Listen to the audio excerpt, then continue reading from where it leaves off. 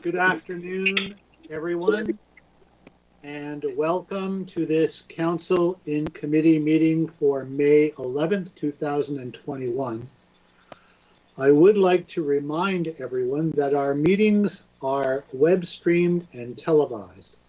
I would ask you to ensure that your phones are on silent mode, to keep your camera on and mute yourself when you are not speaking. And of course, to try to remember to unmute yourself when you are speaking. Please use the raise hand feature icon on the Microsoft Teams soft network and platform to be called upon, and to remove it after you have finished speaking so that it can help the chair know who wants to speak next. Just to remind everyone that if a vote outcome is unclear, I will call upon the clerk to assist in counting the votes member by member to ensure accuracy.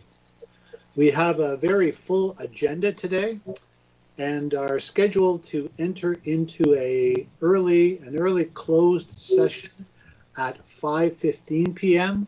That should last about an hour is what we've allotted for that time.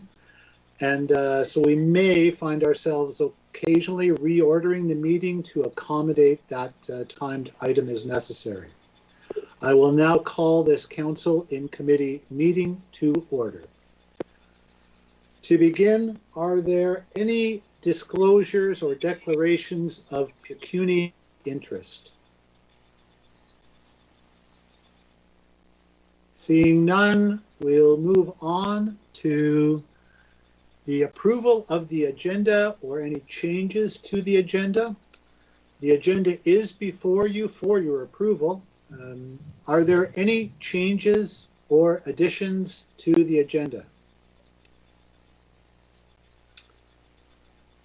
I have one that I would like to make. I'm going to request that the clerk put the item 2A from our information package regarding the Long Point Ratepayers Association letter concerning bylaw enforcement.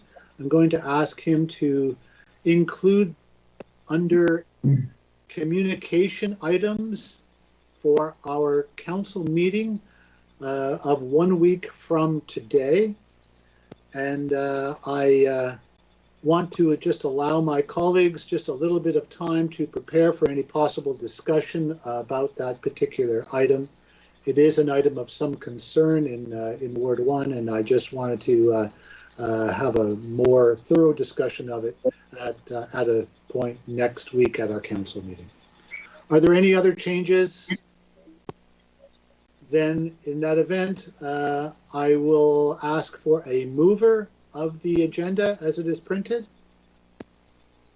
Mayor Chop, thank you, and a seconder. Councillor Huffman, thank you very much, and all in favor. Thank you, and that is carried. We'll move on to the consent items. We have 8 consent items today. If there is a desire from any of the members of committee to pull any consent item, we will discuss that item that we pull after we hear our deputations today, of which we have 3.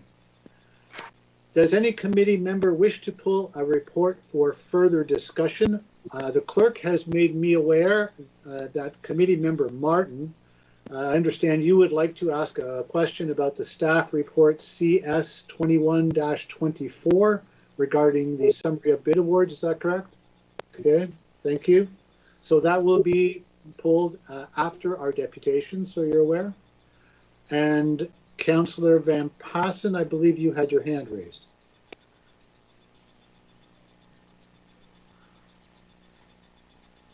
Only in error if I did, Mr. Chairman. Okay, thank you. Well, I think it's helpful for all of us to test that out. Thank you. Just to make sure it's working. All right, so if that is the case, then we'll move on to deputations. As I mentioned, we have 3 deputations today. Chair Michele. I'm sorry, Mr. Clerk. Just a quick, would we be able to approve the balance of consent items? Yes, and that would be wonderful. And I do understand also, Mr. Clerk, you had some additional item you wanted to mention with regard to those items. I believe it was item H in the consent list. That's correct. Just to note that the title on the face page of the agenda is incorrect. It should just read the Corporation of Norfolk County Annual Energy Report as the subject. The additional was inserted in error. Okay, thank you. And now may I have a motion to approve the remaining consent items as they are presented? Councillor Martin and seconded by Councillor Columbus. All those in favor? Thank you. That is carried. And I'm sorry, I was getting ahead of myself. We can now move on to our 3 deputations that we have this afternoon. I do want to remind the 3 deputies that you will have a limit of 5 minutes to make your deputation. And I will try to gently remind you when you have 1 minute remaining. I believe that our first deputation is from Mr. Jim Greenwood, the president of the Long Point Area Fish and Game Club, speaking on the Norfolk County Municipal Pheasant Program. Mr. Greenwood, you may begin when you are ready. Thank you very much, and good afternoon, Mayor Chop and councilors and staff. It's always nice to speak to council, especially when you're delivering some good news. And I think we can all use some of that. I wanted to provide an update on last year's Pheasant program, which by all accounts was very successful. License sales increased to 428 that were issued. Of that, Norfolk County residents accounted for 49.1%, and non-residents of the county coming in at 50.9%. So a pretty even split from people in the county and people outside that came to hunt.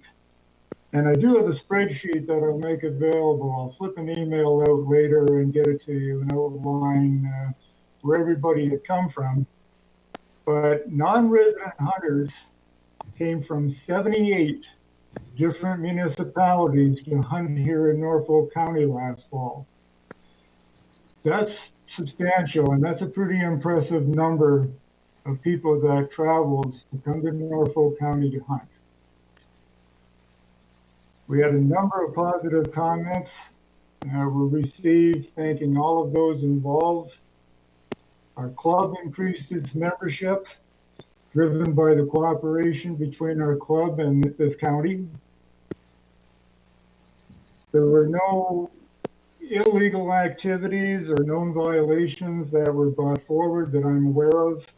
The only complaint received was a non-issue, and it was just a reporting of a pheasant carcass that was found at a release site with the breast meat removed, and I'm sure a predator would have looked after that within 12 hours. All in all, it was a very successful hunt, and so really a thank you to the council and your staff for your cooperation, and we look forward to this fall's hunt.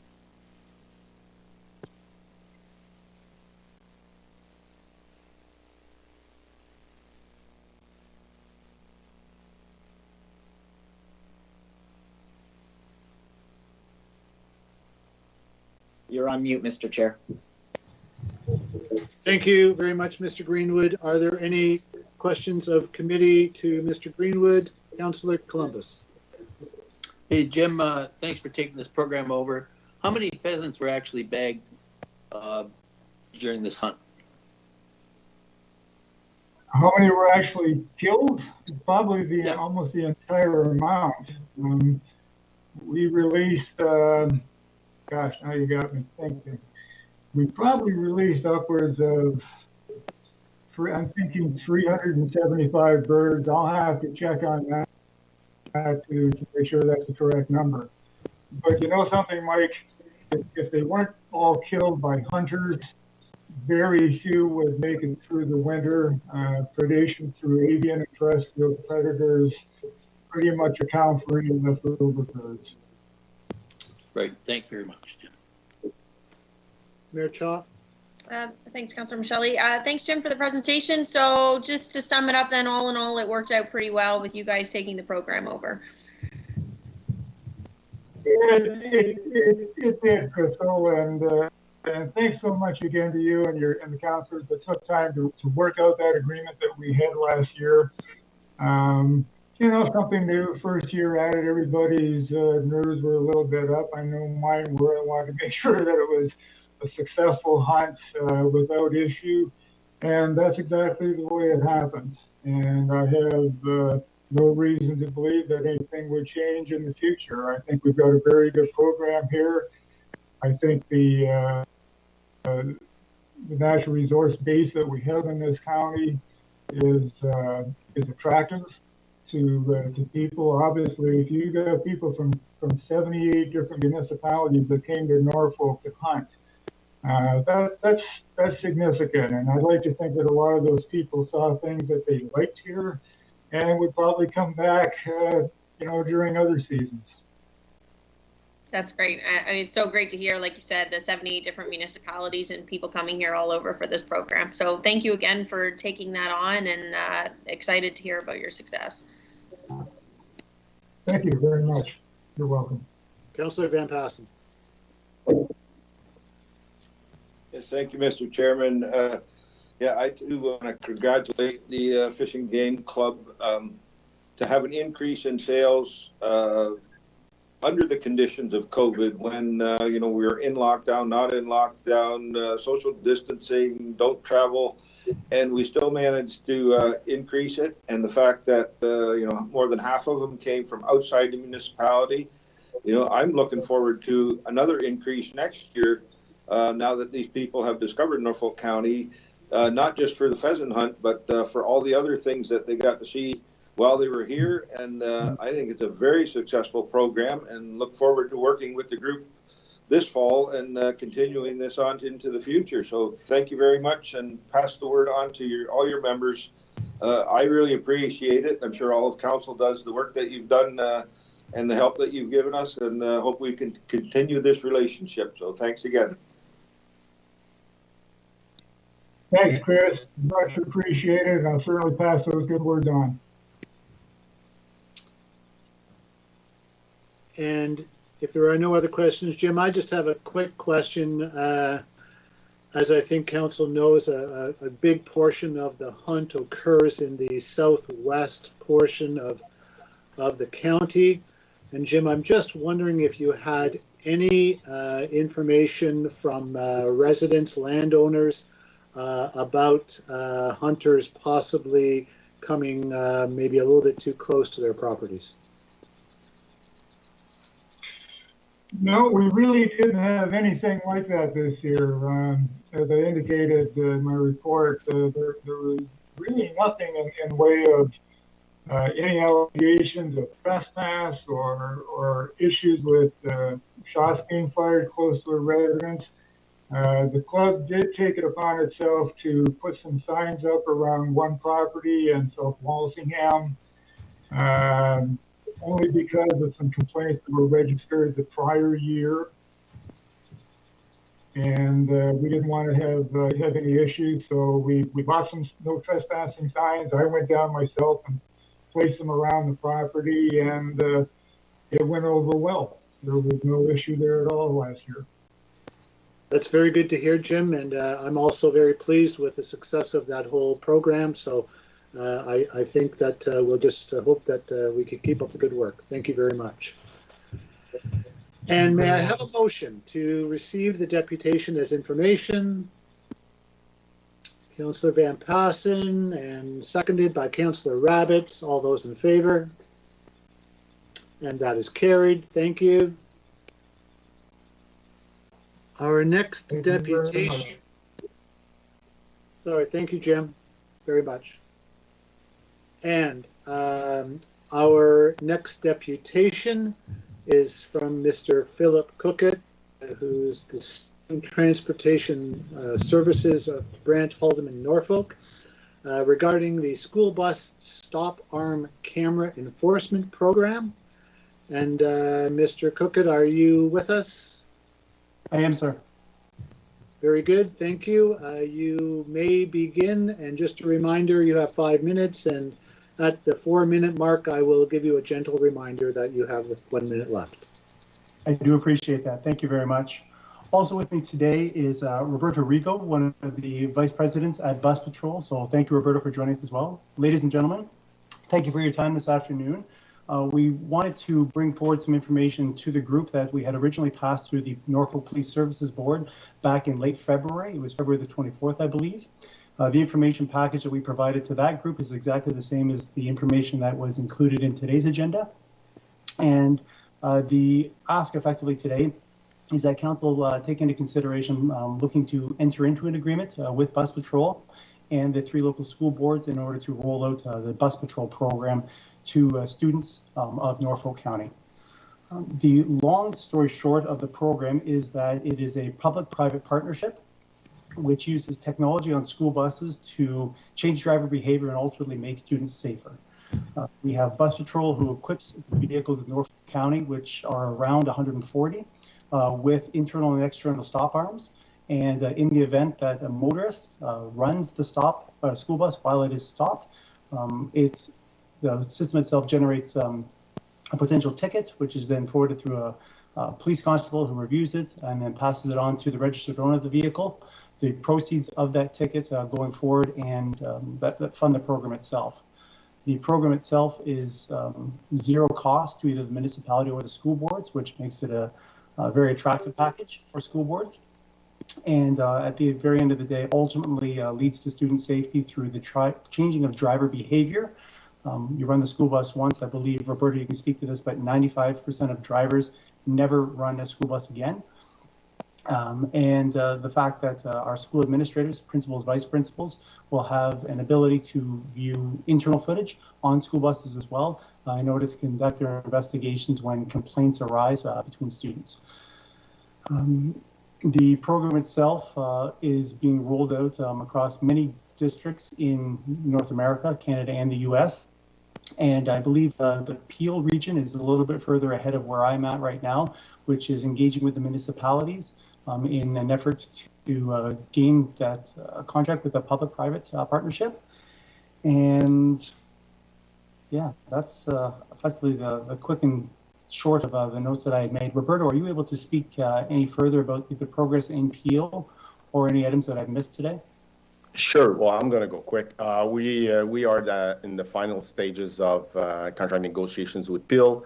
We did the last week last demonstration of the technology, how the workflows are going to work in Peel, and we are looking for a final approval to the council in the first meeting of June, and start deploying right after that. So we are looking to equip all buses of Peel between end of June and ready for next school year. And we still have the time to do that in any other county and municipality in Ontario that wish to do that. We still have the time frame to do it. One thing that I will only add to Phil's comment, it's a turnkey solution. We manage through automation all the evidence package. We cover the all administrative costs. We cover through the fine revenue any cost that could come out, even on course integration. So we cover everything. And I will leave you with one last stat. It's all the programs that are running since 2016. We've shown a decrease of violation of 38% after year 1, year 2, year 3. Then it comes to a plateau because, well, there's drivers and never get the message clear, and there's transit traffic that also passes. And we believe that the one that should fund these programs are the one putting our children at risk. So basically, it's a quick 30 seconds of the program, and I'm hoping to answer any questions anyone asks. Thank you, gentlemen. Any questions of committee? Mayor Chaw. Just Philip, the only question I have in terms of the no cost to the municipality, how do the other municipalities handle sort of the administrative end of things? Is there a minor cost in admin, or do some have some arrangement for that end? Mayor Chapp, I believe that it is zero cost. Any costs incurred by the municipality are reimbursed by bus patrol program, and the municipality has the opportunity to determine how integrated they want to be. I believe that there are options which allow constables from the Norfolk OPP detachment, as an example, to be the ones reviewing the tickets, as opposed to the appeal processing center, which would allow constables from that district to review, because they are sworn officers under the law to be able to process those tickets. But that's Norfolk County's determination as to what they would prefer. Roberto, is that accurate? It is. The only thing I can add is what we do is we console everything every month. Every month, we with the municipality and with the county and the region, every cost is consoled, and only our invoice are based only on net revenue coming from the program. So the cost, for example, the cost of the salary of the person that will view these tickets and citations are included, and our invoice are based on net revenue less all admin costs. So it's, when we say it's zero cost, it is completely zero cost. Perfect, thank you. I think, Mr. Chair, after the deputation is done, I think it'll just be a question for Ms. Darlington. I don't know whether the ideal is to bring a report back to council or how we should proceed, but just to give her a heads up. Okay, thank you, Mayor Chaw. And committee member Rabbits. Thank you, and through you, Mr. Chair, to our deputation. I have two questions, if I may. My first one is just a question about logistics. So, sort of walk me through the program. We install a device on a school bus. A motorist then violates the law and passes that bus improperly when the arm is out. And so what happens with that information? Are we capturing license plates? Is this being communicated to OPP? What is sort of, I'm thinking of the employee that's operating that vehicle, the bus driver and the bus company. What's their involvement? What's the county's involvement? And what are some of the logistics that results in, is it a deterrent method or is there a reporting mechanism in place? Phil, if you want, I can go ahead. The process is quite simple. Everything is triggered through automation and AI technology. As soon there's no intervention by the school bus driver, no intervention needed by the transportation company. As soon as the red lights, well, one day we'll have amber lights in Ontario, maybe next year, or we'll see. Anyways, when the red lights are triggered by the school bus driver, our AI camera starts recording. If she identifies a car passing by, then it triggers an evidence package. When I say package, it's a short video, 4 pictures, and all the GPS data and telemetry of the bus to confirm the bus was stopped at what location and did the driver had enough time to stop. That context, it's built through automation, send through a web portal and to the cloud to a web platform that only law enforcement or provincial offense officer can access. And what they view, it's these 4 images and a short video. So there's only a picture of the car, a picture of the license plate, and a picture from the front and from the back, confirming that the car has passed from front to end or vice versa. Then through his judgment, it's only law enforcement or a provincial offense officer that decides and decide if it's an infraction, citation or not. When it's triggered as not an infraction, the information goes back to our servers and it's erased after 30 days.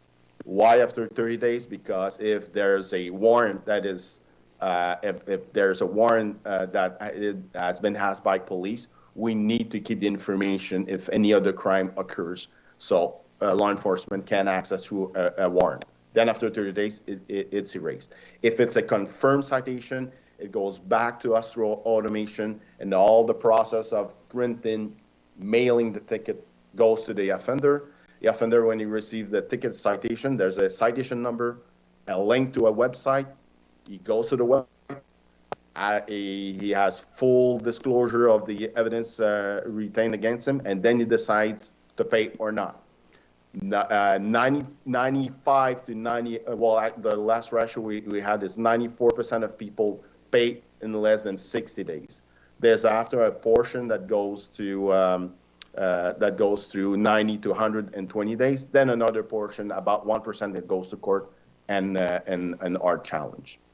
And then it's a court process that allows. Now, we know that the legislative Ontario, the Ontario government and MTA are working on AMPs that will take away court sometime this year.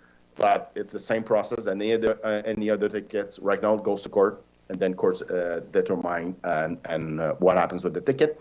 All of that is managed by us through automation, courts integration, how the evidence flows are done. Lastly, what I would say, it's all our information on with Amazon Web Services in Montreal. The information is always kept here in Canada, and we're waiting for Amazon to open their services with TELUS in Ontario. And as soon as that is done, our information will go in Ontario. And if I can just add Thank to you, that, Roberto, through the chair. That's very remarkable and sounds like remarkable technology. And I really appreciate the detailed answer. That was very informative and more than I was anticipating. My second question is just another one from a layman's perspective. What is the involvement of the school board in the program? Is this really a deal or a partnership, I should say, with the municipality? Is there any involvement of your local school board?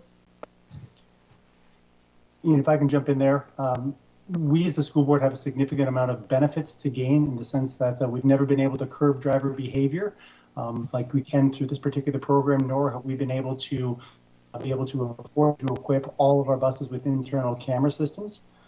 Because this is a partnership between the municipality and effectively bus patrol, because the ticket revenue, which the school board doesn't have the authority or ability to collect, we opt in after bus patrol in Norfolk County come together to form the revenue sharing agreement.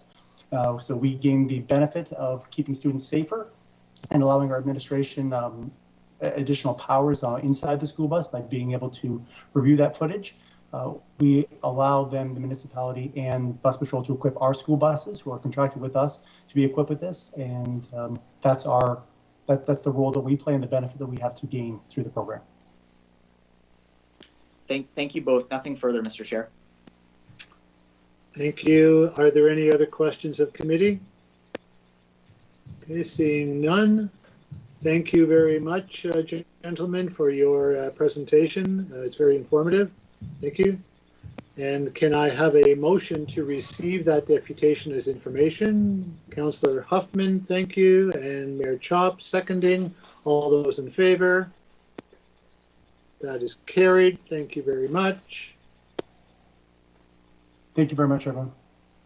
Thank you, gentlemen. Mayor Chop?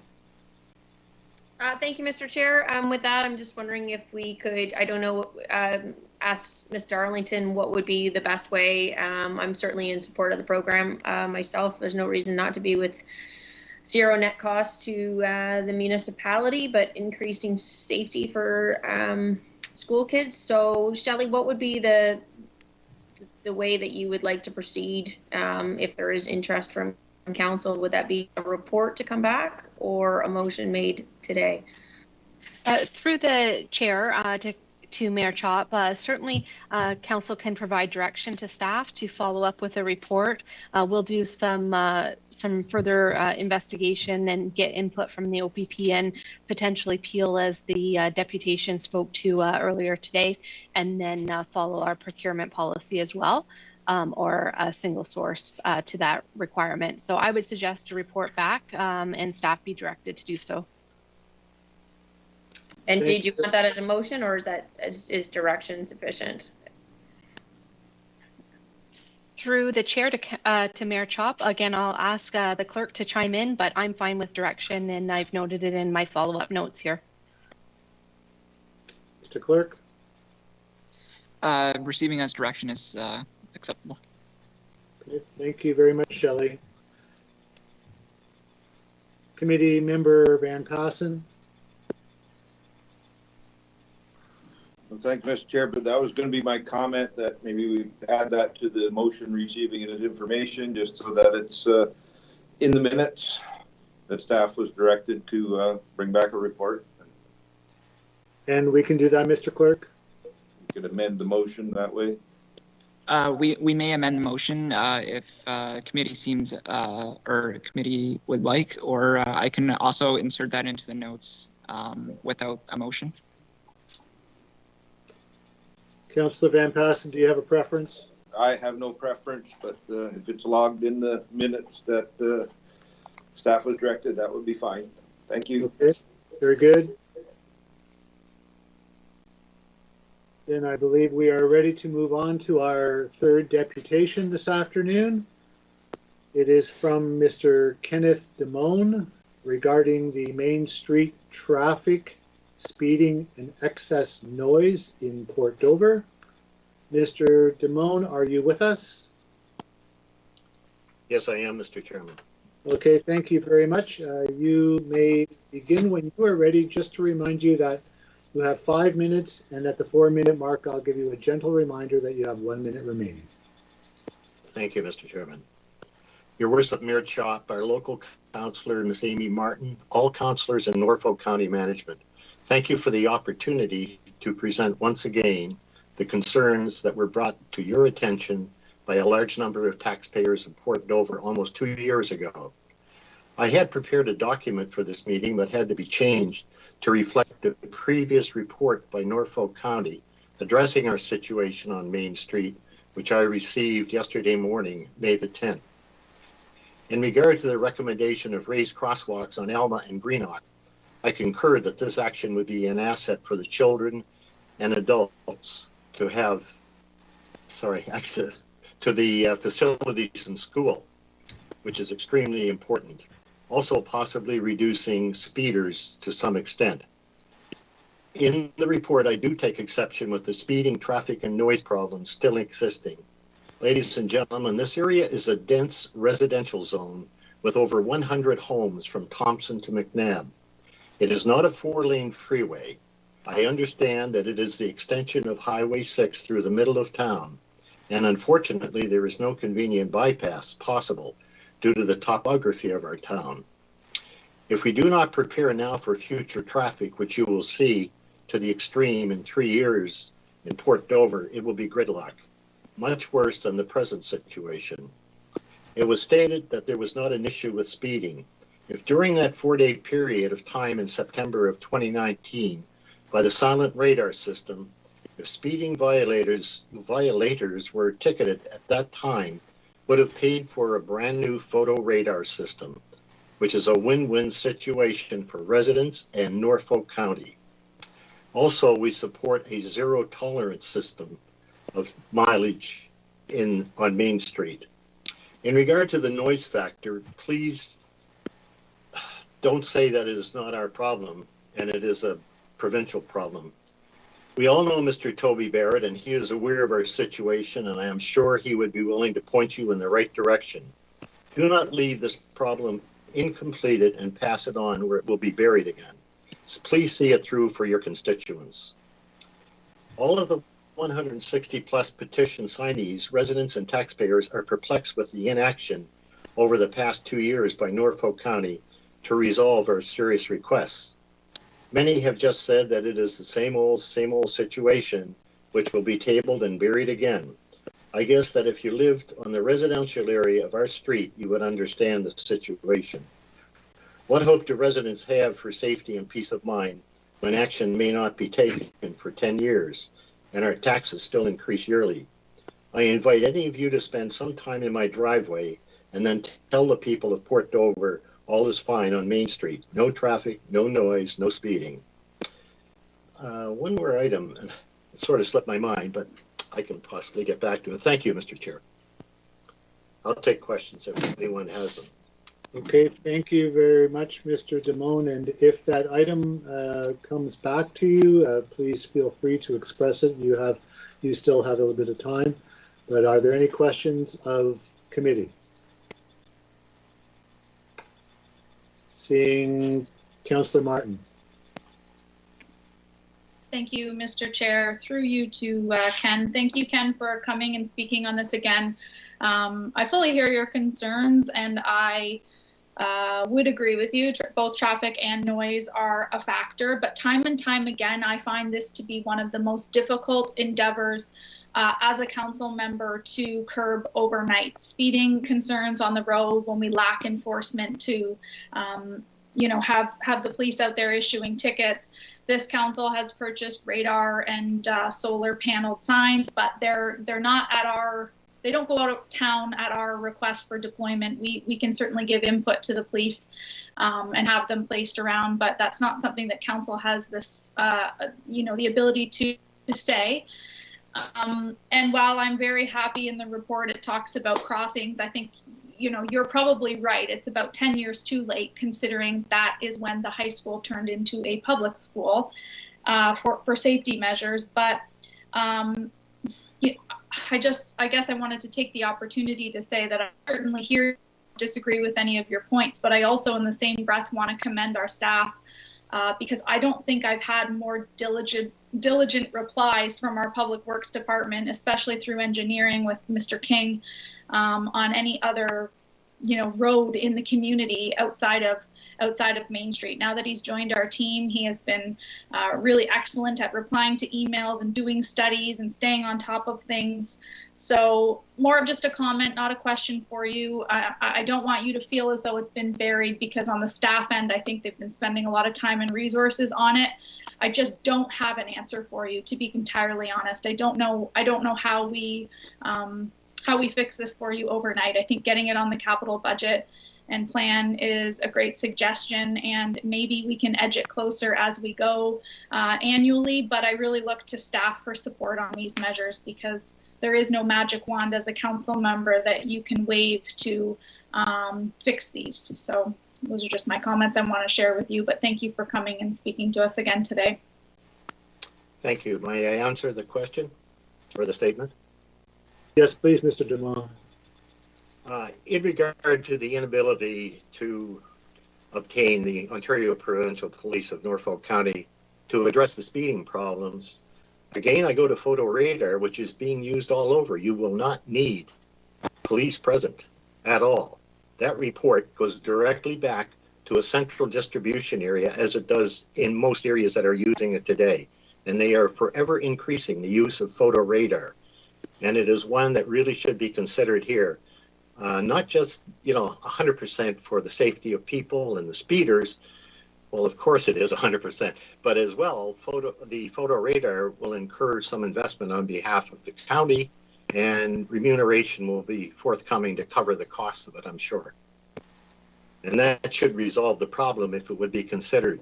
In regard to the Public Works Department, I do appreciate what they're doing, Ms. Martin.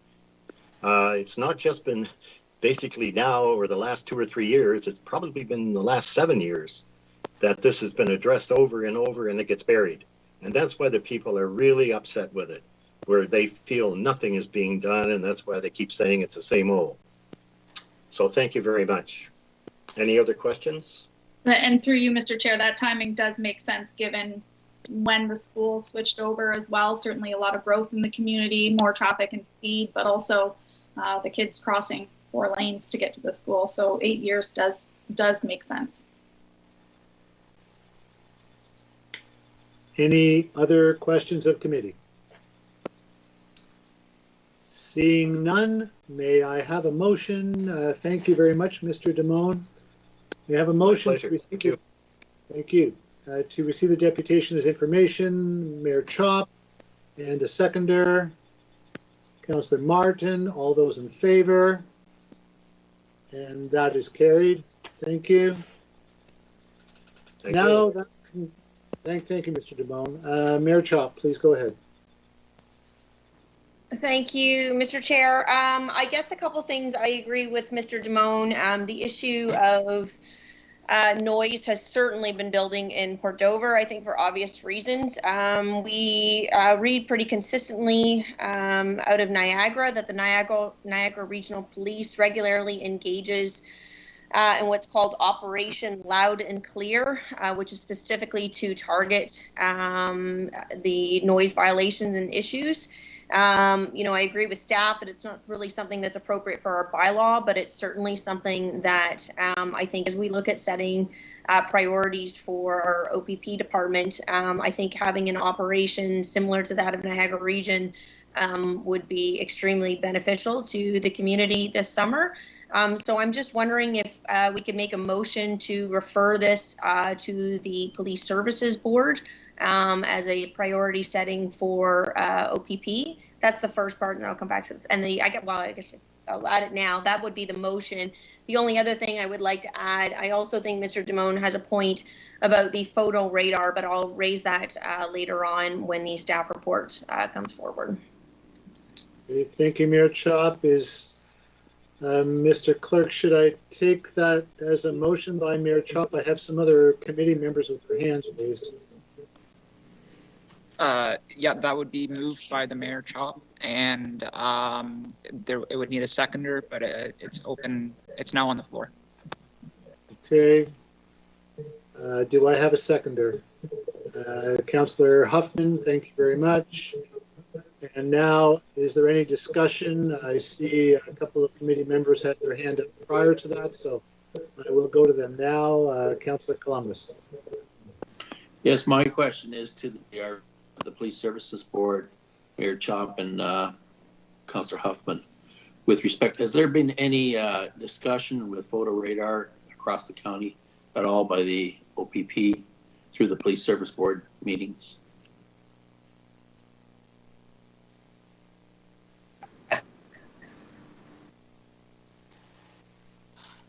Mayor Chop? I'll answer that. In terms of the meetings that I've been involved in, no, there haven't been. There hasn't been any discussion. Mayor Chop would probably be best to answer it as she's been involved in more meetings than myself. I think it certainly has been discussed in passing over time, but there's been no concrete direction. The focus has consistently been on the speed watch signs. That's what keeps coming up in our budget and so on and so forth. I'm kind of with, the challenge with reducing speed limits on streets is, putting that down to a 40. I think we're a little off topic from the motion here, but is those that are going to speed are going to continue to speed. So I agree with Mr. Damone that with photo radar, I think it remains to be seen how much of a revenue generating opportunity that is. Hopefully it is. But certainly through that area, it would force all cars to slow down, at a significant less cost in the municipality, even with some of the additional upgrades. Like there wouldn't be a choice through there. So I think that, coming back to the other piece in terms of the noise blitz, I think it's a discussion I'd like to have even with our own bylaw staff that I'm eventually going to bring forward as a notice of motion. But I think that as council, perhaps we need to start being more kind of clear about what some of our expectations are and some of the priorities. I remember that we had set priorities at the beginning of the term, but perhaps it's an opportunity to revisit those. And I think, there's an opportunity for council to articulate to the Police Service Board and consequently to OPP that would be sort of an expectation or a hope that we would like to see. Okay. Thank you, Mayor Chop. Councillor Van Passen. Thank you, Mr. Chairman. I might ask the clerk this, but and the mover and the seconder, wouldn't it be better to table this motion until we deal with report EIS 21-23? That sort of is the same subject matter, and deal with it all together rather than parts and pieces at a time. We can deal with it later in the day. So. Mr. Clerk, before you answer, I'm just going to let Mayor Chop comment on that. I'm not sure that Councillor Van Passen, it really makes a difference. The report speaks to how it's really not appropriate for bylaw to do that. I agree with that statement that's there later on. So there isn't a suggestion that Norfolk County bylaw take this on. And I think that the motion should be separated in any event from discussions of capital works projects and so on for the future. This is strictly providing, a notice to the Police Services Board that we would like to see something similar to Niagara Regional Police. So I think it's quite distinct from the report itself, which is why I moved it now and said that I would leave the photo radar to the discussion within the report. Councillor Van Passen. If that's the will of council, we will do it now. So. Okay. And is there any other discussion of the motion on the floor? Then, Mr. Clerk, would you please read the motion that we are discussing?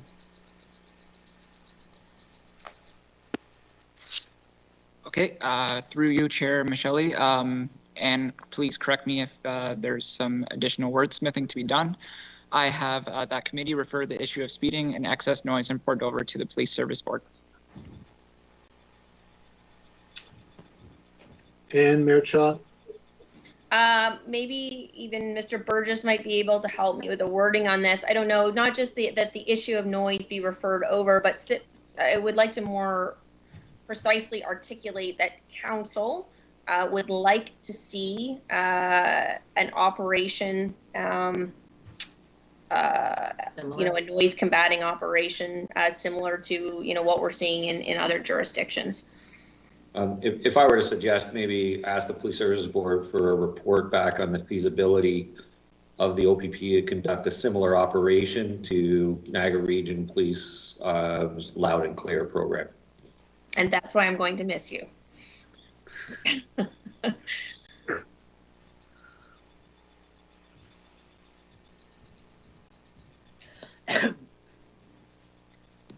So I've tacked on for committee, if it assists, for the be referred to the Police Services Board for the feasibility of the Niagara Region Police Loud and Clear program.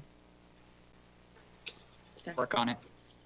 Okay. Kevin, I would just insert just the words, a report on the feasibility of a similar program. We're not allowed to direct the OPP, as Mayor Chop reminds me of many times. Thank you, Mr. Burgess. And thank you, Mr. Clerk. If everyone is familiar now with the wording we intend for the motion, we'll put that to the vote. All in favor? And that is carried unanimously. Thank you very much.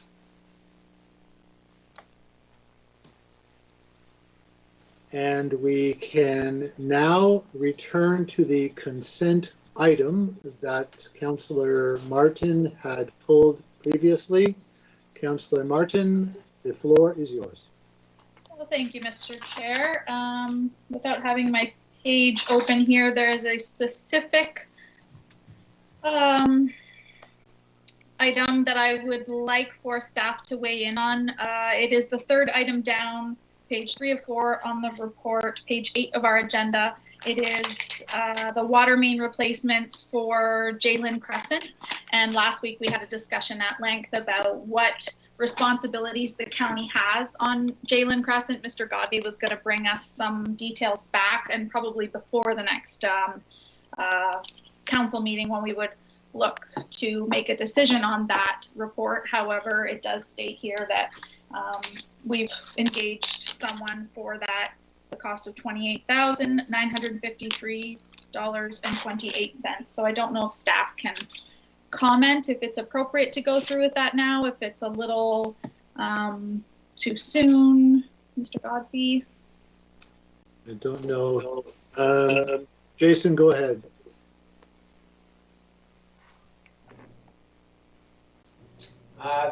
Thank you, Mr. Chair. Can everyone hear me fine? Yes, we can. Thank you. Okay. Through you to Councillor Martin. This item here for the extension of the water main on Jalen Crescent is and always has been completely exclusive of all the other planning and maintenance issues that are going on Jalen. Essentially what we have is it is a known area where we have some poorer water quality in that area. There's some low pressure area. There's an old cast iron main on the kind of I would call it the northern leg of Jalen off of Don John. And essentially we had done some work over there a few years back to relocate some infrastructure off of private property into the road allowance. That still left us with a dead end. As we were going through this year's capital programs, we have a project which is the item just above the PWE 2137 poured over water mains replacement. That's a bunch of old cast iron mains that are being replaced in the community, typically to address water pressure and water quality concerns. At that time, we'd thrown in a provisional item to do some work on Jalen, knowing that they were also import over. The pricing we got there was favorable to replace a section of cast iron. And the contractor of interest and what has given us some really good pricing on this is Aldous who is coincidentally also doing the Don John project. Therefore, they have equipment and men on site. They're working right in the vicinity. We had approached them to see if we wanted to close off this water main loop to address the water pressure concerns in the area and get rid of that full cast, eliminate a dead end, which is also an area of stagnation. Dead end water mains require more maintenance. You have to go out there constantly to flush to make sure that you're getting proper chlorine residuals. That is why at this point we're bringing this forward. When in the statement there, I see it does state the asphalt paving structure. It's gravel road. It's going to remain as a gravel road through this, which is one of the reasons why we got such good pricing. There's no other utility conflicts. We just want to go in and close this piece of pipe, these two pieces of pipe together with some additional water main to keep things flowing down in that area. And for $30,000, we will never get a better price on water main installation than that. Okay, so not relevant to our earlier discussion. That's fine. No, and I guess, sorry, just on that note, staff have been gathering all the other information that came out of last week's discussion relating to the overall status, open, closed, unmaintained, maintained, and all that for J. Lynn. So we're pulling that all together in conjunction with planning staff, and we will be bringing that back at or before the time that planning brings back the recommendation report for that matter. Thank you, Jason. And Committee Member Van Passen. Thank you, Mr. Chairman. Yes, there's a lot of balls being juggled in the air for that area down there, but we got to be able to separate that in our minds and, you know, to create the loop rather than dead ends. The operational savings would pay for this over a matter of time. And I think Mr. Godby already said it. You are never going to get a price that's going to be anywhere close to that because, you know, that is a good contractor that we've dealt with for years, and he has all the equipment down there working on 2 other projects. To start as a one-off project, I don't think float the equipment down. They charge you more than that to get it there any other year. So, you know, I think staff make a great recommendation. Let's get it done. It's something that needed to be done for years just to create the loop rather than dead ends and replace some old pipe, and let's just do it now and deal with the other issue on its own, and we can argue about that some other day.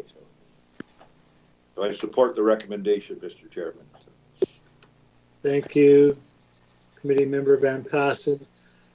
Committee Member Chop, did you have something?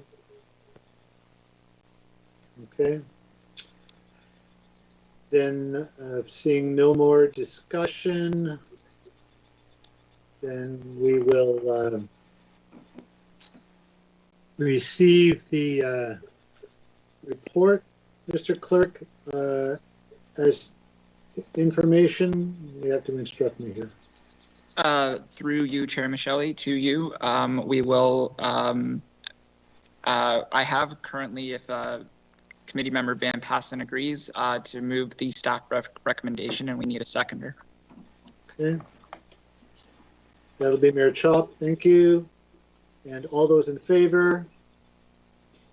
And that is carried. Thank you very much.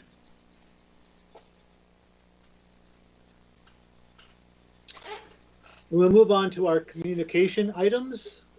We have 2 such items today. Is there a committee member who wishes to speak to item A from the Norfolk Minor Hockey Association regarding arena operations? Seeing no one, may I have a motion to receive that communication as information, or if there are any alternatives? It's moved by Councillor Rabbits and seconded by Mayor Chop. All those in favor? And that is carried. Thank you very much. Moving to our second communication item is the information memo regarding the Director of Human Resources and the CAO recruitment dates, the key dates. Would committee like to discuss those proposed key dates for CAO recruitment that have been described by Ms. Anderson's memo? Or may I have a motion to receive the communication as information if there are no suggestions about any of these dates?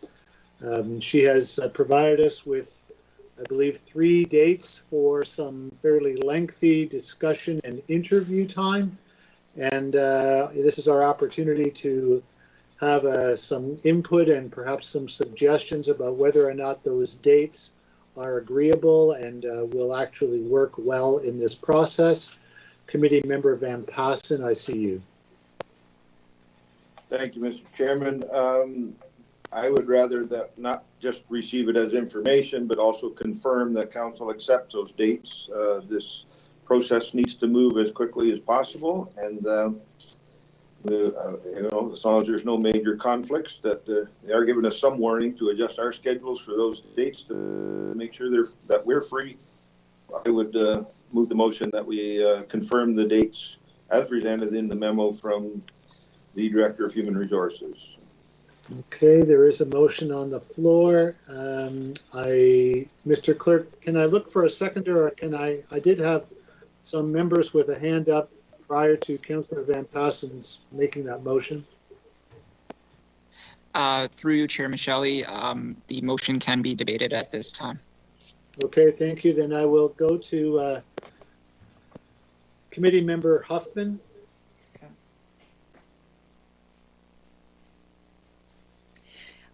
Thank you, Chair Michelle. I guess my question is, when I went through this, looking at the key dates, my question is, are these interview, is this component, are they going to be through technology, or are they going to be in person?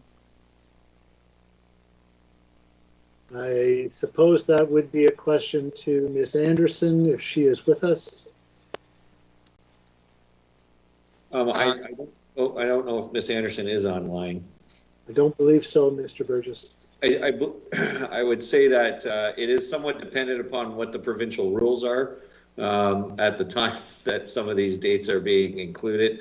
And I think the recruiter, and you can maybe ask the recruiter during the closed session part of that meeting what his experience has been during COVID, of whether they do have some maybe more limited in-person interviews, or whether they're all online. So I think it would just be difficult to some extent to get a room necessarily where you'd have to have a fairly room, put everyone in the room 6 feet socially distanced. But it'd be something I would think you can ask Waterhouse Executive Search.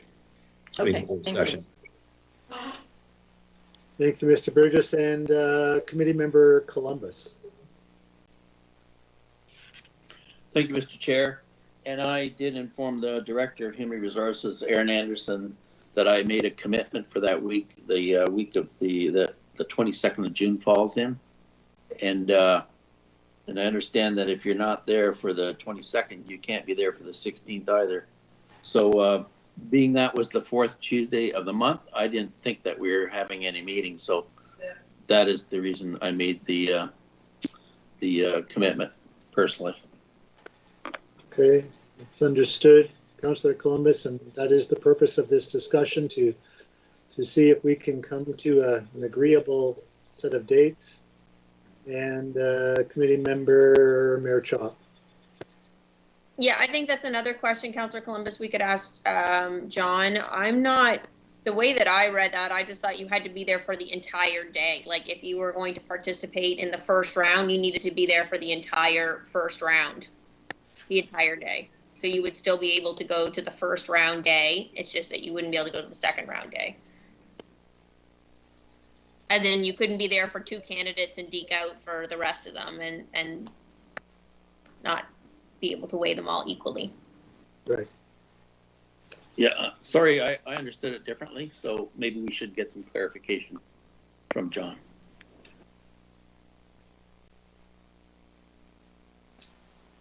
Any other suggestions or questions of committee members? about those dates. Mr. Clerk, I don't know that we can actually vote on this right now until we get those clarifications. Would I be correct in that assumption? Through you, Chair Michelli, we would need a seconder. The mover can make comment as he has his hand up as well to see if that is an amendable option. Okay, then Committee Member Van Passen. Yes, thank you, Mr. Chairman. I think we can vote on it. It is a recommendation to council. It can be pulled and dealt with at council if there is conflicting problems with those dates. Okay, thank you. And Councillor Columbus.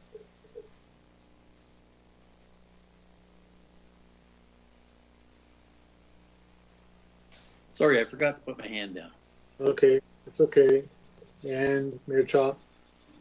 I think the bigger issue is whether or not Councillor Columbus is requesting, I mean, obviously we're on a timeline with the CAO. Is he requesting that it be moved? Whether or not the meetings are online is irrelevant. I mean, again, it's going to depend on the provincial order. We could do the first rounds online and the second one's in person when it's smaller. But it's just whether or not council is on board with the dates. And it sounds like Councillor Columbus, that would just fall to you. Yes, I do have a problem with it at this time, but my issue is related to COVID as well. So what I've got planned may be canceled as well. I don't know at this time. So are you okay, sir, then, that we move ahead with these dates? That's yes, please do. Yeah. Yes, and I do believe, Mr. Clerk, that Committee Member Van Passen is correct. We can go ahead and move and pass this. If it turns out that we find out new information, we can always pull this at our council meeting. That's correct. Yeah, that's correct. Okay, Yes, Chair Shelley. So I would need a seconder for Committee Member Van Passen's motion. That will be Councillor Huffman. And all those in favor? And that is carried. Thank you very much.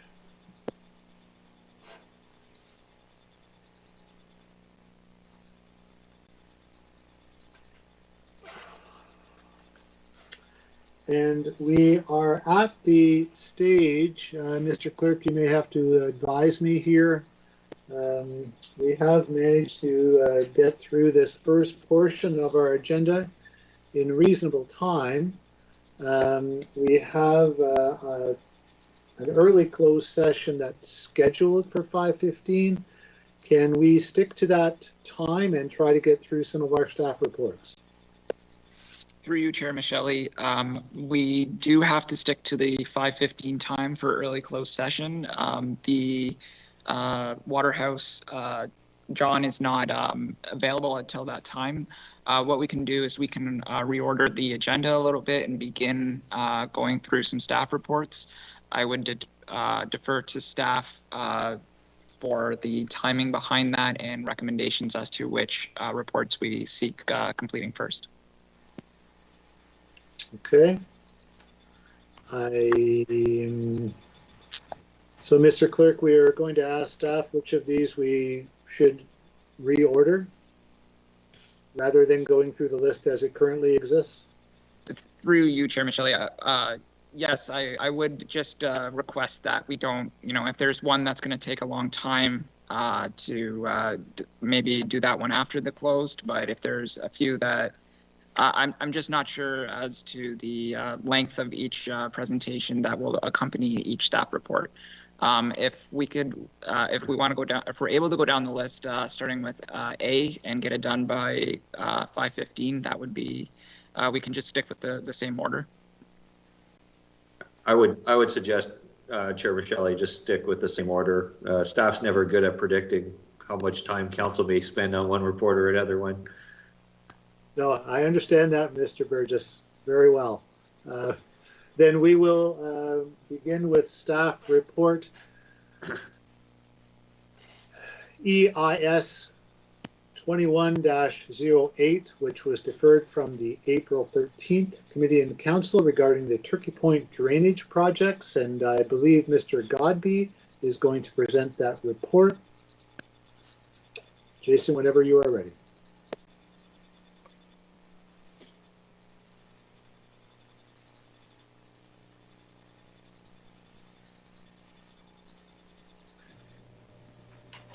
Sorry, Mr. Chair, just getting ourselves organized here. That's okay.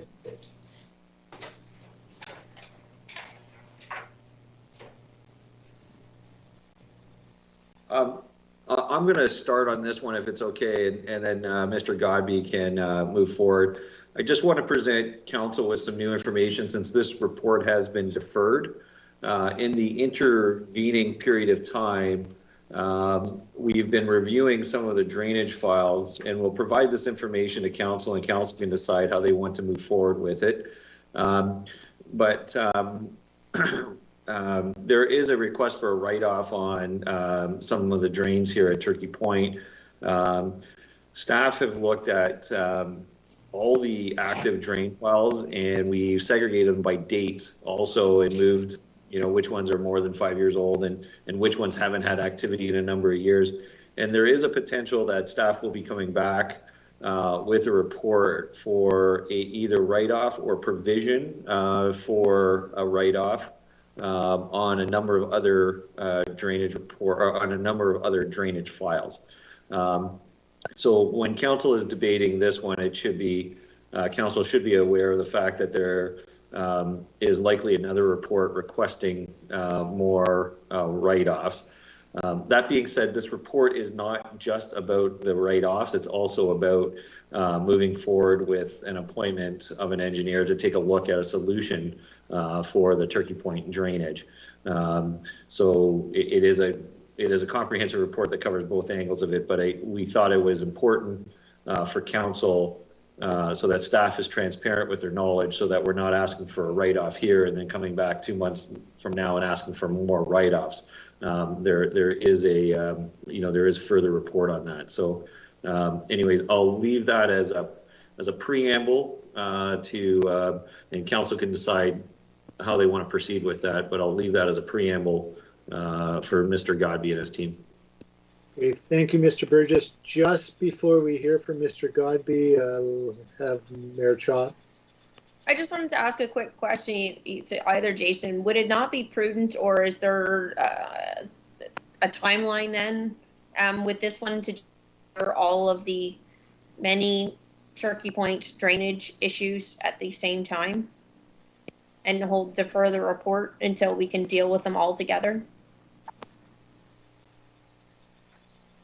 I'll let Mr. Godby start, because I think there is some movement to try to solve some of the Turkey Point issues.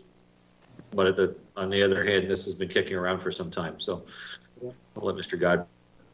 Okay. Yes, thank you, Mr. Chair, through you to Mayor Chop. Yes, this report is encompassing all of the currently active drainage projects that are in Turkey Point.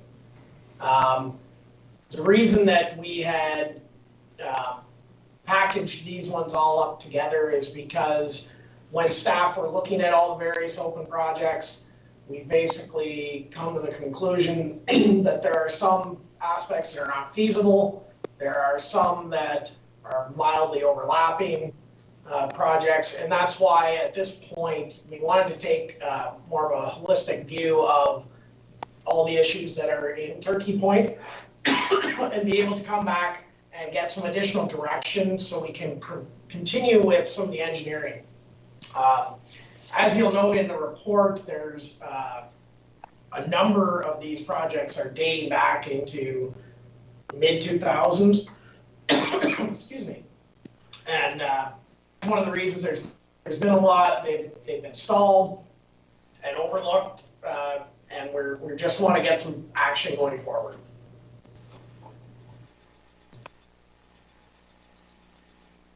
Okay, thank you, Jason.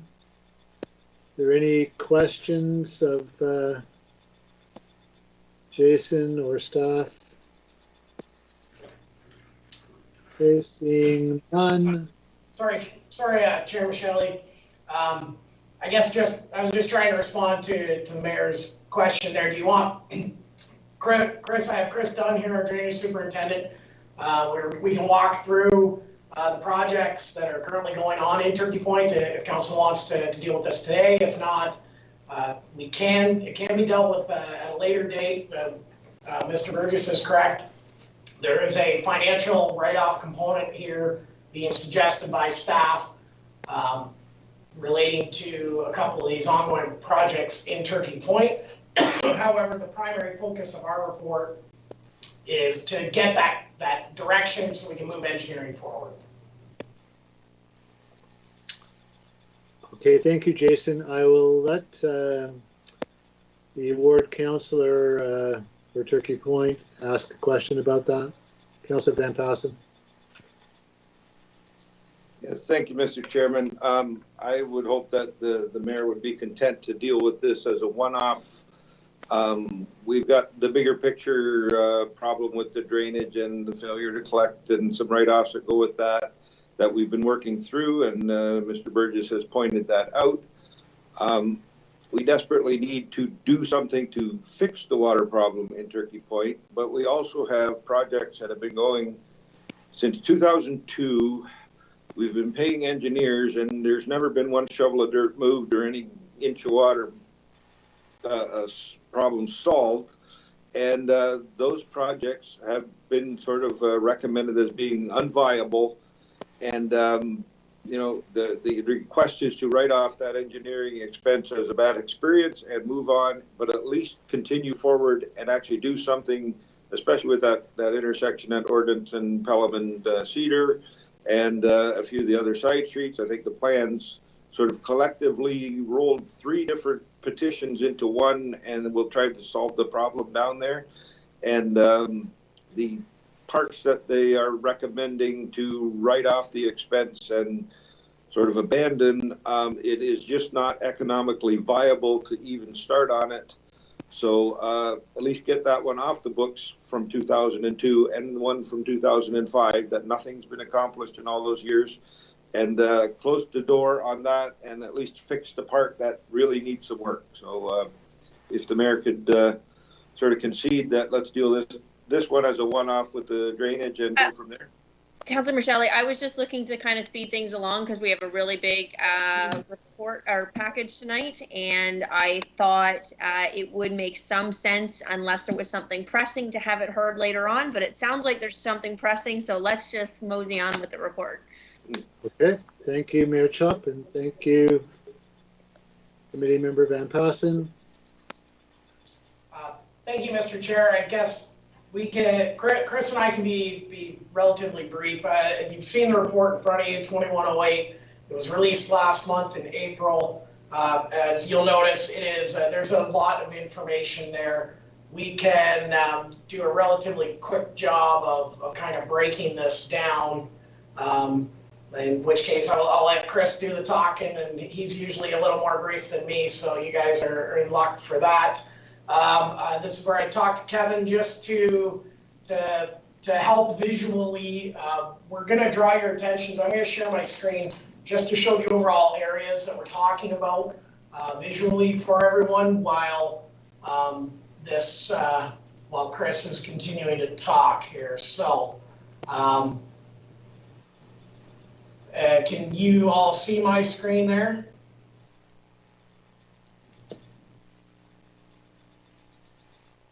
Yes, we can, Jason. Thank you. Okay, perfect. Thank you. So with that, we'll start with, Chris can give a very quick overview of what's called the Old Hill Road Drain. Okay, so thank you, Jason. Through the chair to council, the plan before you is the Old Hill Road Drain, attachment number 2 on page 169 of the agenda. The unforeseen cost of this project has made it impractical and no longer financially viable. Staff would like to incorporate a simplified stormwater design within the existing Old Hill Road reconstruction project. This would eliminate the need to pursue the project under the Drainage Act further. The costs incurred to date the costs incurred to date do benefit future capital reconstruction project, as the information obtained can be utilized to tailor the future design. Staff would ensure that we collect all the relevant data before the project is ultimately closed. The next attachment is attachment number 3, page 170 of the agenda, and that is the Quaker Street Drain. It's staff's opinion that the costs for this project have made it impractical and no longer financially viable. This is compounded by the potential for the cost on this project to continue to climb. The topography of the area brings significant challenges when trying to obtain a proper outlet. The project relies on a large portion of the construction occurring within a provincially significant wetland with little to no access for construction. This makes the constructability of the drain difficult, and no environmental costs or factors have been included. No costs for any environmental factors have been included to date, and all those costs would be over and above the estimated costs outlined in the staff report. Staff are recommending that this project not be pursued further by Norfolk County under the Drainage Act. If necessary, in the future, either staff or the public could seek an alternative solution using the Drainage Act or an alternative means to obtaining an outlet. Staff would also ensure that we receive all relevant data that can be used in a future project before the project is closed. Next attachment. The Ferris Street Drain, attachment number 4, page 171 of the agenda. When this project was brought forward to council in 2015, the landowners in the past, it was met with extreme opposition from the landowners in regards to the assessments for construction, as well as the location of the drainage works being mostly on private property. Due to the uncertainty of the project, it was stalled. And in late 2018, Norfolk County signed a petition to address drainage issues in an adjacent area known as the Cedar Ordnance and Pelham Street intersection. Through the investigations, it was noted that there was a conflict within the drainage areas, and at this time, staff are recommending that the Ferris Street drain no longer be pursued by Norfolk County under the Drainage Act. Staff are recommending that any future improvements to the area be taken to the Cedar Ordnance and Pelham drain, if it is practical to do so. And staff believe that the majority of the problem areas causing concern in Turkey Point can be addressed through the adjacent project. Staff will also ensure that we obtain all relevant data before the project is closed. Next attachment is the Cedar Ordnance and Pelham drain. One important thing to note is the area requiring drainage, which was the original petition. So in 2018, this is where Norfolk County signed a petition to address the drainage issues at the intersection of Cedar Ordnance and Pelham Street in Turkey Point. K-Smart Associates are continuing to work on finalizing their design. This project is proceeding at a normal pace with a slight pause on some aspects of the project. This is because we are trying to obtain a clear understanding of council's desire for the area. Through the discussions with the director of roads and the general manager of the EIS, staff have identified that there is a possibility to service some of the worst areas in Turkey Point for stormwater through this project. And those areas are identified by the lines in yellow, and those are what we see as being the possible extents of drainage. Therefore, staff have prepared and included a signed petition as part of this report, which would allow the engineer the ability to explore what areas could be serviced by the proposed Cedar Ordnance and Pelham project. The council would like to see the areas developed as part of the same drainage system. They would accept the petition as submitted. The council does not want to proceed with further drainage works at this time. They may decide to accept or not accept the current petition, and the engineer would focus on continuing his design for only the existing petition related to the intersection of Cedar Ordnance and Pelham. Regardless of council's direction moving forward, staff would anticipate that a final or a draft report for this project would be prepared by the end of 2021. Once a draft report has been finalized, we would hold a landowner information meeting to gain input and concerns from the public and council. The one item that is going to or has a large potential to cause delays on this project would be obtaining a permit from the Conservation Authority for the work required in the wetland area.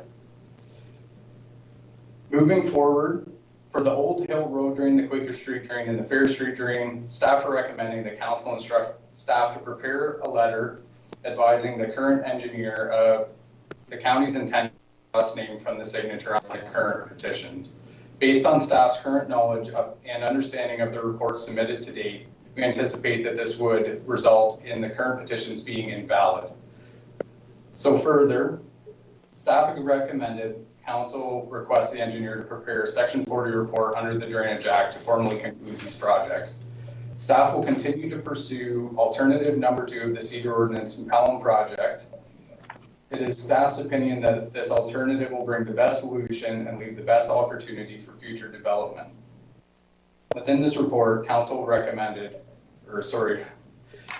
recommended council consider the new petition and allow K-Smart Associates to address some of the worst areas for complaints within Turkey Point. It is our hopes, regardless of what council decides to proceed with the change in scope, that the construction would commence in the spring or summer of 2022. It is anticipated that timing windows from the regulatory agencies will dictate when the work can be completed. With that, staff would be happy to address any questions or concerns from council. Thank you very much, Chris. We'll start with Councillor Columbus. Thank you, Chris, for your good report. And I know there's some mixed feelings down in Turkey Point amongst the property owners, whether they want drainage pursued or whether they don't want to pay for drainage. So how are you getting the message out to the property owners in Turkey Point, whether we are not proceeding with a drainage plan has been discussed for the last 10 years, I guess? How are you getting the message that we're not going to be going forward with this drainage in Turkey Point? Sure. All right, through the chair to Councillor Columbus. If this is council's decision, we would follow up. We would have to circulate the Section 40 reports once they're finalized by the engineer to the original petitioners. At this point, that would be our only requirement.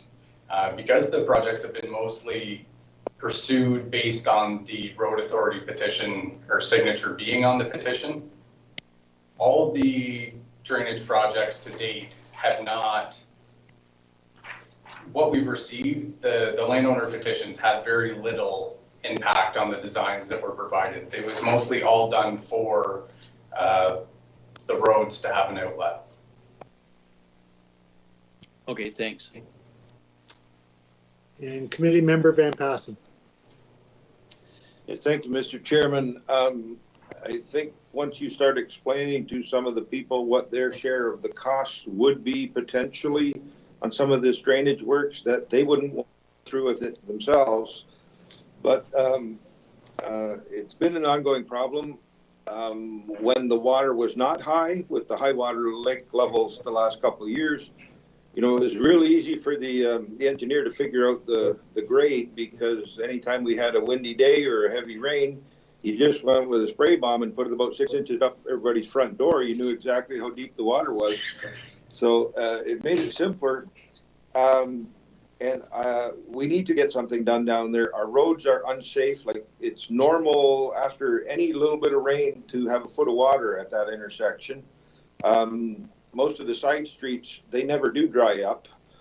And, you know, we've been working at it for 10 or 15 years. It's about time to move and actually do something. You know, when council has done with their questions, I'd be happy to move the staff recommendation that is printed on page 140 of our agenda. Okay, thank you. Councillor Van Passen, Mayor Chop. I would like to make a couple of amendments, Councillor Van Passen, if that is possible. The second to last paragraph, and that council approves staff to write off the costs associated with the failed petitions. So I believe they're looking for some delegated authority. I would like that to come forward in the next report with the write-offs. So I'd like to change that to, and that staff bring back to council a report on all drainage write-offs at a subsequent meeting of council, including an accounting of the write-offs to date.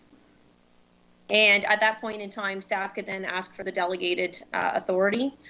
And further, that council directs staff to undertake both an internal and an independent review of some of the functions of the department, and that review, you could leave the language there, Kevin, for the funding source, but that review come back to council ASAP. Maybe Jason could comment on that.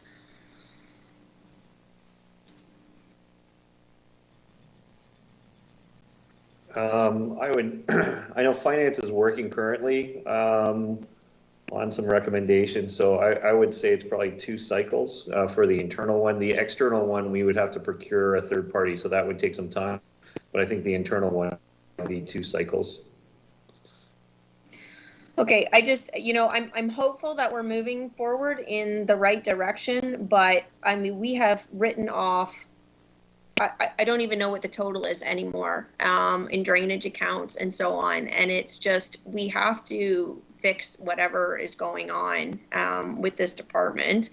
I guess one of the other questions I had, Councillor Van Passen, if it's okay, I just can get a chance there before you table the motion. But in terms of procurement, did Mr. Valley go through a procurement process, or how are we single sourcing the drainage files? I'll start, and I can have Sheila or Shelley or Mr. Godby comment.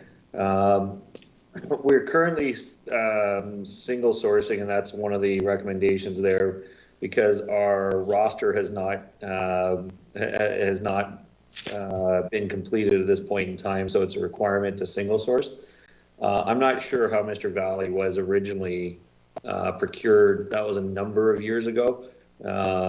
And one of the internal recommendations, I think, one of the internal recommendations we're looking at is how can we change our procurement process and our contracts with the engineers so that this doesn't move forward, so we can do that. If I can just maybe provide a technical issue,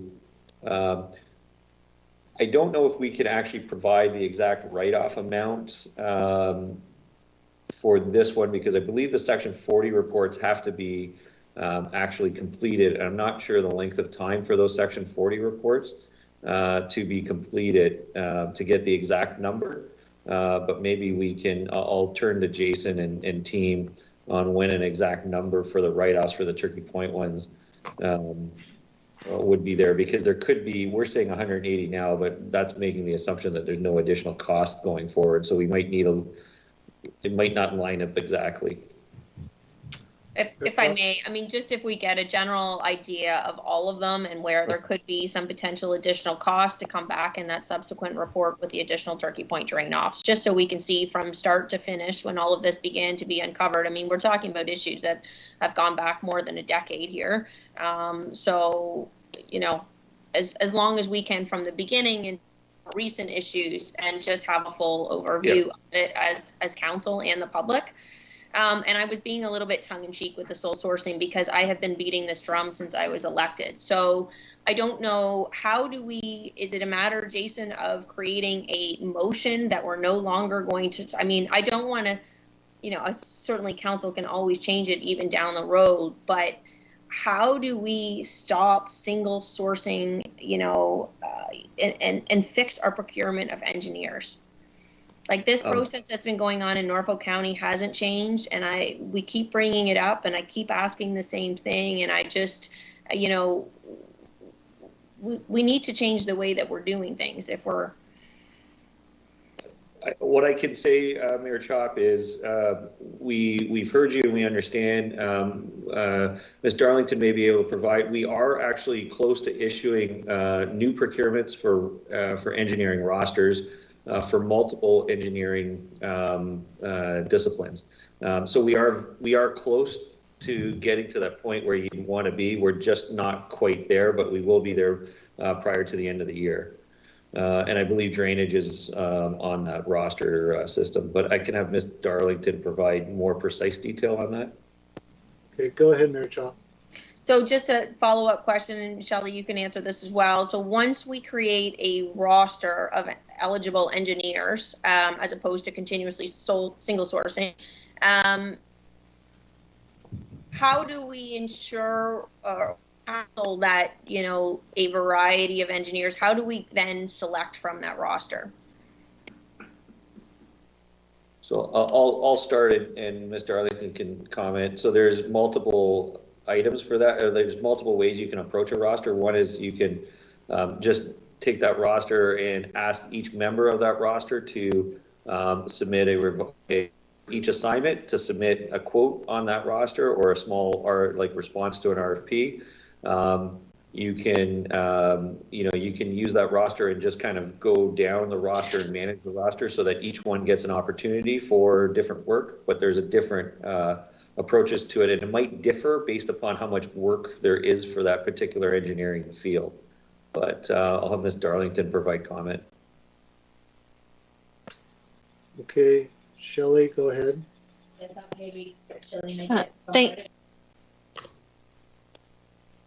Thank you, Chair Michelle, and through to Mayor Chop. I'm just trying to pull up the details of the engineering roster with respect to drainage. I know that the team has been working on this. Mr. Godby or Mr. Dunn may have that at their fingertips, but if you give me a moment, I'll pull up the latest update from the procurement team.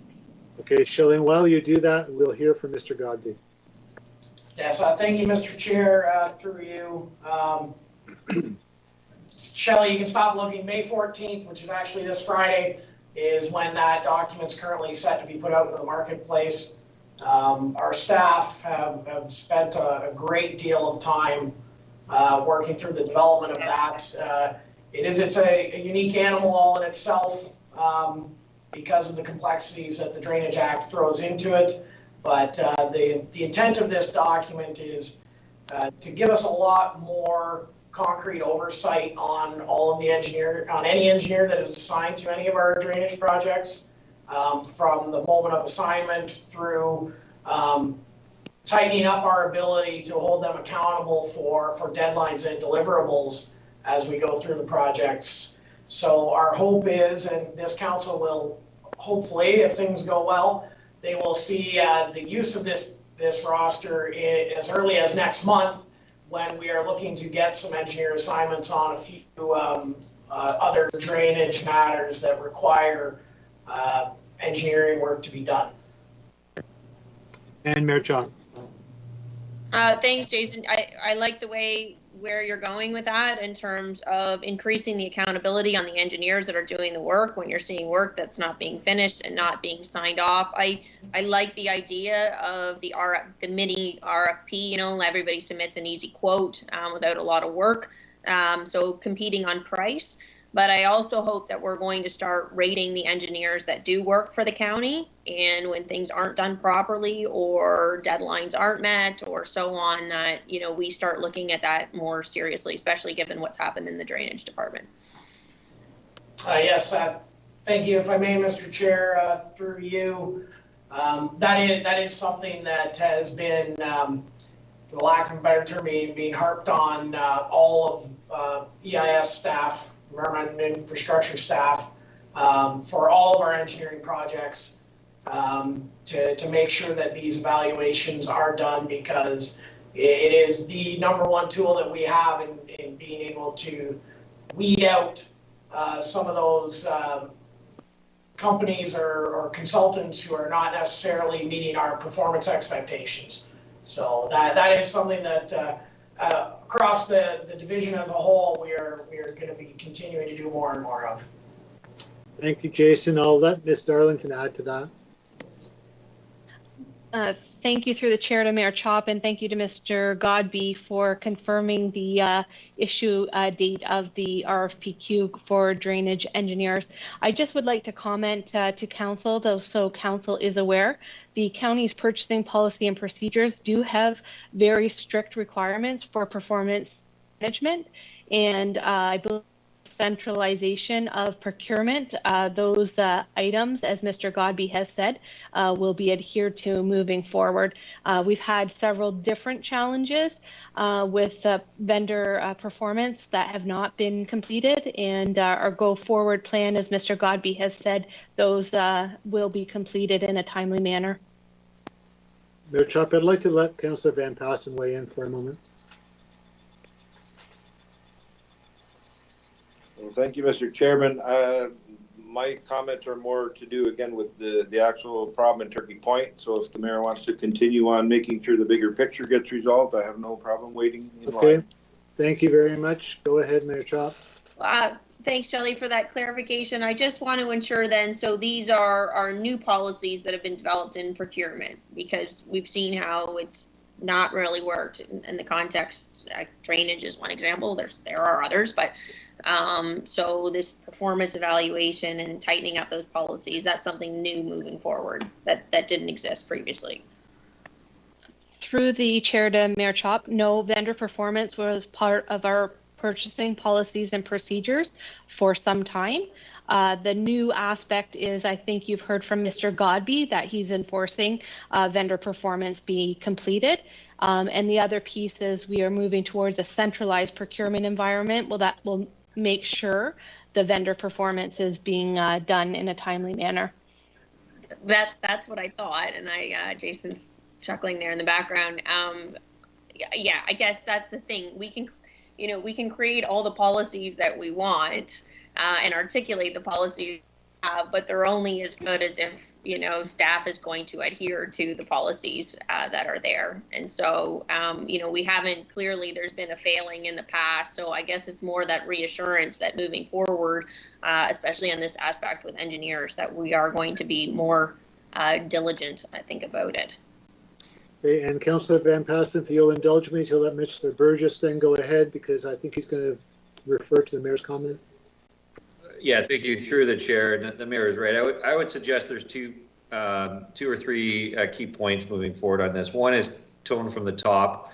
I think staff have heard council on this repeatedly about making sure that these policies are reviewed and we don't get into this. And I will say to a lot of these issues that you're seeing are not about recent contracts. A lot of these are disproportionately around much older contracts. So unfortunately, all the buried skeletons are coming to the surface. So tone from the top, council has been very strong in voicing their concern over this issue, and we've heard it. Secondly, as we consolidate or centralize corporate services, which is both finance and procurement, and there's that breaking down of the silos. That is where some of the enforcement also happens, because now instead of just one person looking at it or one department looking at it, you have another department checking to make sure all the rules, all the rules are there. And thirdly, frankly, there has been a number of changes in personnel, and whenever you have that kind of change, and that's not that's not how we did it in the past. Attitude goes away. You can see some of that enforcement, and one of the things we have to do is continually reinforce that we're going to move forward with with our policies and procedures and ensure that they're there. It is tough, though. I will say that every organization has a tough time doing really good vendor management, because it takes time to do it right, and usually we don't have that time to do all the vendor management. But I think on certain issues we'll have to invest that time. Go ahead, Mayor Chop. That's fine. That pretty much covers it all. I was just going to take the heat off Chris and drainage there for a second. I mean, in terms of vendor evaluation stuff, it's not just in the drainage department, but certainly we've seen it last year, even with some of our road construction work where, jobs haven't been finished and left, in a mess, or taken down trees and not replace them when they were supposed to replace them, and so on and so forth. And I just want to a stricter focus on, if you guys aren't going to complete your work to the standard that you said you're going to do it, well, we're not going to use you again in the future. Thank you, Mayor Chop. And Committee Member Van Pasten, thank you for your patience. Thank you, Mr. Chairman. Firstly, I have no problem with the mayor's amendment to the recommendation. And secondly, and maybe staff can correct me if I'm wrong, but the request to sort of sole source and appoint K Smart Associates, they did go through the proper procurement procedures. They were appointed to do the Cedar Ordnance Pelham section. And when staff started reviewing the bigger picture, I think what they're asking for is to, we're more or less rolling 3 drainage projects into one, and want to just let K Smart and Associates continue with that bigger picture project. So it's more a change in the original scope of their design. Is that correct, Mr. Godby? Chair, to Chris Van Passen, or Councillor Van Passen, that is essentially correct. They're on there and they're working in that area. We need to expand their scope to give them that ability under the Drainage Act to look a little deeper and see what better we can do there. And if another comment, if we have trouble with the Conservation Authority draining water into a wetland, I think we got some more bigger picture problems to deal with then. So, I hope that is not an issue, and we'll make sure that our reps from the LPRCA bring that to their attention if staff start running into problems. Thank you, Councillor Van Passen. So you have moved the staff recommendation with those amendments. And I would be looking for a seconder before I can go on to any discussion. That would be seconded by Mayor Chop. And now discussion may ensue, and I believe I see Councillor Martin. Thank you, Mr. Chair. I have a question specifically concerning the review. So I believe the motion is worded for an internal and external review. My question would be, do we have the resources for the internal review? If yes, should we be waiting for some findings from an internal review before we go to external review? And thirdly, what specifically are we looking to find and catch? And what can we expect to pay for an external review? Thank you. I'll start and staff can maybe add. I think the difference between the two scopes is the external review will bring in some expertise in the Drainage Act.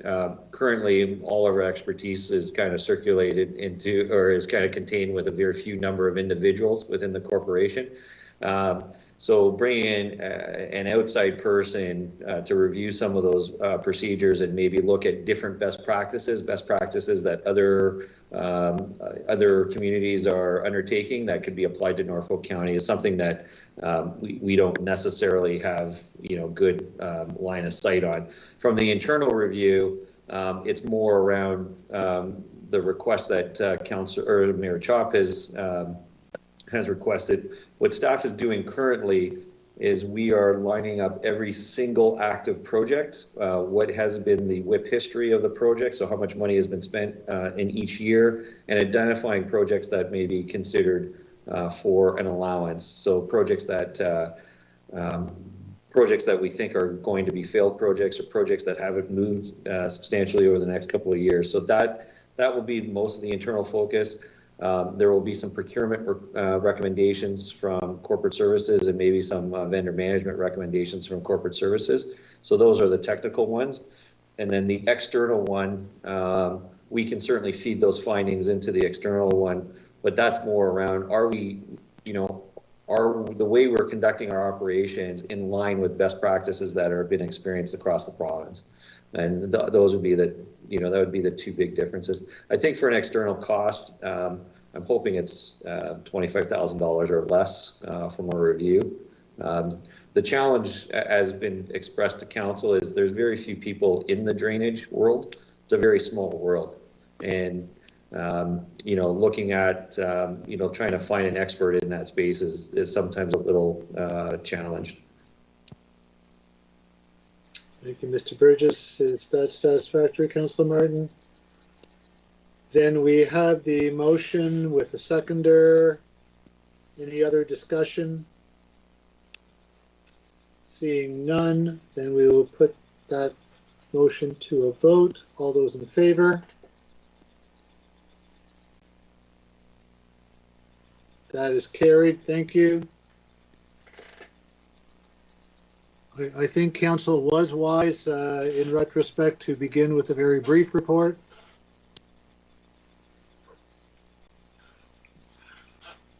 And we will, I believe we have time to continue on with the report. And while we have Mr. Godby warmed up, we can go to the staff report EIS 21-23 regarding the main street of Port Dover speeding and traffic control.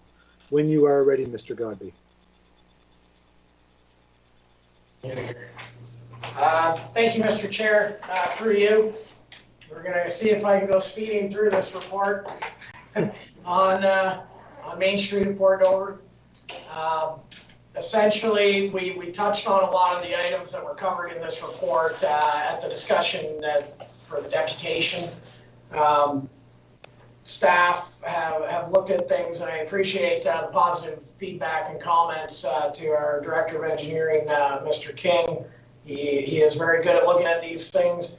Essentially, we looked at it, staff agree that something needs to be done, that there's definitely the need for a pedestrian crossing of some sort to be reinstated across Main Street of Port Dover.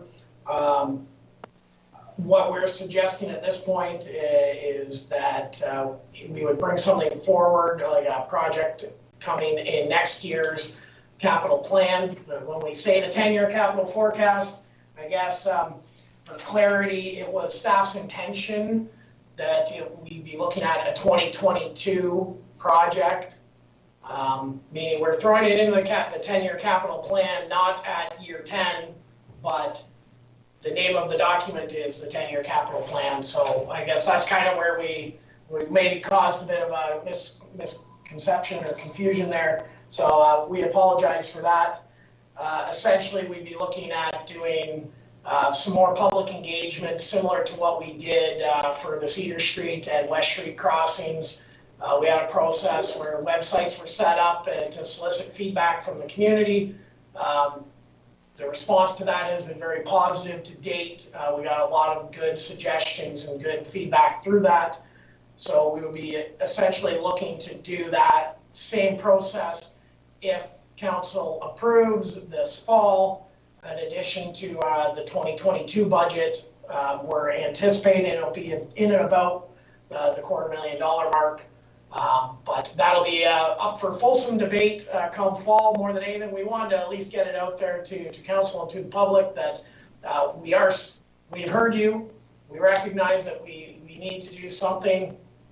We're going to come forward looking for some money and see get some resolution, hopefully in 2022.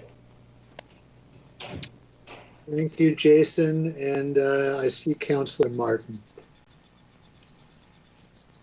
Thank you, Mr. Chair. Thanks, Jason, for clarifying that. And I do want to just take the opportunity to commend you to pass along to Mr. King that he's been really excellent on this, very diligent with, is he in the room? You're laughing at nothing.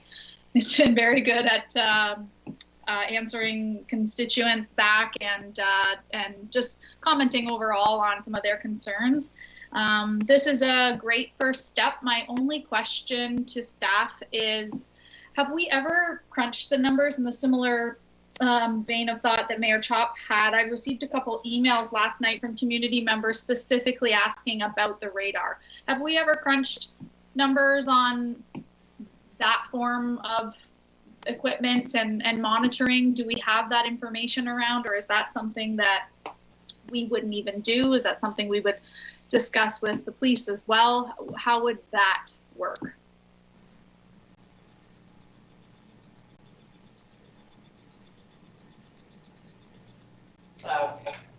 Sorry, I was having Chris was leaving, so I was a little garbled there for a second, but through the chair to Councillor Martin, it's not something that from the engineering point of view we've gotten involved with photo radar side of things. I do believe it would be a good starting conversation to have with the PSB and our road safety committee.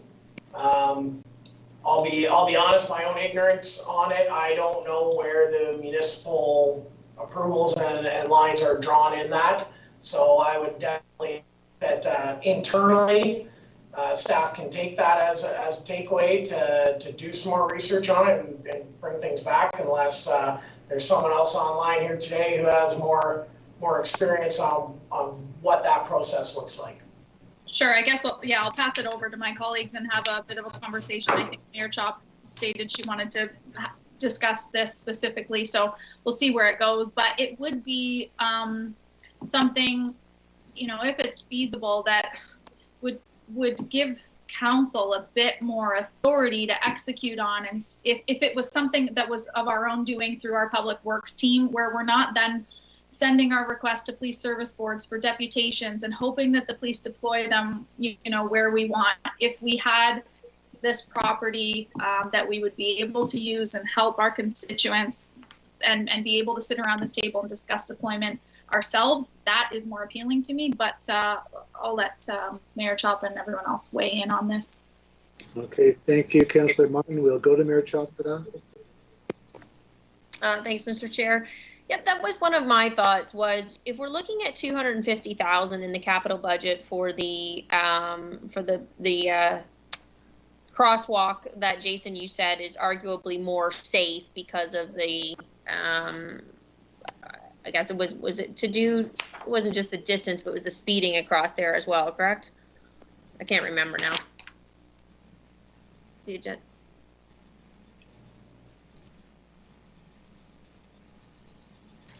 Yeah, sorry, Mr. Chair, through you. Yeah, there's variations that you can do there. There's speed, there's visibility. I mean, just the fact of having bump outs typically does cause that visual cues to slow everybody down. So it's just traffic calming in general in the area that is also needed to be done. Right. So what I'm thinking, I mean, again, you have a limited budget. The photo radars are becoming more common in, you know, I'm not a fan of them in many areas, but I certainly think there's merit in community safety zones near schools.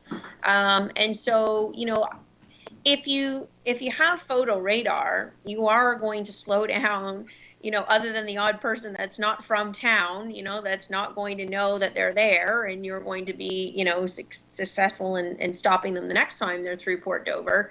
But you're arguably going to slow down almost all of your traffic as people become aware of it. So, you know, then maybe you don't need to spend the $250 on, you know, the much more, you know, costly pedestrian crossing, and you can look at, you know, perhaps the other recommendation that you had. So I kind of like where Councillor Martin was going in terms of sending stuff to the police. I mean, I do think it's a matter for the PSB, but I don't know, maybe staff can look at if there's a way that council can do this outside of police services.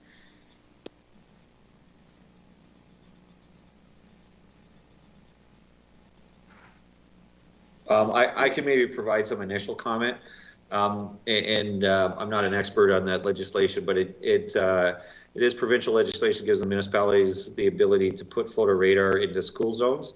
There is some data, if I remember correctly, Toronto has been at the forefront of this, and I believe Toronto operated the photo radar without providing tickets, just to collect data on it. There's a number of rules with regards to photo radar that municipalities can set up.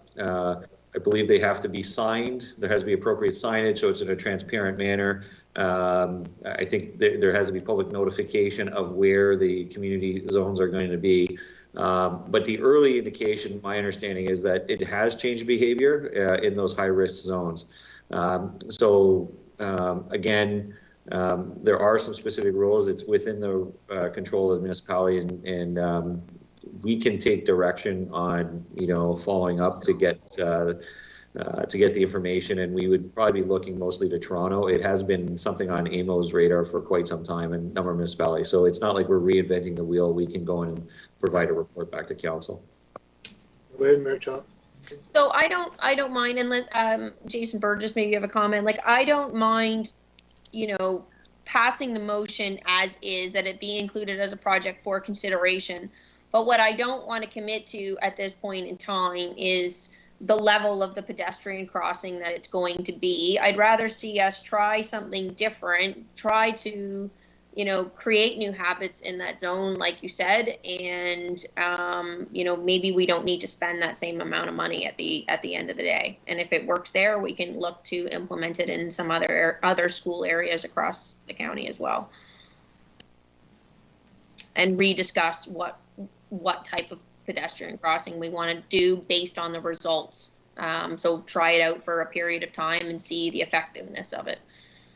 Yeah, I think you can accept the motion as is, and when it comes up in the capital budget, you would have more information then to adjust the decision at capital budget time. So I don't think, I think it's perfectly aligned on that approach.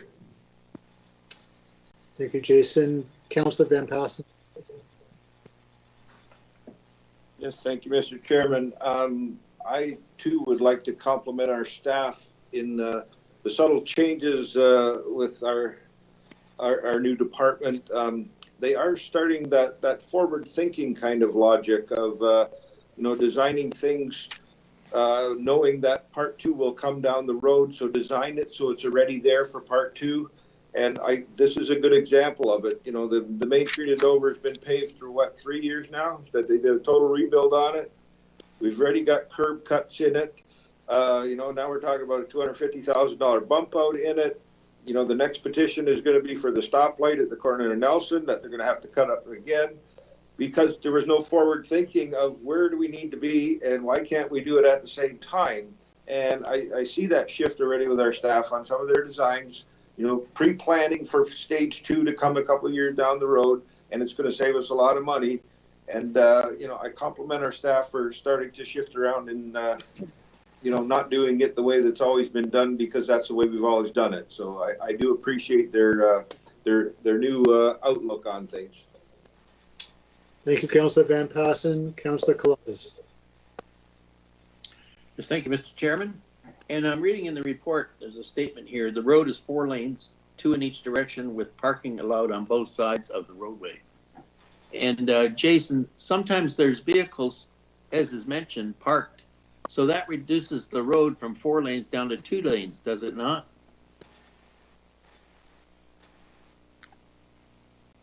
And would the bump out, would one of those bump outs that you're talking about actually occupy the outside lane? Through the chair to Councillor Columbus, the intention would be that one of those bump outs would likely have a significant encroachment into that outside lane where you'd almost be condensing down from 4 to 2. There's various designs. Really, we would need to look at the overall footprint that we have available there on Main Street. It is quite a wide road allowance, so we do have the ability to play with some of that. But you are correct. With those 2 outside lanes currently having parking permitted, there can be cars utilizing those parking areas at any given time as well. Thank you. And Councillor Martin. Thank you, Mr. Chair. All of this sounds like a great idea, and I'm happy to move in that direction as well. I just want to state on the record that I'm not wanting to eliminate the crossing. Not that I've heard that happen. I still would like to hear more information on that as we go, because when we think about it, 7-8 years ago, this used to be a high school with less than 200 students. I believe it got down to under 100 students. Now it's an elementary school with 550 kids with a lot shorter legs when they're trying to run across that road to get to the school. There's also daycare there as well. So the entire demographic of that area has changed and reduced and grown as well. So happy with the discussion we're having, and I think it's great this information would come forward, but at this point in time, I just want to state on the record that I'm not interested in not having crosswalks at this point in time. Thank you. Thank you, Councillor Martin. Mayor Chop. Yeah, just for clarity, I was still in support of the motion as is, that it be considered for future capital works project, but that we use the results of the photo radar to kind of, and the success of that program to be able to assess the type of crosswalk that we need, whether the 250 is necessary or whether, the other recommendation from staff is possible. Okay. And Councillor Martin. I'll move the recommendation. Thank you. Did you want to add to the motion for the staff report? Oh, sorry. I thought that was a direction. I thought that's what Mr. Burgess said, but sure, whatever the preference of staff is, yes. I've already written in the email to senior staff as undertakings from council, so we can do it as direction, or if you'd like, I think believe the clerk can add it in the comments in the minutes also. Okay, so we have the staff recommendation has been moved, and do we have a seconder? Councillor Van Passen, thank you.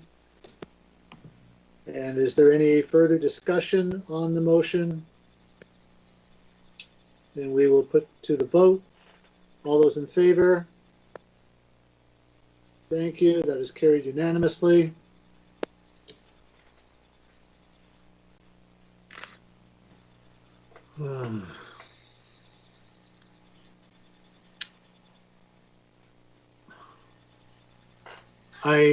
I'm going to suggest, and Mr. Clerk, you certainly can advise me otherwise, but I'm just trying to keep an eye on the hour. We have a timed item of a closed session at 5:15. We have about 13 minutes prior to that. I don't know if we can get the next staff report in, although it is on the same similar topic. Can we take a break, Councillor Michelle? Well, that's what I'm going to suggest, Mayor Chop. So I'm going to ask if we could take a 12-minute break here, reconvene at 5:15 for our closed session, and that will give our clerk some time to put us into what I think is referred to as a breakout room, rather than having to log on and off for closed sessions. Our clerk has come up with, has learned how to put us into these other areas without us having to go through that further inconvenience. So we will come back at 5:15. Through you, Chair Michelle, it would be optimal to move into closed session first, and then I could do the work behind the scenes while we're on break, and then we'd be ready to go for closed at 5:15. Very well, then I see Councillor Van Passen is moving that we go into closed session. I would need a seconder. And Councillor Columbus, thank you. All those in favor? And that's carried. Very good. If I may quickly read it out for transparency. So we are entering the council and committee enter closed session at 5:04 p.m. to address the following matters. John Stunjevicius, Waterhouse Executive Search, re-CAO recruitment pursuant to Section 239(2)D of the Municipal Act 2001 as amended, as the subject matter pertains to labor relations or employee negotiations. And that has been carried. That has been carried. Thank you very much, and we will be back at 5:15. Thank you. Thanks.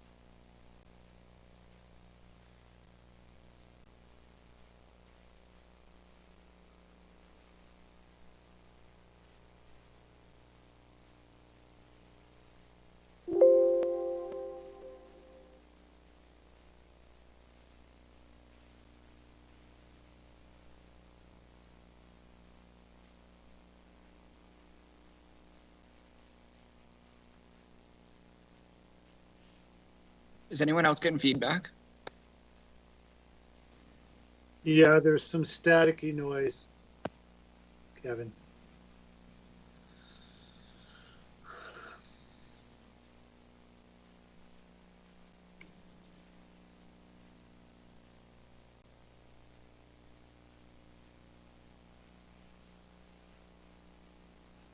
Okay.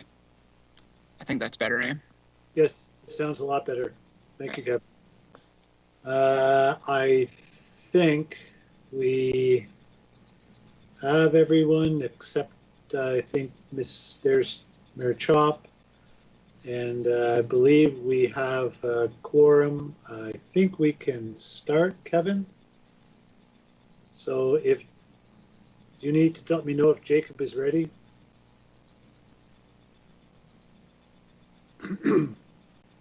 I'll double check quickly. Okay.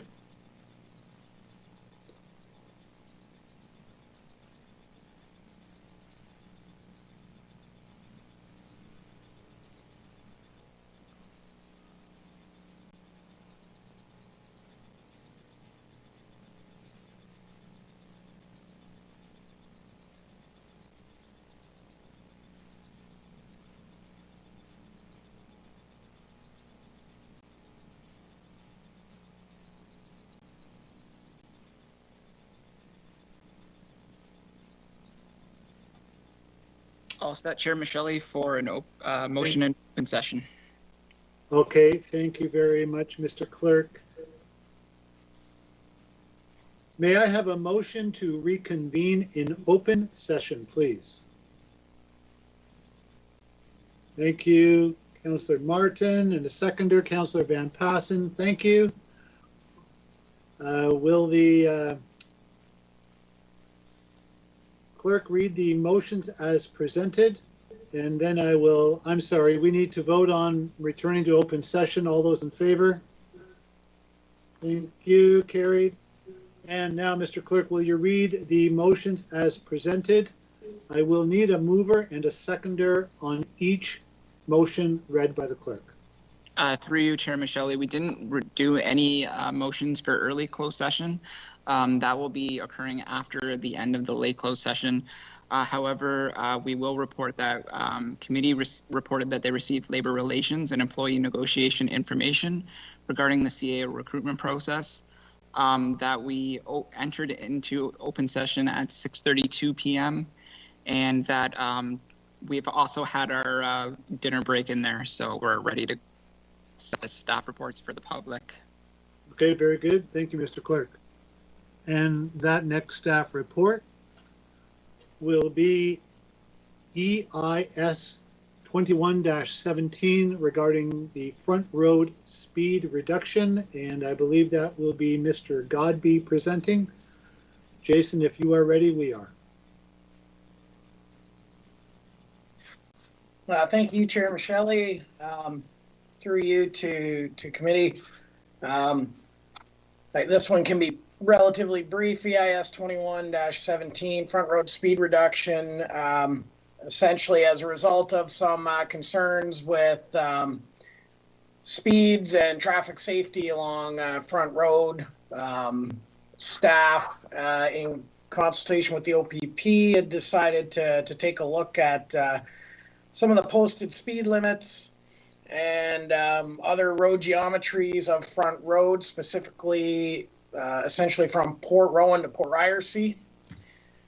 Through that investigation, you can see on page 204 of the staff report, it's page 195 of your council agendas. There's a table kind of summarizing that stretch of road. What we've come out of this is the recommendation to install some improved signage on certain areas of that road, specifically relating to curves. That's primarily due to making sure it's in compliance with the Highway Traffic Act and good engineering practice. Part of this will also include the recommendation to council to have a speed limit reduction from 80 kilometers an hour to 60 kilometers an hour. along Front Road from the Charlottesville West Quarter line to Turkey Point Road, and then again from Turkey Point Road into Normandale. So that's kind of it in a nutshell. There's some mapping that is also provided starting on, I believe, page 198. Just kind of provide some visuals for that. But essentially, we're looking for council to pass the bylaw, reducing those two areas from 80-kilometer-hour zone to 60-kilometer-hour zone, and the signage changes will all be done utilizing existing roads department budgets. If there are any questions, I will gladly do my best to respond. Thank you, Jason. Questions of committee?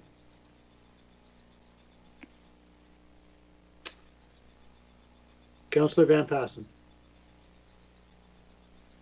Yes, thank you, Mr. Chairman. I think some of these recommendations are overdue, but I've driven that road quite a few times in my life, and I'm trying to picture, like, it's a rather, it's hard to find a straight piece. It's hard to find a level piece.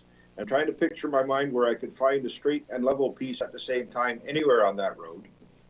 And I wonder why we just wouldn't make the entire road 60 kilometers an hour. Because this is where you get the speeding, is where you're allowed to speed up and then slow down. And, you know, I'm constantly getting complaints, people coming into the little hamlets that they're speeding because they're not reducing their speed like they should. And, you know, does that fit our standards just to make all of Front Road a nice scenic tour at 60K? And that way the people might drive 80 instead of 100. And just have one limit for the whole piece. Like, and I invite any one of the councillors to take a drive, stop in at the fork of the road, chip wagon in Port Ryerson, grab a burger and some fries on your way through, and then drive out to Port Road and enjoy the view. So I just wonder if there's any reason why we just couldn't do that. Through the chair to Councillor Van Passen, I do not believe there's anything precluding council from making such recommendation. That is something I could have a quick chat with our director of engineering about to see if there's any reason that he does not believe it would be wise. I understand what you're saying, looking at the fact that there's just a few small sections where you're permitted to speed up to 80 and then you're expected to slow back down. So that is something I could take away and get a bit more information to bring back to you next week if you wish. That's not a problem. If I could, Mr. Chairman, I think that would be wise that you know, we could take the staff recommendation today, but pull it for the council meeting, and if there's any updated information, then we could discuss it some more then. Thank you. Okay, thank you, Councillor Van Passen, and Councillor Columbus. Yes, thank you, Mr. Chair. You could have all the speed limit and curb signs you want, but it's all about enforcement. And I drove that route actually today. I did find it winding and hilly, and I know it is quite utilized by cyclists and motorcyclists and also tourists. So I would support the recommendation as printed, and I'll move that. Okay, thank you, Councillor Columbus, and then I would need a seconder. And that will be Councillor Van Passen. Thank you. And the staff recommendation has been moved and seconded. And we will put that to a vote. All those in favor? And that is carried. Thank you very much, everyone. Councillor Michelle, am I on your screen? Councillor Taylor, you are right now. You were not okay. Previously. Yes. All right, I'll start using the hand widget. Okay. Well, you know what? Yeah, that would be helpful, but I will also just give me 1 minute here, and I will see if it is possible for me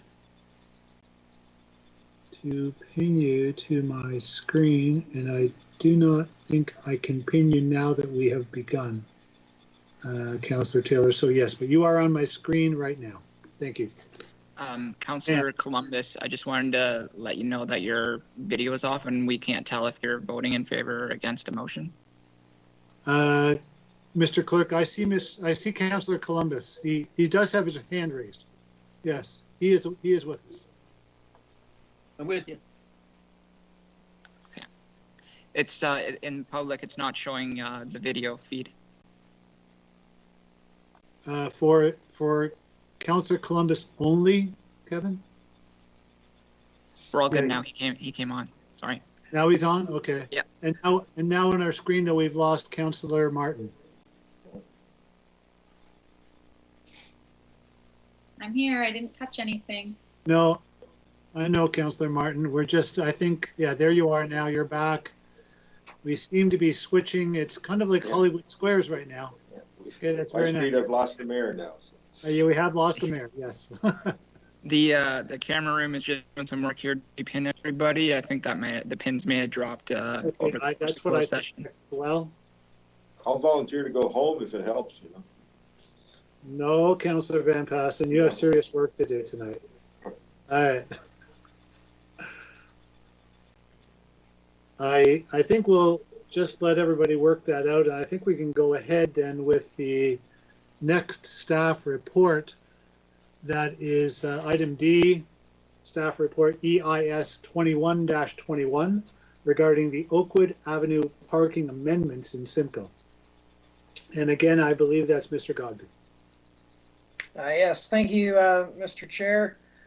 Through you to committee, we can be relatively brief on this item as well. This is dating back into 2018, it appears, where we were looking at parking and crossing guards in and around St. Joe's Elementary School on Oakwood Ave in Simcoe.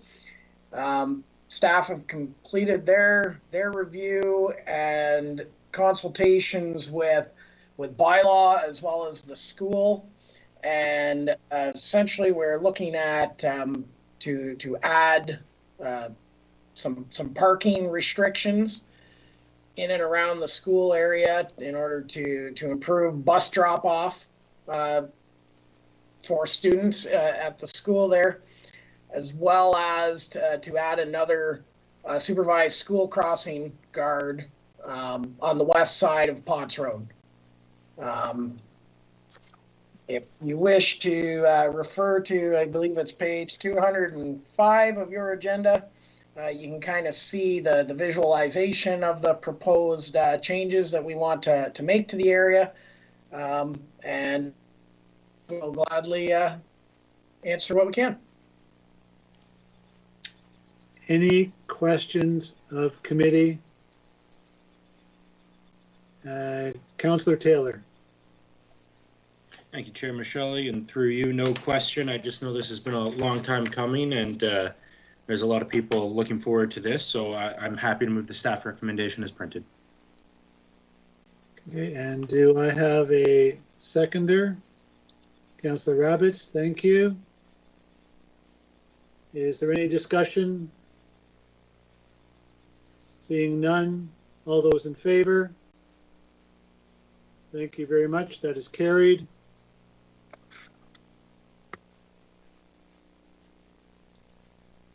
I believe now we have everybody pinned. That looks much better.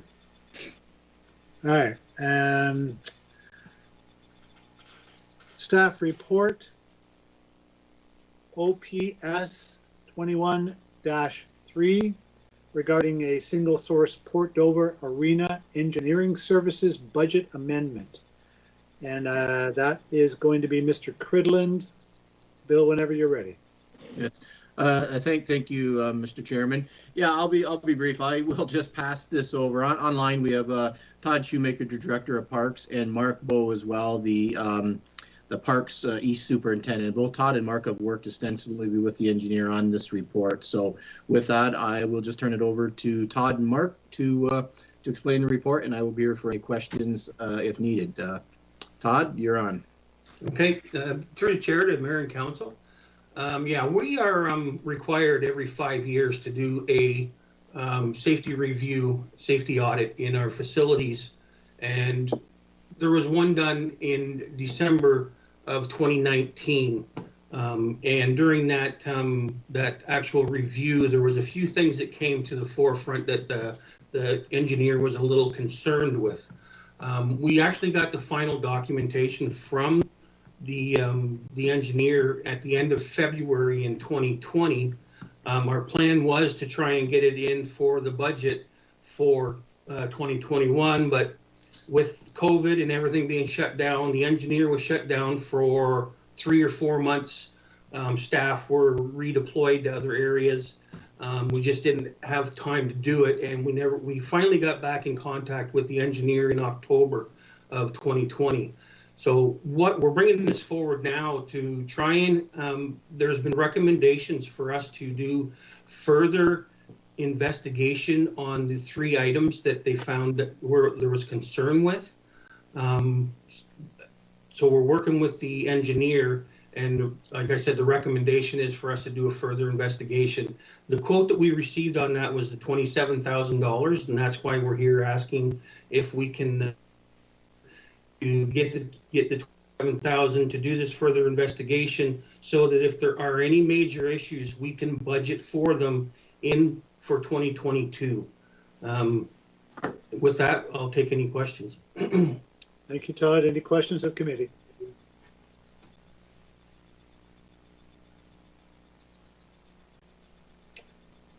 Don't see any questions. Do I have a mover of the staff recommendation or an alternative? Thank you, Councillor Martin moving and seconding. Councillor Columbus, thank you very much. And all those in favor? Thank you, that is carried.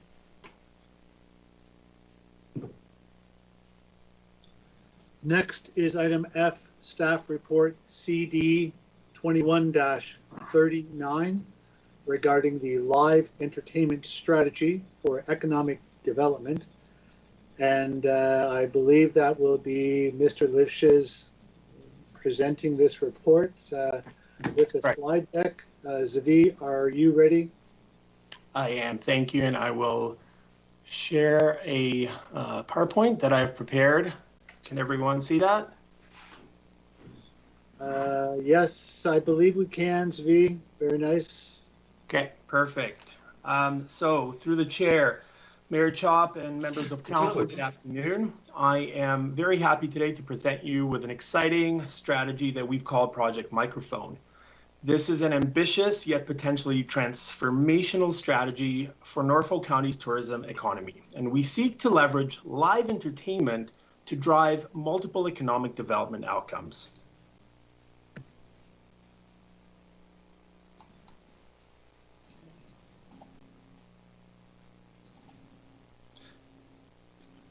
We all know of the significant impact that COVID-19 has had on the economy, on our small businesses, and in particular on the tourism and cultural industries in Ontario and Norfolk County. We've seen revenue reductions year over year in the 70% plus.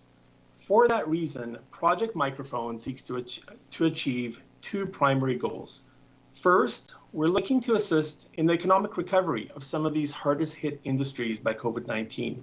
So these include lodging and restaurants, tourism experience operators, performance venues, and of course, your arts and culture professionals.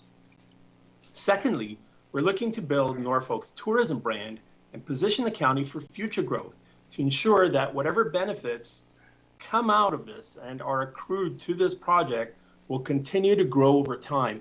As part of the benefit of doing this, we expect to really build the tourism brand from Norfolk, which we hope will sustain long into the future.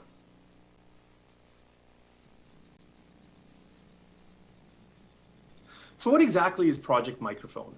Project Microphone essentially seeks to develop a multi-event series of live entertainment shows that are both woven into the county's existing calendar of events and festivals and shows, and are combined with other tourism offerings and experiences throughout the county to try grow tourism visitation in the county. by creating this environment where we're weaving live entertainment into existing live entertainment, but then also combining it and connecting it with the other tourism offerings of the county, we believe that we can grow the number of visitors to town, the length of their average stay, and the amount of inbound spend that they leave in the community. Now, some of the elements to make this strategy are before you right now. I'll go through the 4 key ones. There are some additional ones. These are the 4 key ones that we believe will make the strategy effective. So first is layering performances onto existing events. Essentially what this is taking some of the existing events in Norfolk County that draw in a lot of people, but may not lead to overnight stays. And by adding some live events and performances around these existing events, we believe that we can encourage longer stays for what otherwise might be day trips. The next one, building on what we already have. Norfolk County already has non-for-profit organizations such as the Norfolk County Fair, the Lighthouse Theater Festival, and the Old Town Hall that are very good at putting on live performances and bringing people to Norfolk to participate in these. What we're suggesting is that we would add additional shows or additional performance dates to those existing established events. And by adding those additional performance dates, we would again we would aim to extend the length of visitor stay. We would better utilize the infrastructure of these venues. They've already done all this work to put together these shows and events and festivals. We would leverage all of that work by adding one additional date. And we would, most importantly, generate additional revenue opportunity for these key organizations that are so important to tourism in Norfolk County. The third one, bundle experience packages. This is really essential. You're taking the events that you're going to put on and you're bundling them with experiences that are already being delivered in the county, as well as possibly accommodations and food establishments. So ultimately, what you're providing to the tourist is a package that not only is better for them, but also gets more of that tourist spend spent throughout the county and not only around the venue itself. So bundling is a win-win scenario for the visitor and for our tourism economy. And finally, increasing shoulder season opportunities.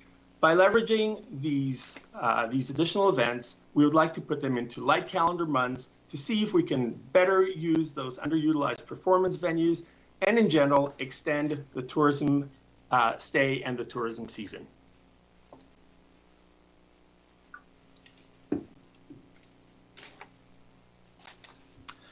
As I mentioned earlier, this is a pretty ambitious project.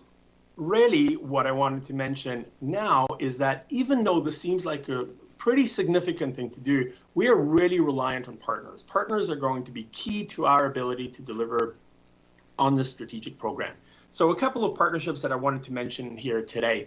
First of all, the cultural partners. These are the organizations that I talked about that are already experts in holding these events, doing the ticketing, closing the roads. We would really rely on these organizations to execute the live entertainment space. What we would do is we would enable them to add that additional show, that additional performance date. The next one, tourism partners, would be the hotels and the campgrounds, your restaurants, your golf courses. These are the ones that we would bundle. By bundling, again, what we're doing is we're providing the opportunity for these partners to capture the additional tourism spend. So you've got these tourists coming into the community for a specific purpose. You found a way of getting them to stay longer. Now, how do you find a way for them to explore the rest of the county and for some of that spend to go to other parts of the county, which then further can extend the stay and generate additional spend. The next one is community partners. So, you know, we would build events with strong community partnership, the BIAs, the chambers, boards of trade, of course, the Lions Club and the Kinsmen and service groups. These are the groups that can increase experiences during the event days themselves. And then finally, there's the county. What's our role in this? Our primary role is to leverage strategic funding to sponsor these events. We are going to access funding from the provincial government, from the federal government, from business organizations, and yes, from the county, hopefully, to enable these additional shows to be added to our calendar. We would also work very, very closely with partners on the bundling piece, the joint marketing, all key parts, and there would be some administrative work that would need to be done as well. That's primarily the role of a partner. We're not event organizers. That will not be our role to actually organize this, but rather enable a lot of this. So some of the potential and some of the outcomes that you see there, you could end up with a Saturday the 13th. You could end up with a Christmas matinee with shopping and dinner and a light show, a Taste of the Caribbean concert with the food festival, Gentlemen of the Road Part 2. I mean, I think everyone remembers Gentlemen of the Road stopover and how successful that was and the community pride. But we can add large, well-known events onto what is already happening in the county, say through the county fair, and other stay and play packages. And the last thing I want to leave you with is this. These are the outcomes. This is probably the most important part, that this strategy was developed in such a way that it aims to create multiple outcomes that have a short, medium, and long-term impact for the tourism and culture industries in Norfolk County. We're looking to increase inbound spending into the county. We want to extend that season for those tourism operators. We want to assist those key venue partners to rebuild after COVID-19. We want to grow the county's tourism brand and its and knowing of what the county has to offer by the tourists that come here. We want to support local cultural talent, which is a key piece for diversification of industries and the economy. And finally, we'd like to visitor exposure to the county's quality of life. This is a key part that other communities are doing very, very effectively. When they have concerts, when they have festivals, they have teams of people out there engaging with the visitors, looking at it as an opportunity for talent attraction, entrepreneur attraction, or even business attraction. Once they're here, that opportunity to position the county and engage with them is significant. So at this point, we're looking to hopefully commit to our partners to a 3-year program, which we think is the right amount of time to help us grow our strengths in doing this and to start developing that overall tourism brand for Norfolk County as a place where live events happen throughout the year and are interconnected with everything else that the county has to offer. So thank you for listening to me. Happy to answer any questions. Thank you very much, Sabi. Any questions of committee?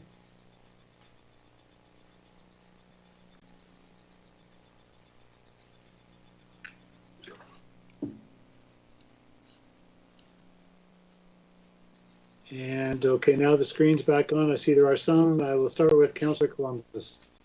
Yes, thank you, Mr. Chairman, and thank you, Zvi. When it comes to staffing, basically our economic development department's been operating on a shoestring. So you've put a lot of stuff forward to do over the next 3 years. Do you anticipate the need to hire more staff to complement your ambition? Through the chair, thank you, Councillor Columbus. In the staff report itself, we are asking for a resource that will support with that marketing and with putting together that bundling. The resource won't be a full FTE. It'll be a partial FTE that will be dedicated to this and a partial that we would dedicate through towards other work. But certainly we do feel that at least a partial FTE would be needed to help coordinate this. So is that included in the budget, in the recommendation? Is that staff or partial staff position included in there as one of the costs? That is correct. Okay, thanks very much. And Councillor Martin. Thank you, Mr. Chair. I have a couple of questions. So when you talk about the 3-year program, what does that look like and how does it evolve annually in a perfect world if everything's successful? I know here that you talk about, growing to an event with potentially 20,000 people in it. That's obviously not a part of year 1. So can you kind of walk us through how you anticipate it will grow and evolve? Through the chair, yes, I can give you a quick answer now. Our intent is to go back after this to form a group of partners, leverage the existing committee that's in place, bring in the necessary partners, and come back with a more fulsome plan. However, you're absolutely correct. We wouldn't in 2022 go for a massive event. We would go for a more scaled down event, use that as an opportunity to A, learn, B, we know that a lot of the performers are making up shows now from the COVID year, so it's not possible even to book some of these performers for 2022. So 2022 would be a smaller, we probably wouldn't have that one large 20,000 person event. It would be scaled down, but by 2023, I think we would be in a better position to try that. And 2024, I think we would be really, really good at it. As I said, though, I think a more fulsome answer would come in October or prior to October with that plan that can show you what we're able to do. So looking to just start smaller and iron out some of the kinks along the way, but build up the branding and strategy at large, and then come at it in a couple years with something larger. That was going to be one of my next questions through the chair to you, would be committee work on this. So you plan to utilize the Economic Recovery Committee, the Tourism Committee, both, a hybrid? Is there any? Through the chair, there is actually a special events committee. I think Ms. Darlington could probably add some more to that, but that was the committee that was heavily involved in the Gentlemen of the Road. And what they did was create subcommittees and bring in community partners as necessary to drive certain parts of that work. So the primary committee that we would look at would be that one. Okay. And my next two questions. So what does the fundraising and the financial strategy look like if you're taking money from the county and you have obviously administrative costs and duties associated with it, and then you're going to start to do some sponsorship as well as provincial and federal?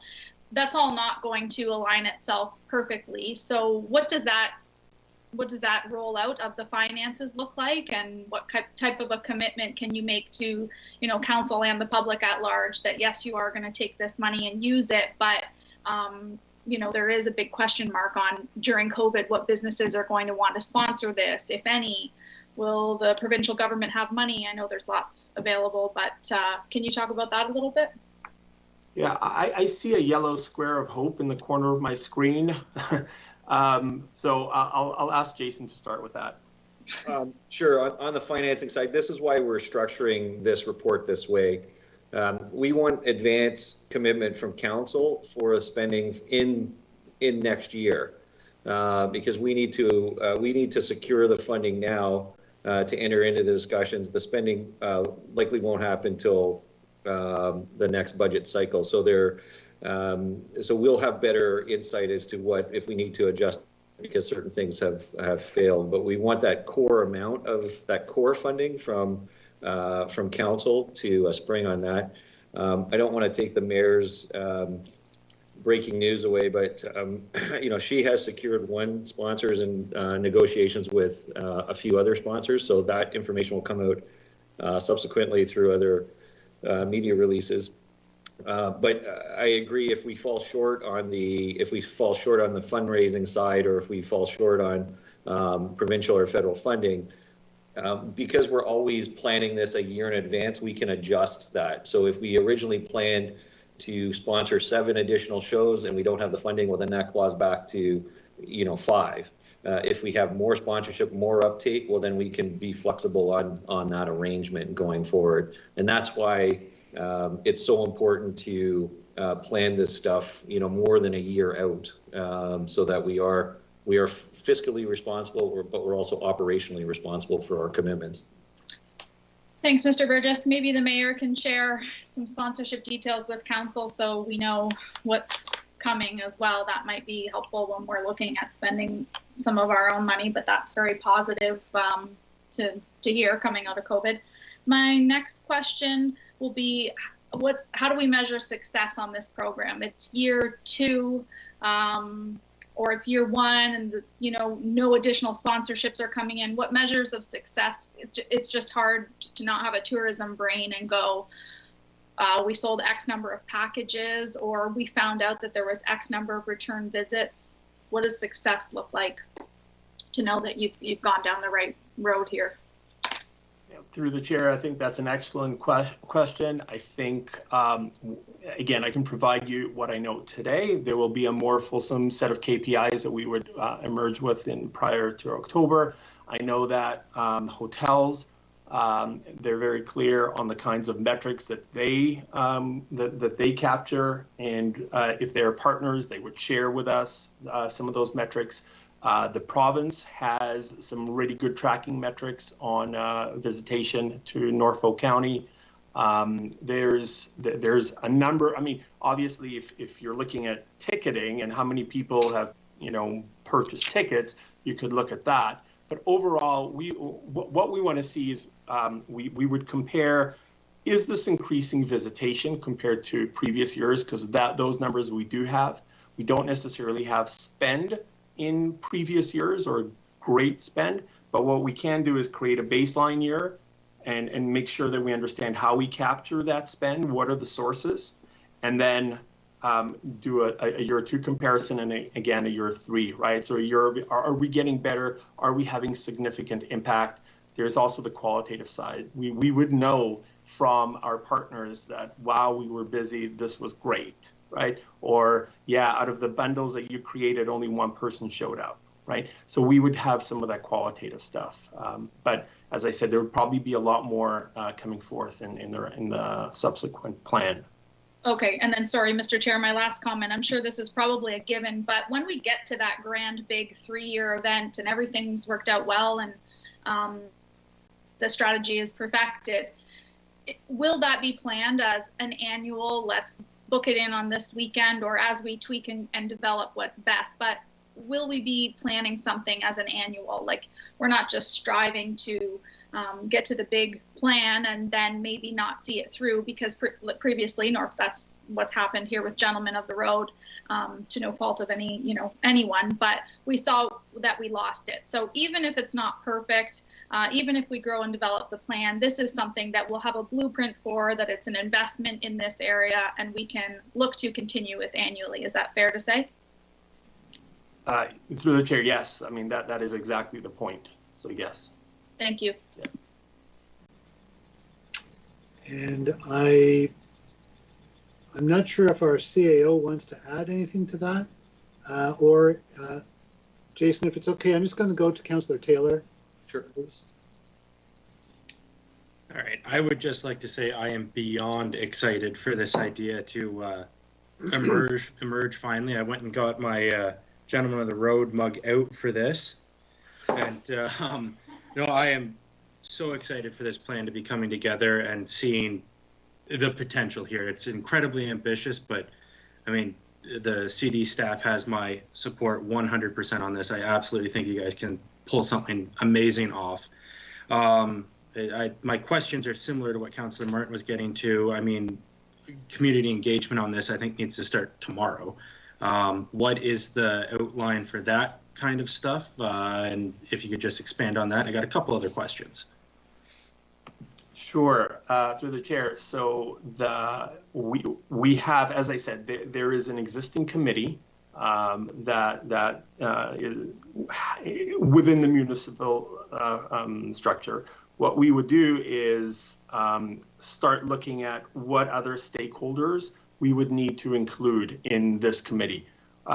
Do we need subcommittees? Do we need to broaden that? And once we have a group of stakeholders together that understand and have those deep ties to the community, we can start getting a better sense of what outreach looks like. How do we get to the various parts of the community, the tourism community? One of our plans, candidly, was to create a tourism committee. We have an advisory board, but what we wanted was a tourism committee that would start looking at how do we implement these kinds of strategic actions from a tourism perspective. But I think with the existing committee that exists right now, and the ability to to bring others onto that, we'll probably be able to use that committee as the guidance, the expertise. That's what it comes down to. We need a group of people who can say, you need to bring this person in, you need to bring this person in, this is how we promote, this is how we get to the community. But again, everything, this is our first step. Our first step is kind of coming up with the concept, bringing it to members of committee, saying, does this make sense? Does this resonate? And give us direction to now take that next step, right? Give us direction to now go think about what the plan looks like. What are those details? Who do we engage? Who are the stakeholders? And a lot more than that. So that's why my answer is not as clear as already it should be, but it's because we're waiting for that next subsequent step. No, certainly at this point, I don't expect crystal clear, hey, this is the route to success. I understand that we have a lot of engagement to do. And I mean, just sitting here, I've had quite a few messages from people in the industry saying, yeah, count me in. What do we need to do? So there's going to be a tremendous community hunger for this. So I'm incredibly excited to see what we can come up with. So wonderful. And if none of my colleagues here, doesn't look like anyone has a hand raised, I would happily move the staff recommendation. Okay, and don't I have a seconder? It's Councillor Van Passen. Thank you. And Councillor Van Passen, you're seconding? I'm seconding, but I did have my hand up as well, Mr. Yes. Chairman. Okay, I'm sorry, I did not, it didn't look up. I can agree with Councillor Taylor's point of view. I read through this list of potential items and realized that I have done none of those in my entire life, and even I think this is a good idea. So, okay, that is a ringing endorsement, Councillor Van Passen. Thank you. And I'm just because I did want to ask him earlier, and I didn't know if Councillor Taylor was going to move. I just thought I would let our CIO weigh in on this for just one moment. Thank you, and through the chair to council, I did just want to wrap this up a little bit and just take you back to how this fits into the overall strategy. We did a tourism strategy, which this council has seen, where we looked at our target audiences and what our best assets are to market.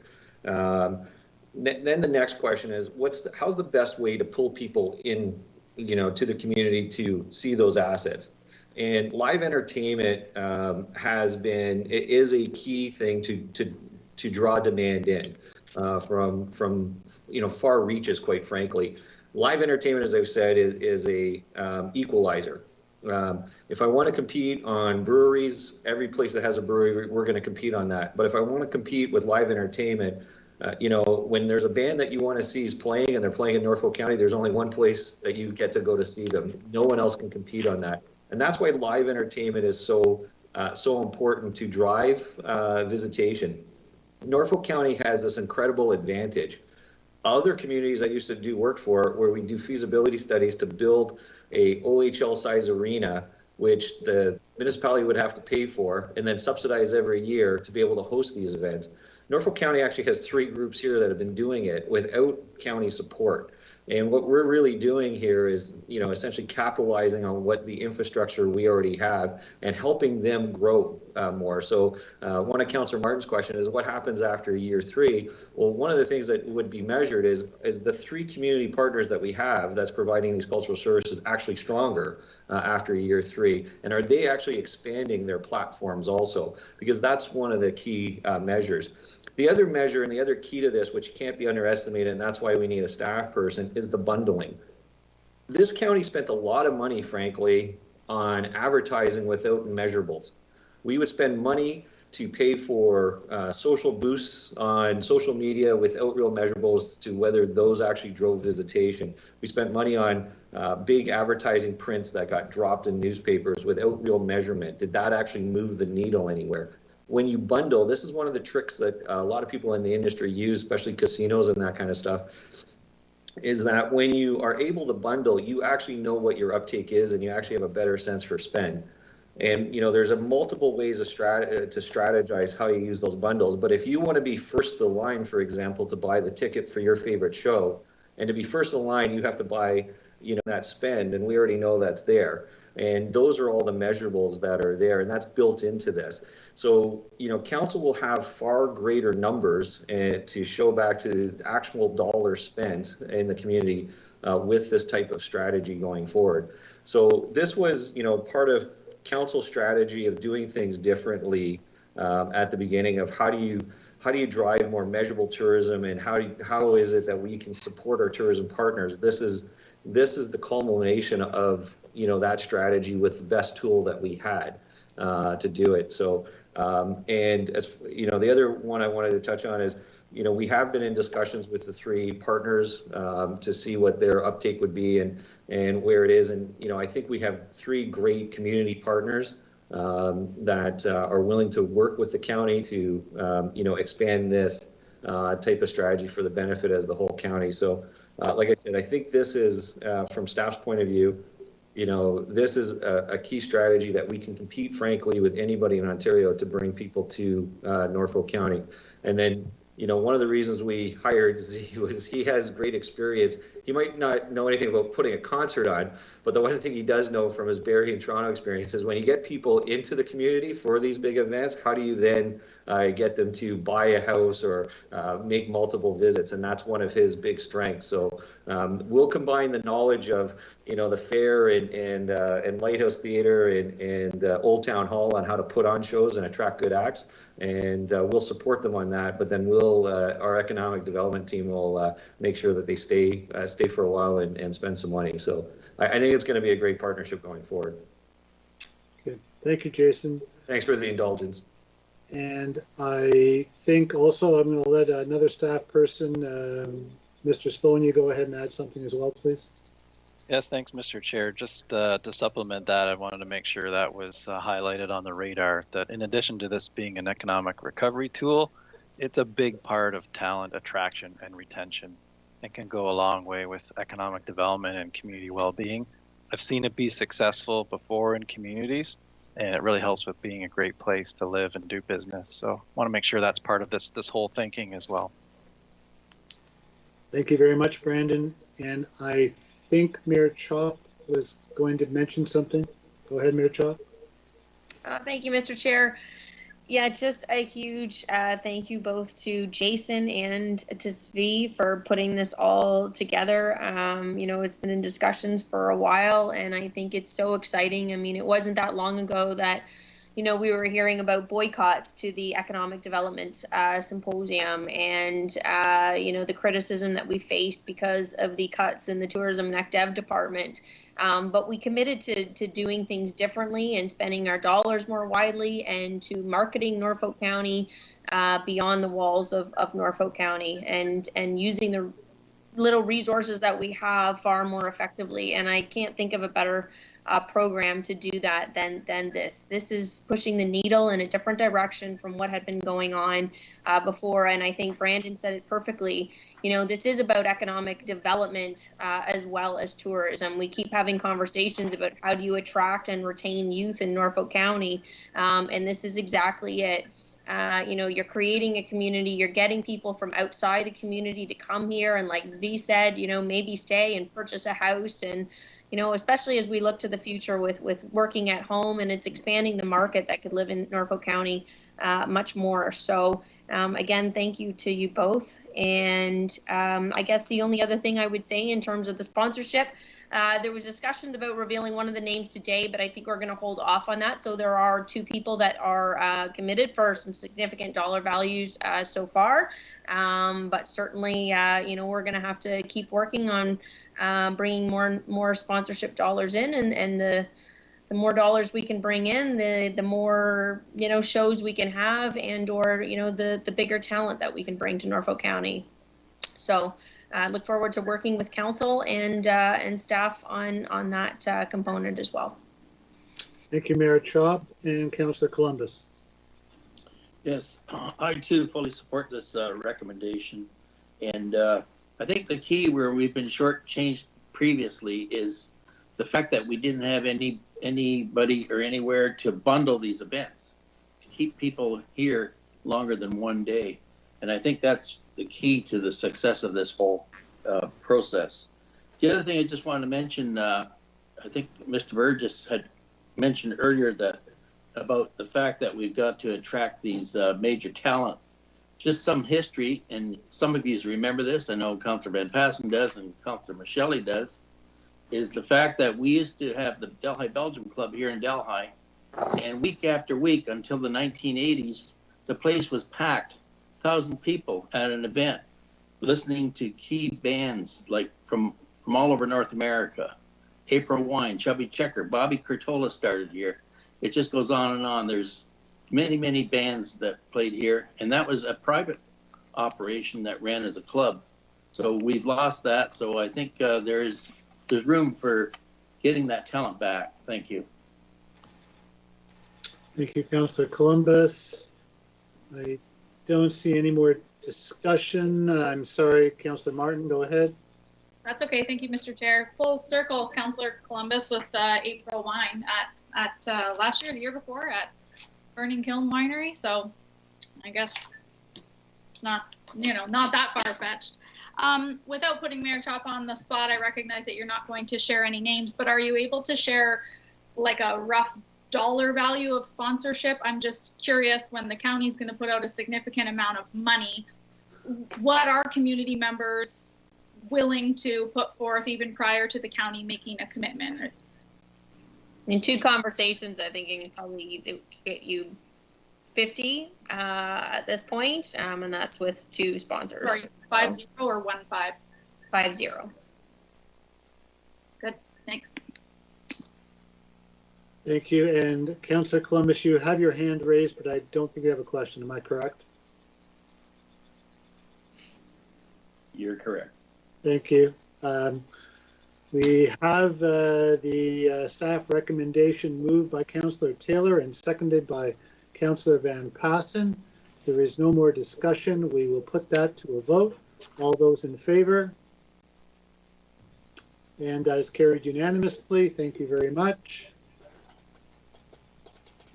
Moving on to item G, staff report HSS 21-05 regarding the Social Service Relief Fund Round 3 budget amendment. And I believe Ms. Van Dyke is going to present that report. Heidi, are you with us? Yes, Mr. Chair, thank you very much. Through you to members of council, the purpose of this staff report is to inform council that the Ministry of Municipal Affairs and Housing has allocated a 3rd round of the Social Services Relief Fund to Haldimand and Norfolk counties in the amount of $1,577,867. Similar to the 1st and 2nd rounds, these funds are flowing to us through our transfer payment agreement for the Community Homelessness Prevention Initiative to support vulnerable people during the COVID-19 pandemic. Council will see in the report that staff are proposing to use these funds in all of the program component areas related to the CHIPPY. There are initiatives that are similar to the 1st round of social services relief funding, specifically expansion of our emergency housing program to allow for additional self-isolation units and the community food program. New this time around, we are proposing an allocation of funding to support transportation for people who don't have transportation to get to their vaccination appointment. We're also proposing a pilot project to have a security guard at our emergency housing location in order to ensure that COVID protocols are being followed by our emergency housing guests. We also believe that this will help alleviate some of the safety concerns that have been raised in the past in relation to this program. And finally, the new initiative that we are proposing is a partnership through an RFP with a community agency to provide additional mental health and addiction support for people during COVID, particularly those who are living rough in our community with a focus on our downtown areas. So with that, Mr. Chair, the recommendations are to accept the funding from the ministry, to approve the SSRF3 allocations, and this is also a budget amendment because this funding was announced after the passage of the levy operating budget for this year. And I would be happy to answer any questions. Thank you very much, Heidi. Questions of committee?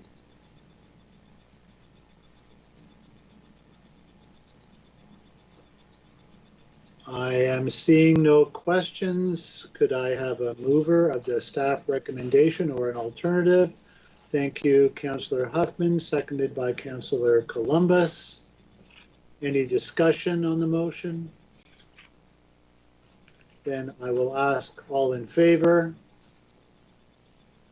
And that is carried. Thank you very much. Thank you very much, Heidi.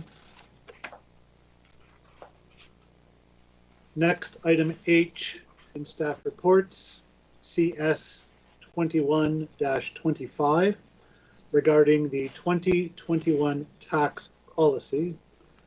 And I am not clear if this is going to be presented by Sue Brugner or by Shelley perhaps, or by Ms. LaPlante. It's Miss Darlington. We gave Sue some time, much needed time off tonight, so she didn't have to stay late. Thank you, Mr. Burgess. I understand. So Shelley, whenever you're ready, thank you. Thank you, Mr. Chairman. Each year, municipalities must pass a tax policy bylaw, which forms the basis for the final tax levy. The purpose of this report is to set the tax policies for 2021, which will then be used to set the final tax rates. The decisions that committee makes today will be included in a tax policy bylaw for approval at next week's meeting. As noted in the report, the tax increase estimates provided during the 2021 levy operating budget deliberations were based on the assumptions that 2021 ratios would be the same as the 2020 approved ratios. Essentially, staff is recommending the status quo for 2021. Council will recall approving a new tax classification in 2019 and 2020 for small-scale on-farm business. In order to continue providing the reductions to small-scale farm business, Council must approve the classification each year. In 2020, Council approved a shift in the due dates for the final tax installments due to COVID. In hindsight, moving the dates caused more confusion and work than anticipated. So for 2021, the recommended due dates are the usual dates of the end of August and the end of October. Taxpayers will have the flexibility to pay 2021 taxes levied anytime before January 1st, 2022 without penalty. Lastly, staff included information about a property tax measure released by the province as part of the 2020-21 Ontario budget, which included the ability for municipalities to create a new small business tax subclass. Unfortunately, there were no parameters provided, which leaves the responsibility of determining eligibility to the municipality, which also means there will be inconsistencies among municipalities. At this time, staff is recommending that we take no action until the province or our municipal associations provide further information. In summary, staff are recommending that the 2021 tax policies remain unchanged from 2020, and staff will assist with any questions that council may have. Thank you very much, Shelley. Any questions of committee?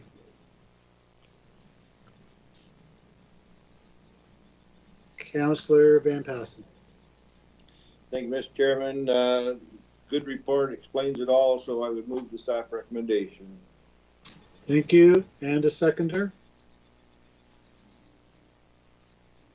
Councillor Taylor, thank you. Any discussion on the matter?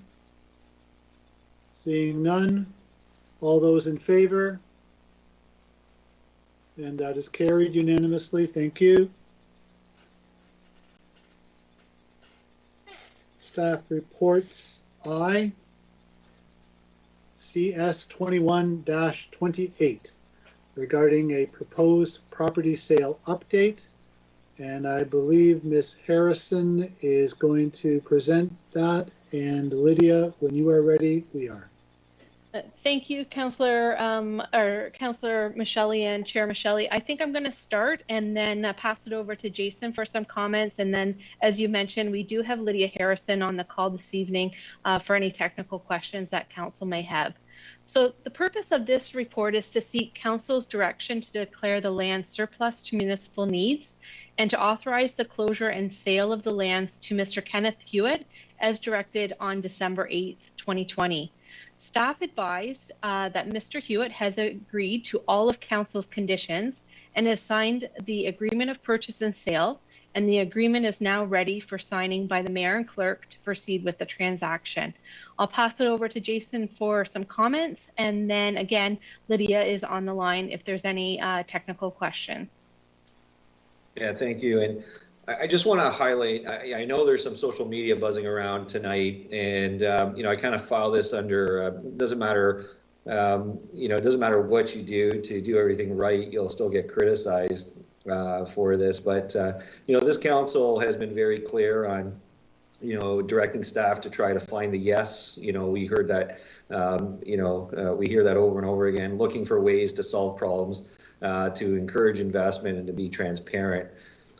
Staff could have pushed this report to go into an in-camera process, but we chose for transparency and to be strict with the Municipal Act that we could not, and we did not push it. It's unfortunate because now, because of the situation, people are taking a negative view on this transaction. But the reality was, staff found the yes to provide a solution for the taxpayer so that the taxpayer could actually increase his investment in his property and frankly increase taxes to the county by staff solving a small technical solution through this transaction. It's unfortunate that this taxpayer was probably, I don't want to phrase this incorrectly, but this taxpayer was probably treated more more stringently, frankly, than other taxpayers put in the same situation because of the optics of it. And even though we were very stringent and council was very stringent with their direction, we followed everything, and it's unfortunate it gets misrepresented that way in the media. This taxpayer is consenting to a whole whack of conditions on the sale. First off, the sale is to assist with improving environmental issues by, moving him to a septic system. He's also relinquishing a grandfathered driveway that had safety issues or provided safety issues to the intersection. But he's also, paying for all the costs. He has to agree to an option to purchase, for the county to purchase back at its sole discretion if we need it for municipal purposes in the future at a fixed price. If we do it after 10 years, he's responsible for all the costs associated with any of the infrastructure that he has. If it's before the 10 years, we'll only give him $1,000, which won't make up for the cost he's actually putting into it. He has to, this option binds all future buyers on the property. He's not allowed to build on the property, so he can't do anything on top of the property. So we placed a whole whack of restrictions on him to essentially make this transaction very unappealing, frankly, but to protect the interest of the county. And it's unfortunate that because that he holds a title in another county that he gets, it gets criticized, I think, unfairly. So I'd just like to, say from staff's point of view, and if I speak on behalf of council, we did this one by the book. We put very stringent terms on it. And frankly, I would say more stringent terms than if it was another taxpayer on it. And I think council has acted very appropriately on this. And by being out in the open with this, we should never be accused of doing anything underhanded or behind closed doors, because we did it, very openly, very cleanly, and frankly, staff is not will defend this transaction all day long. And I hope, since we followed council's direction, I hope council also takes that position. But sorry for my standing on the soapbox. I just I find it's important sometimes when the public record is so far off base that, you know, someone stands up and defends the public record, especially on behalf of a taxpayer, frankly, is going to pay more tax to the county. Thank you. Thank you, Jason. And Mayor Chop. Jason, sorry, just one more thing, if you could elaborate, having had a look at the comments and also the first sentence of the article, which suggested that he was doubling down on his investment in Norfolk County, and that, you know, that the tax, that piece of property was somehow undervalued. It quoted it at 1,504 square feet. So I think people perhaps have a misconception that this is, you know, the size of a piece of property that you could put a house. But perhaps we could just sort of articulate how that valuation, the standard process for valuation that was used, that's the same price on a per acre basis, you know, that would have been used sort of anywhere else.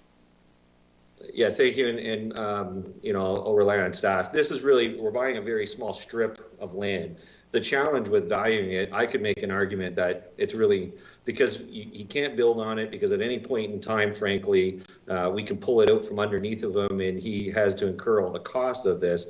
I could make an argument that it's almost negative value to the landowner. It's not, you know, he can't build anything on it. There was a small technical problem that we had to face as far as set off between border lines. And this just helps with meeting that small technical issue.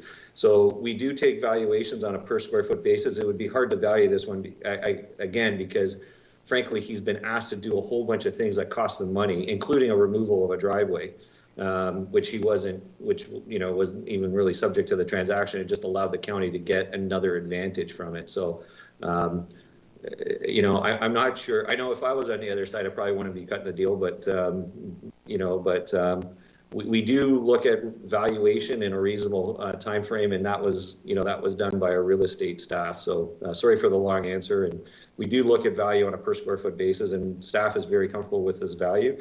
And you have to remember too, whatever value we agree to, that's the value the county would have to pay to buy it back. So, you know, we don't want to overinflate this value in case we have to buy it back. I don't know if Ms. Darlington, if you want to add to that. Thank you. Through the chair, I think you covered it, Mr. Burgess.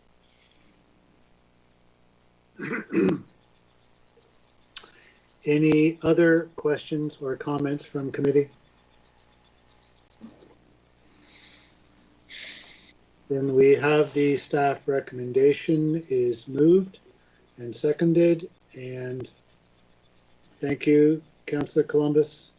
Yes, Mr. Chair, I have a question. I wasn't seconding that, but no. The question to Mr. Burgess is, if this property is needed for some alteration to the house or something of that nature and to accommodate a septic bed, why would the county ever want to buy it back if it's needed for the septic bed? If we had some other infrastructure need, Councillor Columbus, that was important to the community as a whole, we would buy it back. And we would, the agreement is very clear. If we buy it back within 10 years, we would pay him $1,000 to remove his septic bed and figure out a different solution. He'd probably have to go back to a holding tank situation. Holding tanks is not something the county wants people to use. It's not the preferred method. But if we required a piece of interest, I can't tell you there is some need there, but I don't know what's going to happen 20 years from now. We always wanted to protect our county's interest, that he has bought a little sliver of our road allowance, and if we ever need it, if Public Works ever needed it again, we have the ability to pull the trigger. You know, the likelihood is we won't, but in case something big happens, then we have the ability to yank it back. Well, I too would hope that we don't have to do that. Thank you. Yeah. Okay, any other questions of staff? Then can I have a mover of the staff recommendation or an alternative? I believe I thought I had Councillor Taylor. Thank you, Councillor Taylor. And I would need a seconder. It will be Councillor Van Passen. Thank you. And any other discussion on this matter? Then all those in favor? And that is carried. Thank you very much.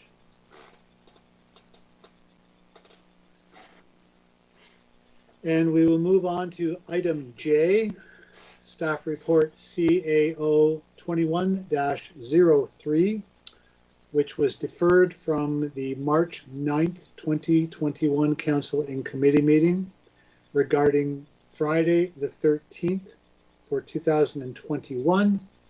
And I believe Mr. Cridland is here to provide a report on that topic. Yes, thank you, Mr. Chair. I believe we also have Chief Sarah Page from paramedics, and I believe Chief Gordon Stillwell from fire as well that may want to chime in. As Councillor Michele mentioned, this report originally came from the CAO's office and was presented on March 9th. I believe at the time, Council, and probably rightfully so, wanted to give this a few more weeks or in this case, a couple months to see where our COVID environment was. The recommendation obviously in the report is a non-event, and as such, we promote it as that. So staff, I think we're very clear the first go around that we wanted to promote it as a non-event, but we also understand being in August, and if things in COVID did lift and some of the events we're seeing across Ontario, people could show up. So emergency management staff are in planning. We have to be ready with possibly public washrooms, some road blockage, some parking alternatives if people do come. So since then, we have met with the 3 community partners, we call them, the Port Dover Lions, Kinsmen, and Board of Trade. And since that meeting, the Lions have come on record as saying they will be doing nothing for Friday the 13th. They are actually, I believe, barricading off their park to use. And the Kinsmen and the Board of Trade left the meeting just hoping to pull something out of this event, and whether it was limited sales or helping with parking and stuff, but what staff are still holding tight that we recommend it is a non-event. We are probably in a worse spot here in Ontario with COVID now, I believe, than we were in March 9th. I know our numbers are going down. We've had the variants since. Vaccinations are starting, but there's just no way that staff can see in August that we will have all of Ontario, or we get visitors from the States here and in different provinces, that we can an event that is safe. So staff's answer hasn't changed. We would like it as a non-event, and as such, we promote it that way. And emergency staff will be, in operation staff, we can't look the other way. If people come, we have to be able to manage this. So I think with that, I'll turn it over to Council for questions. Not to put Gord or Sarah on the spot, or maybe even CAO Burgess, but anything to add, staff, before we turn it over to Council? I'm getting a nod from Burgess, and I don't see hands up from Sarah or Gord. So over to Council.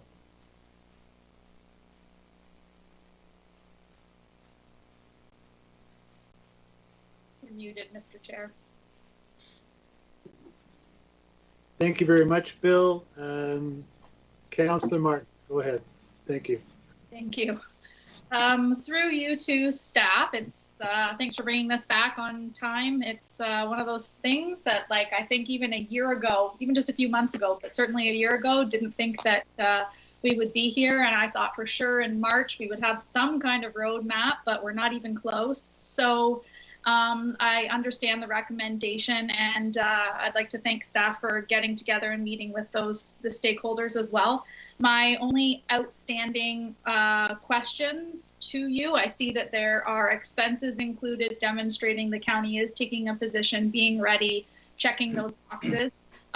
My questions that I don't have clarity on would be specifically related to bylaw enforcement. I always have post-traumatic stress when I think of our very first Friday the 13th we had, and bylaw went around and ticketed cars left, right, and center. And I think the mayor and I had to spend the next day forwarding license plates along and calling tow truck companies because we didn't perfect our bylaw at large. So that haunts me. I would like to know what bylaw plans to do outside of any regular duties.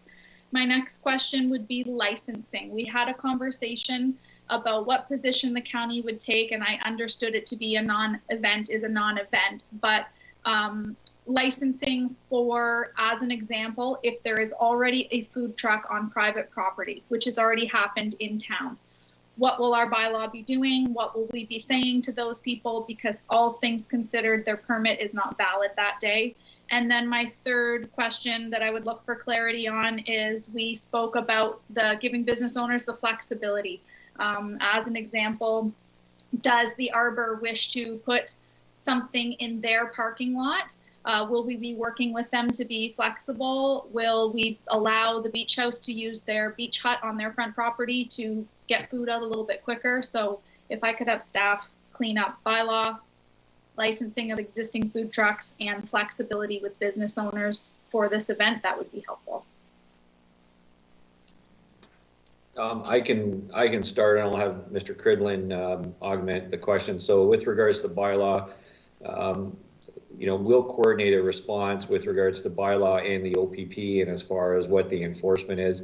I don't want to predict what the like COVID enforcement might be the most relevant issue at that time, and the rules may change. But the intent is always around education, and that would be what we're pushing and moving forward. With regards to licensing of existing businesses, I will work with clerks to clean up that technical issue where, a business that's there 365 days of the year, but then on a Friday the 13th, they need another license. We have to be reasonable with that. We can't, we'll license those. The intent, though, of the non-event is there are no new licenses coming in, and we'll work with, I try to get a practical solution for existing businesses. With regards to your third question, the team would like to take a little bit more time on that. I hate to use the phrase, but we may look at that on a bit of a case-by-case basis. There are arguments to be made that by having some augmented service delivery for some of those businesses, it's actually safer because you can spread out some people. But there may be some licensing requirements, including public health going in for inspections and all that. And one of the concerns we have is from our public health team is they don't want to get too involved in adding more work on for something that they're not supportive of to begin with. So on that question, I'd like to defer till we get a little closer to the event. We know what the capacity or what we think is the draw on that, and then we'll come up with a plan for that. But I think we want to be reasonable and practical on those matters and not necessarily draw a hard line in the sand. If something's going to make sense, then we'll try to encourage that. Okay, thank you. And if I could just maybe clean up my explanation of number 2, because I don't know if I did. You said a business, if they're there for 365 days and then their permit is not valid, it's not entirely the way it operates. The business may just be there for the summer months. Would the same answer apply? Okay. Yeah, same answer. If it's an existing business that's there, there are a few, and I happen to have dinner a lot out at some of those businesses because I don't cook very much. I'm an economic driver of food down there. We need to be reasonable. There's my good friends at the Fork and Pierogi, for example, are there for a long period of time. We need to be practical with how we deal with that. So yes, I agree. But the intent is really to avoid the guy who just sets up for the weekend. That's not what we want, and we need the other people, who's there, who's made the investment to be able to continue on. Okay, that answers my questions. I think we're on the same page. Thanks. Mayor Chop. So while we're on that train, could we correct that injustice for all Friday the 13th moving forward? That if you are a business that is in 365 days or the 4 months, May to September, and you deal with rainy days and maybe not so sunny, nice summers with fewer visitors that come through, that if you are there set up all those other months, if that's where you've chosen to be your home base, that you don't need to get a permit in the future? Because if we're looking at righting the wrong for this year, maybe we could right it for all years. I'll take that under advisement. The clerks, I think it's the way the bylaw is written, and Miss Olson is online, so we'll take that back. Oh, I know that's how the bylaw is written, but yeah. we can always change the wording of a bylaw. Yep, no, and we'll take a look for questions for council. Any other questions of staff? I don't. Councillor Rabbits. Thank you. Through you, I did see Teresa is with us and has her hand raised. Okay, thank you, Councillor Rao. Now I see it now. She's just appeared on my screen. Thank you. Ms. Olson, I believe you have a comment that may be of value. Yeah, through the chair. I just wanted to say that we will take back to look at the licensing bylaw. Even for this year, we do need to deal with Schedule 11 in some format for Friday the 13th because currently it is in effect. And there's certain parameters that will allow us to issue or not issue licenses, and some of that will require a bylaw amendment if we're going to disallow people to pull licenses for that. So that is something that will have to be taken care of based on what council decides about this event. Thank you very much. And any other questions, Councillor Martin? Sorry, Mr. Chair, I forgot about one critical one, the Kinsman property itself. So we've heard from the Lions group and they are not going to be participating in camping and parking on their property that they do own. The Kinsman, on the other hand, actually, Bill, correct me if I'm wrong, sold or leased, or I believe sold the property to Norfolk County for $1. It was formerly their property, but they are in a county building. Would we be allowing them to sell apparel on that property? No, you're correct, Councillor Martin, through the chair. Sorry about that. We do have a very good working relationship with the Kinsmen, and a lot of it is cemented around the Friday 13th event where they have, I believe it is written, but they have full use of the property generally for those days. As far as the building and selling stuff, I may defer to Jason or maybe Teresa. I don't know if we have to wrap that in around our licensing or how that may work. I know further to that, if it may help, I feel like Jason's probably going to ask me this. They do put us on their insurance, especially on Friday the 13th. I think it's an easier endeavor than camping or parking on the property. And, like they do support so much in the community and all of our other businesses who are there 365 days or 4 months. They'll be able to turn a profit and the Kinsmen will not. So that is a question I've already had. I know I'll get it again before next week. Yeah, and it'll be something that we'll have to likely bring back to council.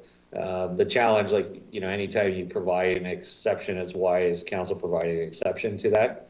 But it is something we are looking at working on with the broader Friday the 13th committee team. And again, if there's some logic around, in that it does not decrease the safety of the event, and it's something that we may want to have consideration for. So I wonder if it could be wrapped into that flexibility. Yeah. But yeah, I'll just plant that seed with you now. Thank you. And Mayor Chop. Yeah, no, just to follow along, I had conversations with them as well. And from my perspective, I mean, I support that. I think the difference is they're not-for-profits that are here in the community that are putting all the money back into the community. They even talked about the ability they could do a drive-through, pick up for t-shirts. It wouldn't even necessarily have to be a booth where you get out to get them, but that is their number one fundraiser, and this is home. So I think that's quite distinct from as well an outside vendor coming in, just like the people that are here with their food trucks for the other 4 months trying to survive. Yeah, we hear you, and I think it would not be within staff's ability to rule on that, but I think staff will try to bring forward some reasonable solutions to council for council to approve on that exception type basis.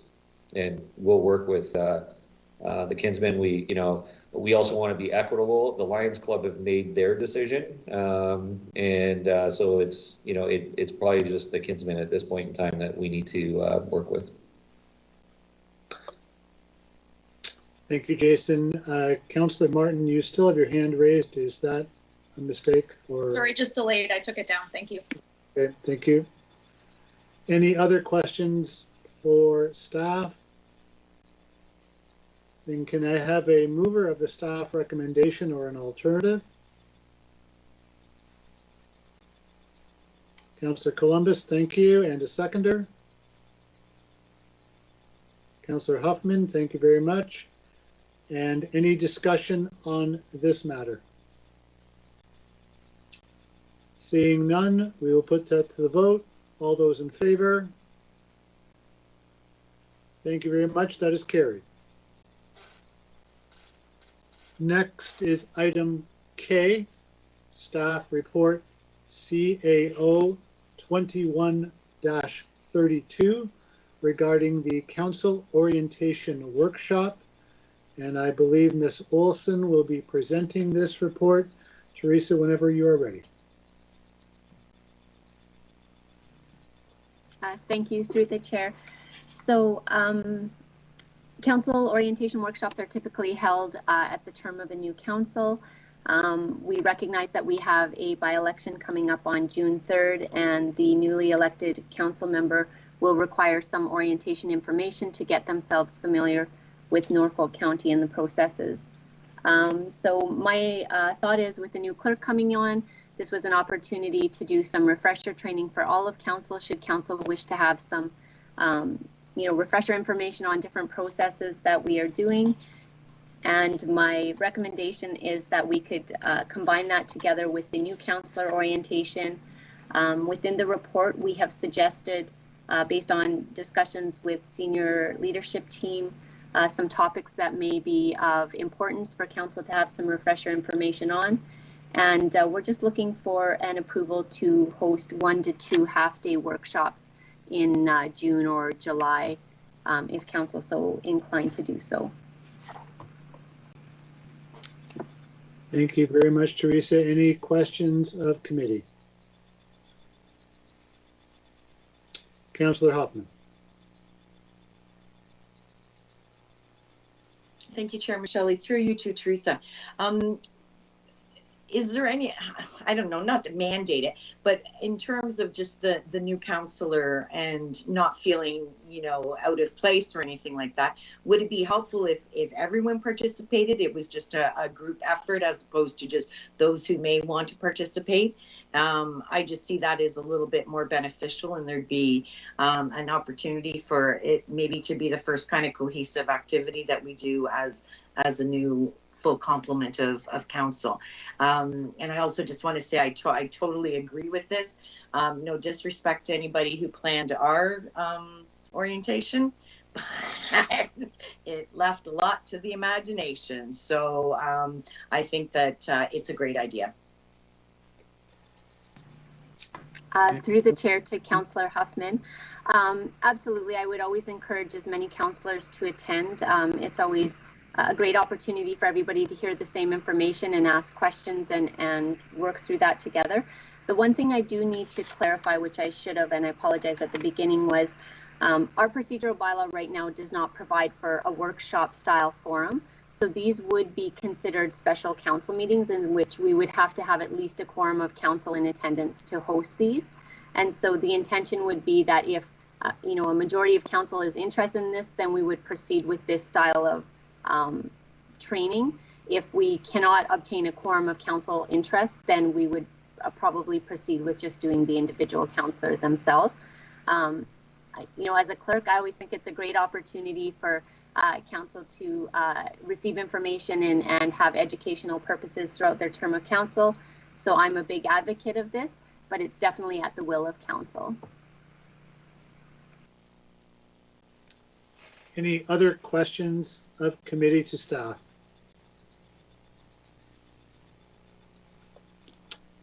Councillor Columbus. Mr. Chair, I thought we were permitted to have educational forum.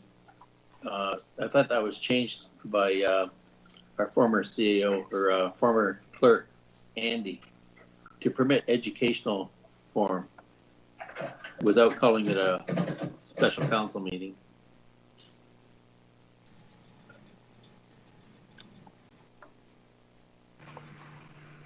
Through the chair, I don't see that provision in this procedural bylaw. Well, I thought I participated in a couple of them, but anyway, maybe it was called something else. Through the chair to assist, the former clerk did make that note, and Ms. Olson can concur. It's a very common clause in many procedural bylaws. And I think it was something that we did, but when Ms. Olson actually did a detailed review of the bylaw, it was not actually in the bylaw. So it's Ms. Olson is tidying up a few of those items as we move through, and sometimes a fresh set of eyes helps out on that front. So you're not mistaken, Councillor Columbus, because I was also informed of the same thing previously, and we're going to tidy that up.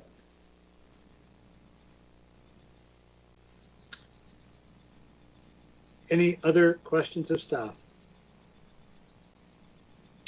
Seeing none, I'm sorry, Councillor Van Passen. Yes, thank you, Mr. Chairman. If we're going to get technical on the rules of procedure, isn't that one of the things you're allowed to go into closed session for is workshops with all of council, right? Is that correct? Through the chair, that is correct. I just, through the chair as well, I see these orientation sessions that we've discussed at our senior leadership team as open sessions. We're providing very everyday activities, processes that are transparent to the municipality. You know, if something came up that we needed to go into closed, absolutely we could consider that. But we do, just like most council orientations at the start of a new term, those are typically open to the public. So I see no reason for these to be any different. And if I could, Mr. Chairman, I think it'd be a good opportunity for a quick little midterm refresher, but also an opportunity. You know, we are going to have a new councillor. There might be certain committees that the new councillor would be willing to sit on rather than just automatically taking over former Councillor Geison's positions. And it might be a good chance to rejig some of the committee appointments at the same time, if that's possible. And you know, create a good environment for whoever the new councillor will be, and try to get them started off as best we can. And I know it never, you know, I never did go to school after high school, but I took a lot of little refreshers at night to keep me up to date on some things, and it never hurts to get a little update on where you are and where you're going. So I'd be more than happy to do a couple of half-day sessions, even if we schedule them in the mornings before one of our regular meetings in the afternoon. So you're blocking out a day rather than breaking up the week. I think that would be a good suggestion.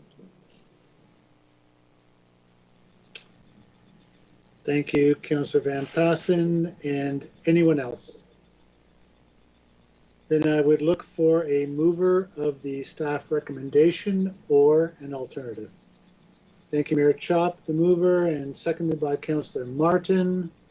Any discussion on this motion? Then we'll put that to the vote. All those in favor? And that is carried unanimously. Thank you very much. And we'll move on to item L, the staff report CAO 21 regarding the Integrity Commissioner and possible conflict of interest. And Ms. Olson, I believe you are going to give us that one as well, whenever you're ready. Through the chair. So this is being brought back from our last meeting. And I have met with the county solicitor, and we discussed the matter. It is all outlined in the report.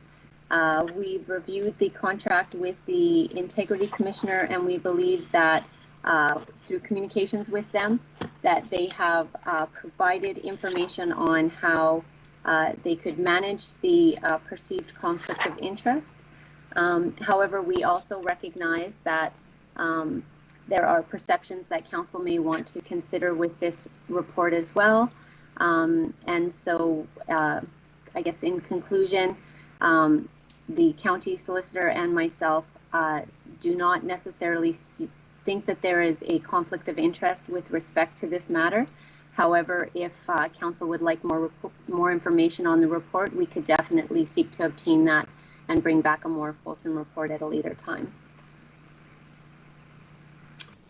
Any questions of staff? Just to augment there, the county solicitor has posed a number of questions to the integrity commissioner with regards to the actual operational implications of this. When I reviewed the report, I asked some more questions, and if you look in the conclusion of the report, it does say that staff cannot fully conclude on this matter as they're seeking some greater clarification on the procedures proposed by the IC. You know, there are a number of potential conflicts that would the IC's strategy to avoid a perception of conflict interest is to outsource the IC role to another party outside the firm. And then my question on a practical matter was, what are the situations that would be outsourced?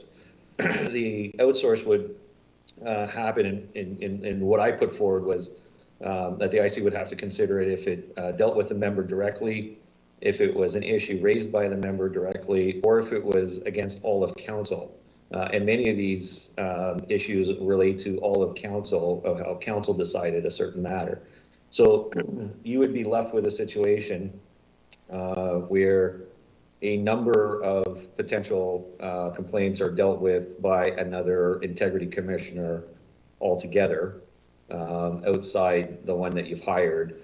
And then there's some practical terms around how do you know that both have similar methods and treatments and processes, who gets to pick, you know, the other integrity commissioner, how does this wrap up into the integrity commissioner's annual report? Those are things that staff are going to investigate a little bit further, and that's what's part of that conclusion there going forward.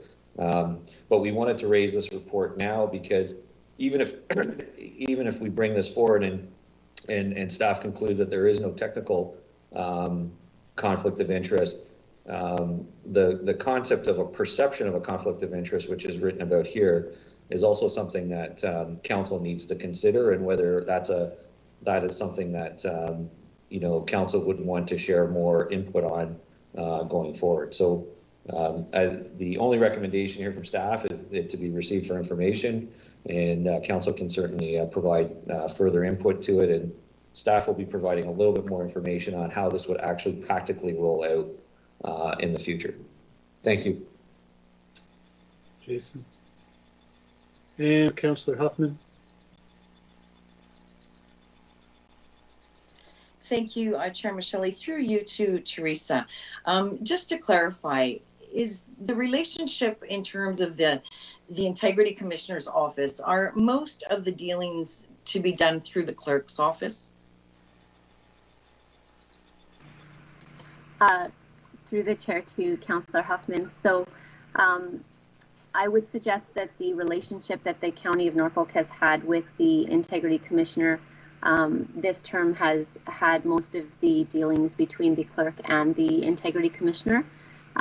Every municipality I've worked at has had perhaps different arrangements. It depends on how they set up that contract. But I would suggest that this term of council, that's how it has been working with this Integrity Commission. Okay, thank you. And I would just like to add that this perceived conflict of interest is perceived only in the minds of some. In regards to Ms. Jane Pepino, that we would be questioning her personal and professional integrity and ethics, that she would have absolutely nothing better to do than to delve into the municipal matters of another partner's caseload. It's preposterous to me, and it's embarrassing, and to me it's been childish and unprofessional, and I think it's time that we moved on and we got our ducks in a row and started acting a little bit more professionally, and we move on from this endeavor.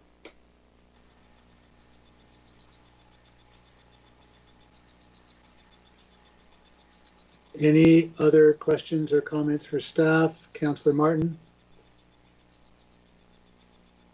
Thank you, Mr. Chair. So, as Norfolk County knows through media coverage and my colleagues through conversations, this, is surrounding me, and I haven't declared a conflict on it because there is no conflict as far as I'm concerned. However, when I read this report here, and I just heard Teresa's comments, it says, does not necessarily see conflict of interest.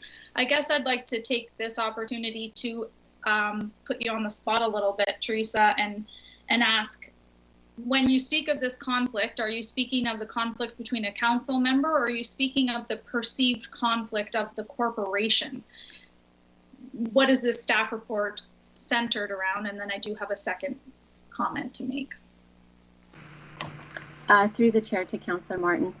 When I talk about perceived conflict, I talk about perceived conflict of the Integrity Commissioner and the Integrity Commissioner's relationship with the Council of Norfolk County.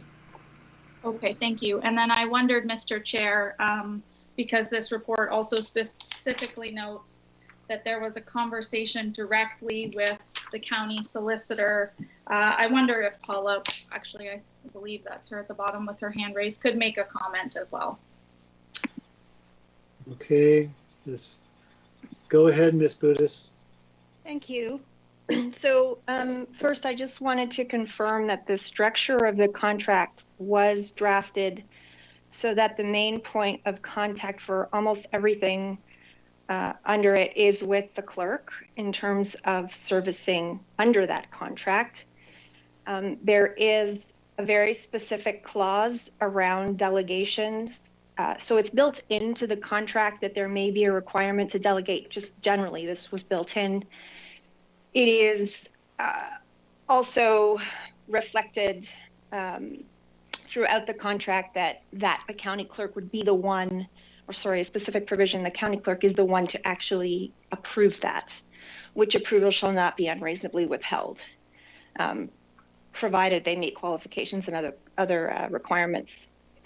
So we are established that way, just to make sure that there's a clear understanding of what the conflict actually says. My initial conversation with the commissioner occurred when I was in the middle of a hearing, and so I apologize that I didn't actually have a chance to speak to anybody about it before it wound up going to, I think it was a committee and council meeting, but Ms. Olson was made aware, and then the CAO was made aware. So basically, I got a phone call indicating that recent knowledge of this issue between a councillor and a first cousin, and how his proposal was managed in the usual way that conflicts would be managed, which is through the delegation. And I didn't really delve into it a whole lot more after that.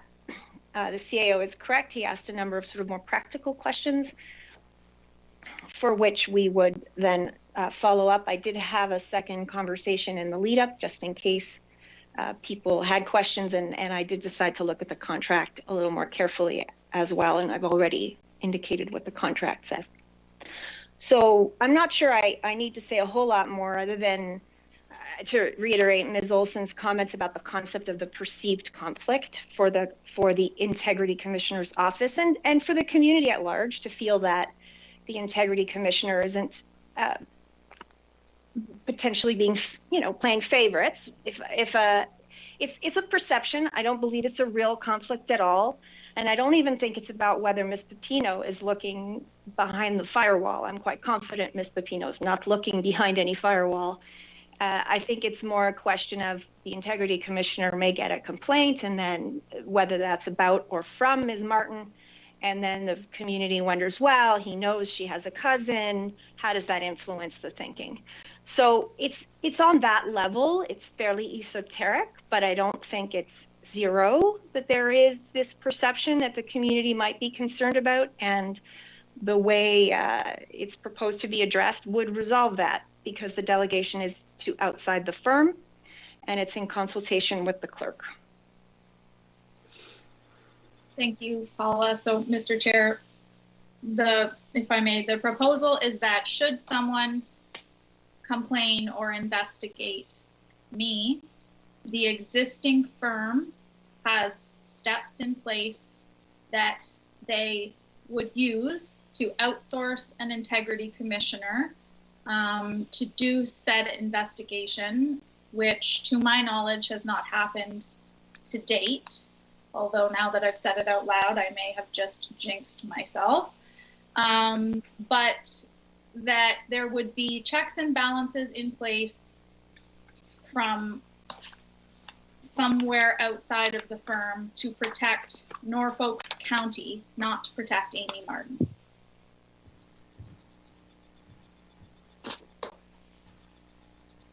That was to you, Paula. Is that an Oh, I wasn't sure if you were actually asking me a question or making a comment. Okay, so it's, as I understand I'm it, saying that because I believe you just said at the end of your statement, the steps in place are suitable. So from my perspective, I think they will manage any perceived conflict simply because the perceived conflict relates to the idea that a person investigating within Ardent Barreless, might be influenced by the idea that a partner is a relation to you. And so if it leaves the firm, then that can't possibly be the case. So that's dealt with. And then the CAO asks some practical questions about, well, how often might this occur? Or what does it mean for the perspective of drafting the annual report and some things like that? And I think that we can do a little more investigation around those, what I'll call finer points. But in terms of the big picture question of how to resolve the perceived conflict, the solution was sort of already built into the contract, if you know what I mean. The concept is built into the contract. Legislatively, it is a right of the commissioner to delegate as well. So this has to be, because it will never be, maybe not never, but you can expect in the life of a retainer for an commissioner, or in the context of the world at large, conflicts arise, and we have to have a system sort of baked into the process already to deal with those. Okay, thank you.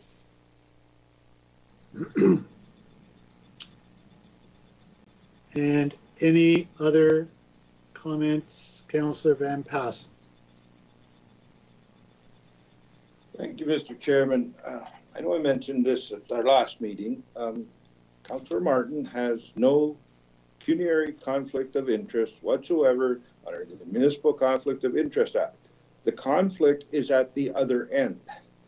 And I think from the bits and pieces I've read, the Law Society of Upper Canada, or Law Society of Ontario nowadays, they have standards in place to protect their members, to make sure there is no conflict within the firm, and there's firewall can be put in place, and they have a system to make sure that they protect their members. But what we've also learned is when a person is acting as the integrity commissioner, they are an integrity commissioner. They are not a lawyer, so they are not bound by the rules of the Law Society of Upper Canada any longer when they're acting as an integrity commissioner. I have some questions about the perception of whether that firm can provide, completely unbiased services, knowing all the conditions that we know now. And since staff are still working on some of the finer points of the proposal that did come from Ardent Barreless, I would ask that I would move that this report be deferred until such time as staff can bring back the finer points of that details of that firewall situation.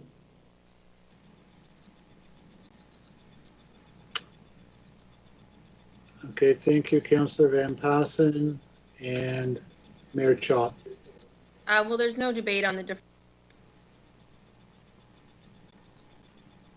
You've muted yourself, Mayor Chop.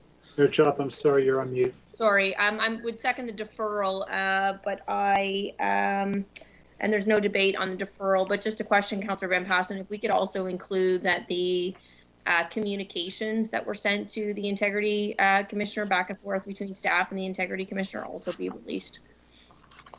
Well, I think that I was going to question that on the next report. I think there's some bits and pieces that go together with that one as well. So, And I think a deferral is a deferral, right? So, the rest of the details, I think, fit better with the next report on the agenda. So, Councillor Van Passen, with your indulgence, I believe that our CAO was trying to weigh in on this, so I'll let him make a comment if that's all right. My comment was to provide some additional commentary to Ms. Martin's question, but if it's at a deferral stage, I will have the chair deal with that. Thank you very much, Mr. Burgess. So we have a motion for deferral, and I believe that we do not need a seconder for that. We have a seconder. A seconder is required. Mayor Chop is the seconder. And then we will, there will be no debate, so we will put that to the vote. All those in favor?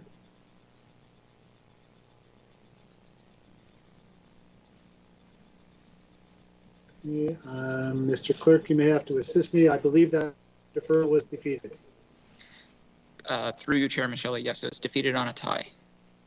Thank you.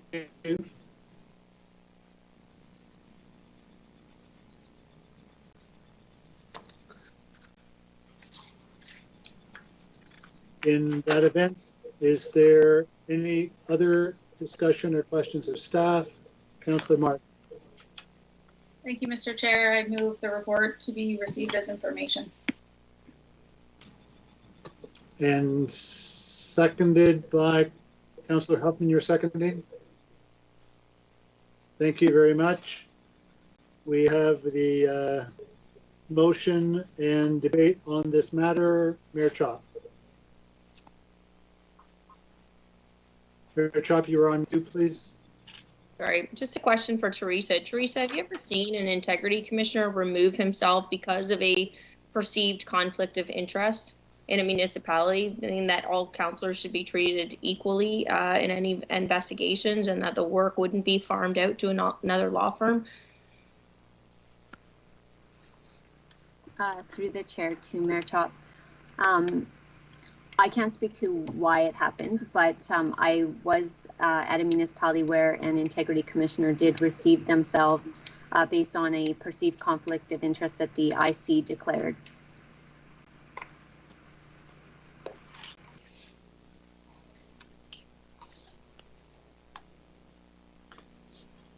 Thank you. Any other debate? Councillor Van Passen. yes, thank you, Mr. Chairman. Just as a follow-up to that, because I know I asked this question, the last report we got from the Integrity Commissioner was not from Mr. Mascaron, it was from another lawyer in the law firm. And I asked the question of the clerk at the time of who is our Integrity Commissioner? And it is not John Mascaron, according to the contract. It is the law firm of Airden Bearless. So who gets to delegate? They can just pick any lawyer to act as our integrity commissioner on any particular case, or is it just one person? When I read our bylaw, the only time that the integrity commissioner gets to recuse himself if it involves a case of a councillor that he has already given advice to on the same issue. And, you know, maybe I got to go reread it again because it's been a while since I read it. But, you know, if I were to phone our integrity commissioner, because we hired him for two things. It's to give advice on how to avoid potential conflicts of interest. That's the one thing that we're hired him for, and that's one thing we should pay him for. The other thing is to investigate complaints. There is only one way to make a complaint, and that is through the formal process of handing the form to the clerk. The clerk sends it to him without comment. You know, I still don't know why we're being billed for informal complaints. I don't know why we're being billed for media advisories. I don't know why we're being billed for informal advice to the public when we didn't hire him for any of those things, and we shouldn't be paying for anything, but I digress. So who is actually our integrity commissioner? Is it the firm or is it an individual? And if it's the firm, then we got a bigger problem with potential conflict of interest. If it's the individual, then he's already broken the rules a third time by delegating the job for no reason other than he didn't want to do it. So if somebody could explain that to me, I would like to have some answers on those things. Committee Member Van Passen, I believe I will turn that question over to the exact person who we should ask, our solicitor. Thank you, through you, Mr. Chair. So the Aaron Barrellis is the appointed Integrity Commissioner. The lead is identified as Mr. Mascarin, and within the contract, there is a permission to internally assign others. But the firm is the appointed Integrity Commissioner. So for the purposes of delegating out, to avoid the perceived conflict, it would have to leave the firm. The process is described in a clause in our contract you're correct, the process is a complaint comes about a person, a counselor, or the counselor makes a complaint, or the counselor seeks guidance. The commissioner, our lead commissioner within Aaron Barrellis, our lead person within Aaron Barrellis would take that and say, here is the thing we talked about with a perceived conflict, and I am now going to kick it back to the clerk and say, clerk, here is how I propose, here are some options for you to consider. Clerk would then consider those, and we have to consent to who that choice is. So the contract establishes our right of approval around the external choice, and that is how the contract is written. I can't answer the rest of your questions, though, Councillor Van Passen, around other issues that you may have had concerns about and why those we were being billed for.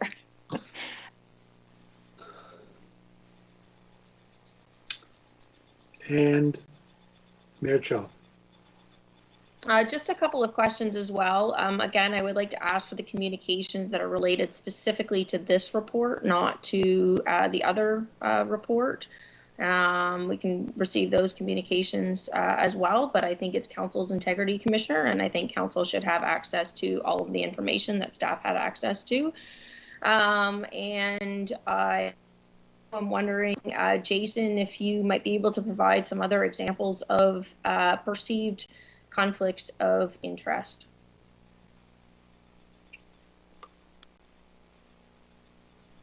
Apparently, I'm the center of attention for perceived conflicts of interest. There are some, sorry for the joke. The challenge with perceived conflicts of interest, as Councillor Huffman says, it's who's perceiving it, right? It's not necessarily the councillor or council. It can be the individual citizen that's there. But there's also a concept I would encourage the councillors to take a look at, and we can provide a link to an AMO video that Ms. Olson showed me, and the person who was in the video was one of the ones we contacted for the next report for some comment. But you can see even there there's a concept of independence of mind or for the Integrity Commissioner, and this Integrity Commissioner makes a comment that if she's investigated somebody a few times, she removes herself from another investigation because she does not believe that she is of fair mind at that point in time. And those are the issues why you build in, from Eric Barrellis's point of view, frankly, and probably correctly, what they did was they said, listen, we have a roster of people here that we could potentially deal with. But now in this situation, frankly, because as Councillor Van Passen has said, now you have the whole firm is conflicted out. Now you have to go to an outside member of the firm. So, I don't know which file she removed herself on. Guy Gilarmo removed himself from a file on a perceived conflict of interest. There's been a few other ones where on particular issues they removed themselves on a perceived conflict of interest, but only for one issue. And then came back. And sometimes it's because, the complaint relates to a client that they may have in their firm, and therefore they're conflicted out. So there are numbers of examples to that. That's there. The challenge with the perception all the time is whose level of standard are you looking at? And everyone might have a different view of that level of standard. Mayor Chop. Just one other question. Is there anyone to ensure the integrity of the integrity commissioner? When you talk about a perceived conflict, like you said, it's not a lawyer. It's not that any one of us as clients of that lawyer get to determine whether or not we are comfortable with a given situation or a given, representative. And so it's all of council, which is, I think, why in the case of the Brampton Integrity Commissioner that recused himself because of a perceived conflict, because he believed that the highest ethical standards had to be maintained and that the mere perception of a conflict, not an actual conflict, was enough to, to motivate him to remove himself because of this particular position and its uniqueness. Again, it's not that it's a client that says, okay, it's no big deal, there's a firewall in place, I'll recuse myself. Again, it's not just about council, it's also about the public's perception. So, for myself, I have challenges with this. Again, not because I believe Councillor Martin has a conflict or that there's any pecuniary interest there. It has nothing to do with a pecuniary interest. It has to do with what is now become a perceived conflict. And again, not on Ms. Martin's part, on the part of the Integrity Commissioner's office. The short answer to your question, and I'll have Ms. Olson and Ms. Budis provide comment, is the only one who has definitive ruling on that would be the courts. There have been a number of court cases on conflict of interest involving government agencies, and there's been judicial reviews also. So they would be the definitive answer to that. I think this is one of the issues that the government is looking at, which is also on the agenda tonight as the province reviews their, province reviews the legislation on this and things that they need to improve on. That might be one of the things, but I believe I listed in the report a number of Supreme Court cases that dealt with this. And what the Supreme Court has consistently said is there's a higher standard if you're in government on conflict of interest, that the private sector does not, standard does not apply. And they're very consistent on the fact that if you're in government or working in the public interest, that the perception is almost as important as the actual conflict of interest. But that's the only one who would rule on it. The Ombudsman of Ontario has some, may have some input on that, but they're a much more limited scope and they don't have a binding resolution, unlike the court system does. I don't know if Ms. Budis wants to comment on that, or Ms. Olson. Ken, thank you. Through you, Mr. Chairman. So there were a couple of cases that I looked at. I can't say I'm familiar with all of the case law by any means. The case law, so none of the cases I looked at were even remotely close to this fact scenario. One of them dealt with a criminal code offense and the idea of corruption in government, and the other one was to do with a federal employee who was getting very critical of his employer in very public ways. So the context for the discussion was that kind of thing, and it was actually about the conduct of the employee and how it's important for the employees of government to be completely free of this concept of perceived conflicts and an inability to appear impartial in their work. That is just the big picture concepts. What I will say here is that certainly amongst staff and without any prompting at all, the Integrity Commissioner was very alive to the issue of perceived conflict. It wasn't that we had to drag anything out of their office to get them to say, look, we appreciate this may have implications in the public eye, and here's what our proposal is. Our contract sets it up so that we decide if there is a conflict, and if there is a conflict, our next step is we have to offer up an opportunity to manage it, and if we are unsatisfied with the way that can be managed, then at that point you're free to say, well, maybe this is the right time to part ways. And at this moment we have a proposal around the perceived conflict, and a discussion will ultimately, I guess, come back to council for its final decision. And Mayor Chop. Here's my issue. I think that all by an integrity commissioner, especially we've had such a unique relationship with this integrity commissioner that has consistently attacked council, alleging ethical violations and so on. And I've yet to see what has been an ethical breach on behalf of council. I'm not even sure that ripping a piece of paper qualifies as a breach of ethics. It was that I had broken decorum in his view.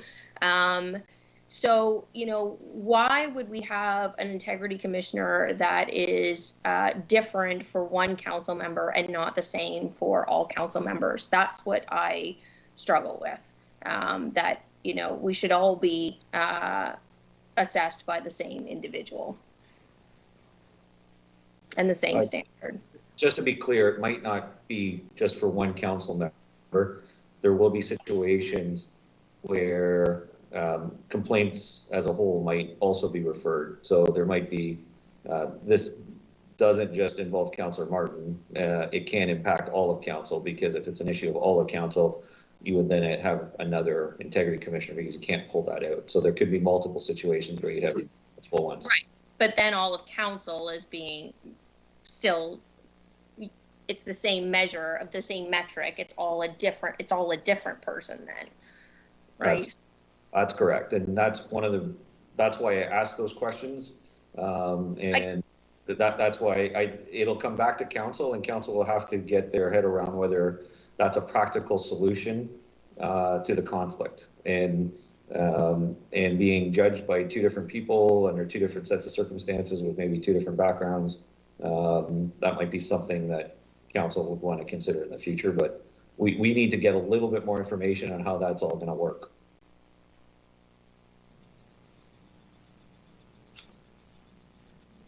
Any other questions for staff? Councillor Columbus. Thanks, Mr. Chair. If a perceived conflict right now rests in the camp of Airden Barreless to Paula, is there any breach of the contract right at this point with Norfolk County? Has the contract been breached by Airden Barreless? No. And the declaration of a conflict doesn't itself constitute a breach either. What constitutes a potential breach, or not even a breach, but grounds to terminate, is if there's a conflict which cannot be managed and the council determines it cannot be managed, and at that point the council can decide if they want to end a contract.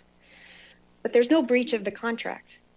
I simply take it back to this idea that we live in a world full of conflicts, and we have entire legislative schemes and codes of conduct that allow us to manage these.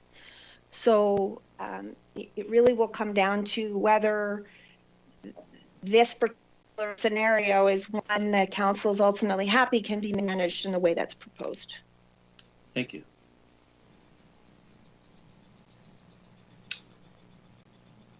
Any other questions for staff? Mayor Chop. For myself, I guess, I am not happy in the way that this can be managed, and I do think that we should have one integrity commissioner for all of council. And I'm also, Councillor Taylor and Councillor Martin, derogatory comments that were made by the integrity commissioner to a mayor of another municipality when he approached us at Roma. The mayor from Grimsby, when we were standing at the top of the staircase, and he had. Councillor Taylor, I don't know if you're frozen or.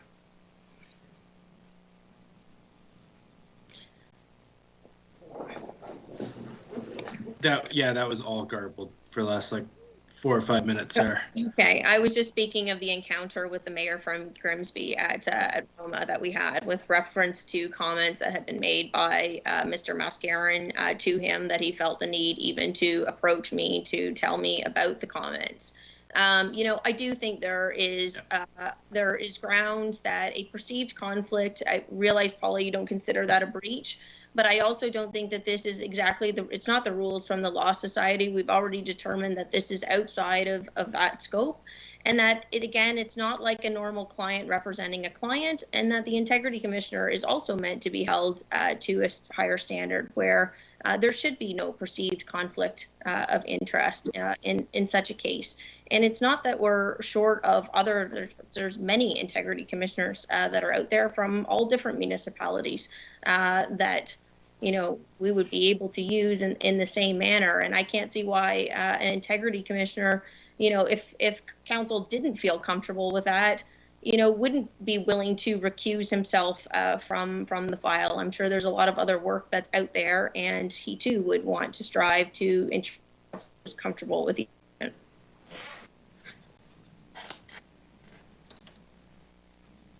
And Councillor Martin. Thanks, Mr. Chair. Through you to all of council. I guess we'll wait for additional findings and questions to be answered, but that's what I'm hearing, besides the fact that Mayor Chop, you don't like that one council member would have a different integrity commissioner, but I am hearing that he would step away and allow a separate person to come in.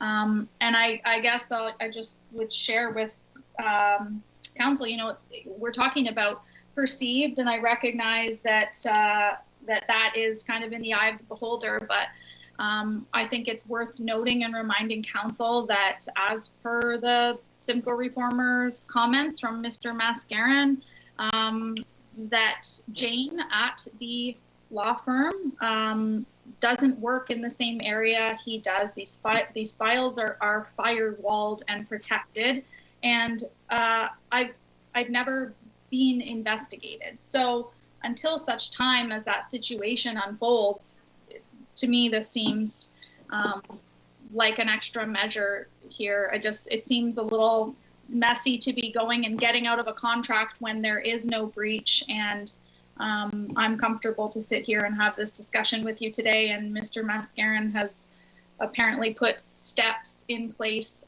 for should a problem arise.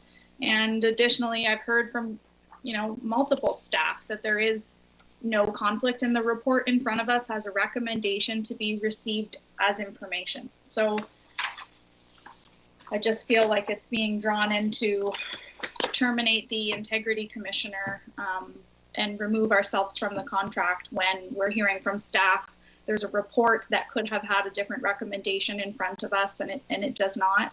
And the person in question at the law firm is in a separate area of law. So those are my comments, and thank you. Thank you. For the record, Ms. Pepino is in the municipal law practice. She's not in the same area as... She's in the municipal law practice. She may not be an integrity commissioner. She's in the municipal law practice. As per Mr. Mascaron's comments, the files are protected. She does not have anything to do, nor has she had anything to do with Norfolk County. Those are his comments directly in the Simcoe Reformer. And I just want to level set for council. Staff isn't, I'm going to tell you this now, just to be clear, because this relates to a perception of conflict of interest and how the average citizen or the average person who's going through this process or a counselor who's being judged by this, staff is not going to make a clear recommendation on this issue because staff can make, staff are very comfortable saying, listen, there is no conflict of interest according to the rules.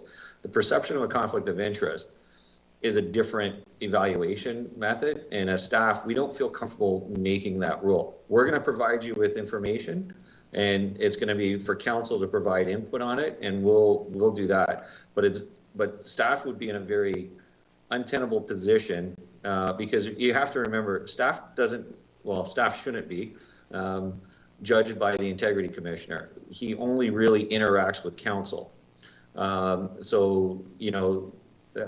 Staff's not going to come with another report that says, do this. That's not going to happen. It's going to be a decision of council, just to be clear, just so that no one's hoping for a report that staff's going to clean this up. We'll provide you with the information, and it's going to be for council to decide whether the conflict is workable or not workable to the satisfaction of those who are being judged, which frankly is everyone sitting around the table. You're the ones being judged. Councillor Martin. Thank you, Mr. Chair. I agree with that. you know, I think from the reason why there's a staff report in front of us is because of the conflict with the corporation at large. I don't anticipate that staff is going to write a report about one particular council member. Otherwise, the bar would be pretty high for conflicts and council members declaring things around the table. But I think if we get some information from Mascarin, which I'm understanding Paula may have, as to the checks and balances that would be put in place, should I be investigated, then that may help council make a decision. And that's all I meant by those comments, Mr. Burgess. I wasn't intending staff to have a recommendation.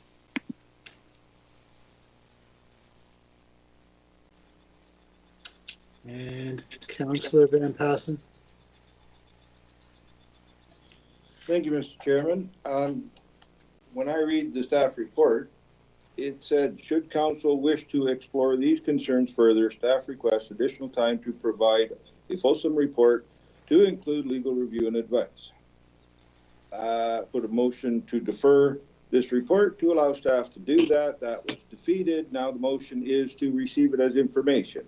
But I keep hearing talk about, well, then staff will carry on looking for that, all those details and come back to us. Once we receive this as information, it is done.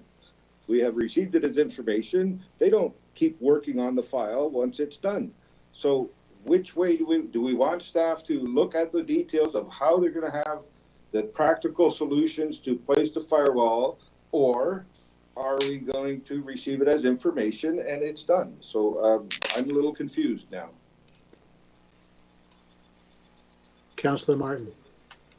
I think Paula has that information. That's what I gathered she was talking about earlier, the steps that she was made aware of. Through the chair, if I can assist Councillor Van Passen, my understanding is that after this report is received, it was the intention of staff to come forward with another report, whether or not I guess you direct us to. And tonight's report wasn't intended for a decision. It was only intended for information.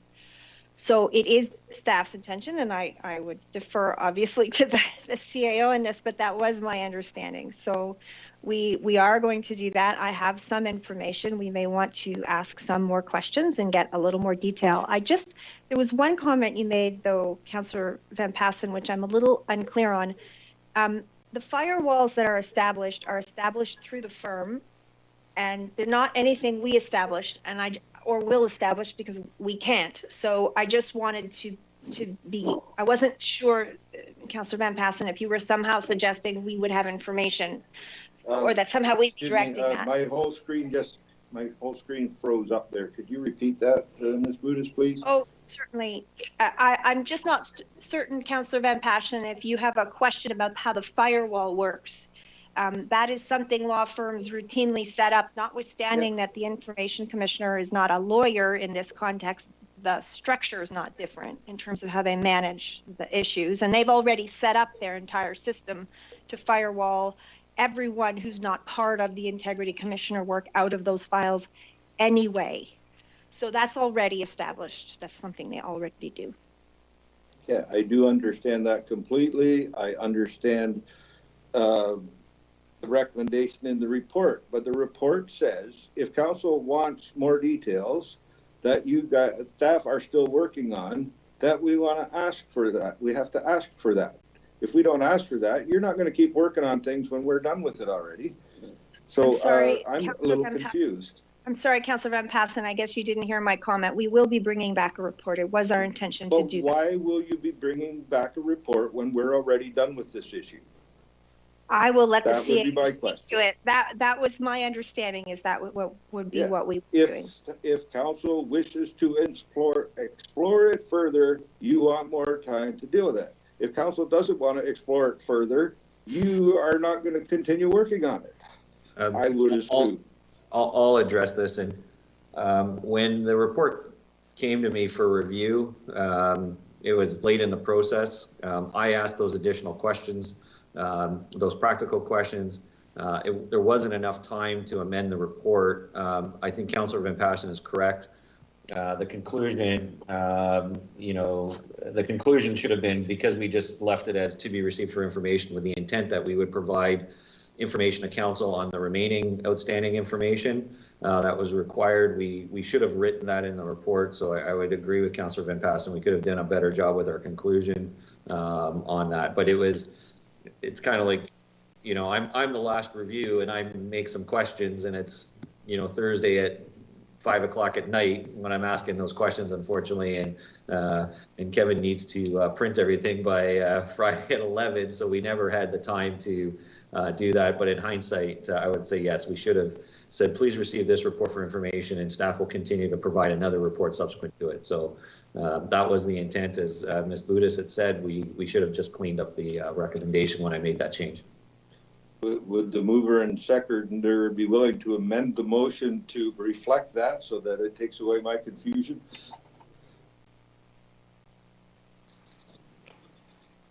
I'd like to hear what Ms. Olson has to say first, if you don't mind. Okay.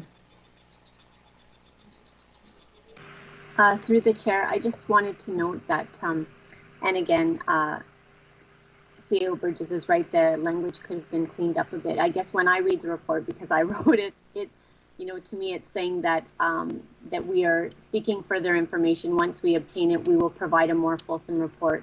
And the part about council is that we're saying if there's any additional information that council would like in that report, to direct the CAO to obtain it. So I guess when I read it, I see that we are bringing a more fulsome report forward. However, if there's additional information council wants to see, other than what Paula and I have discussed today, that would be included in that report coming forward.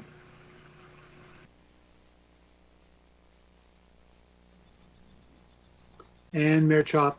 Just the chain of emails that support the communications with the Integrity Commissioner.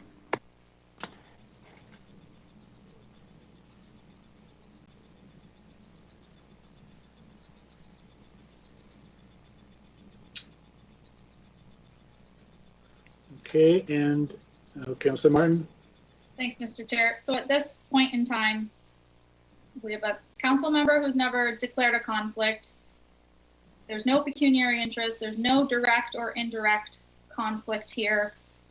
We're going to get information to come back to council to determine whether or not there's a perceived conflict, and then probably get a legal opinion from our lawyer to determine whether or not we should carry on with Mr. Mascarin / Arden Burles as our firm, despite the fact she's told us that there's no breach of contract.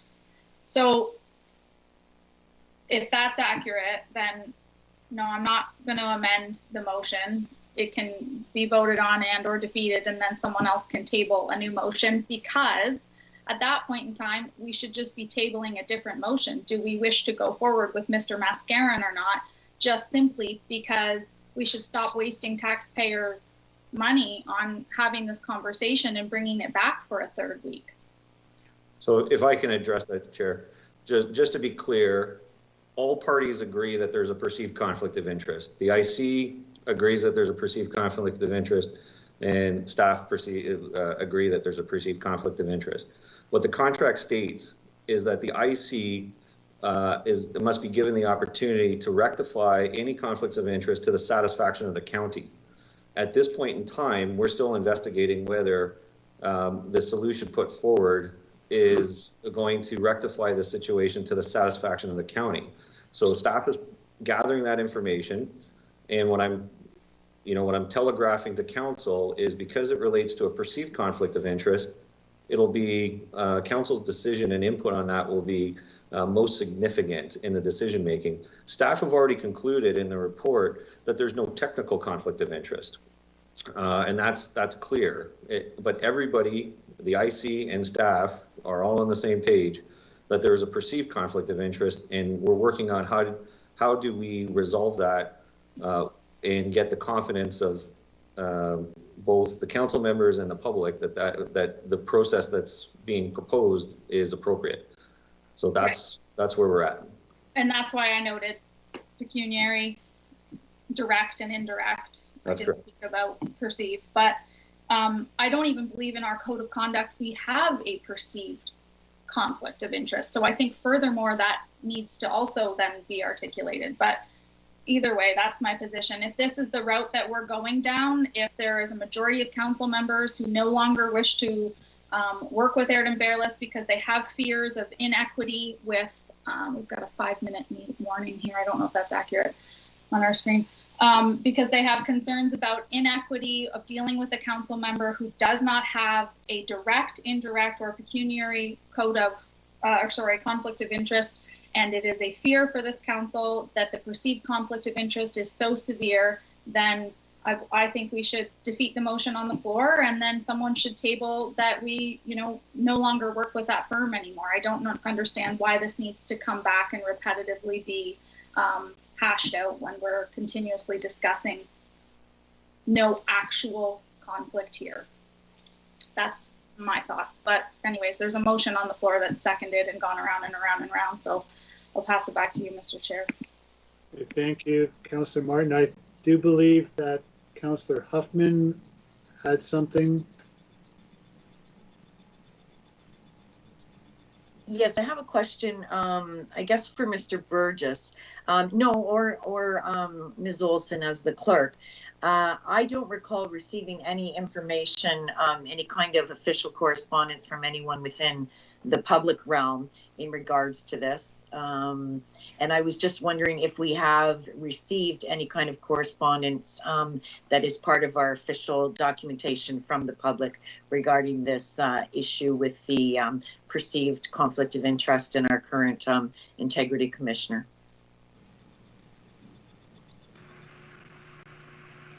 Through the chair to Councillor Huffman, the clerk's office has not received any further information with accepting the communication with the integrity commissioner.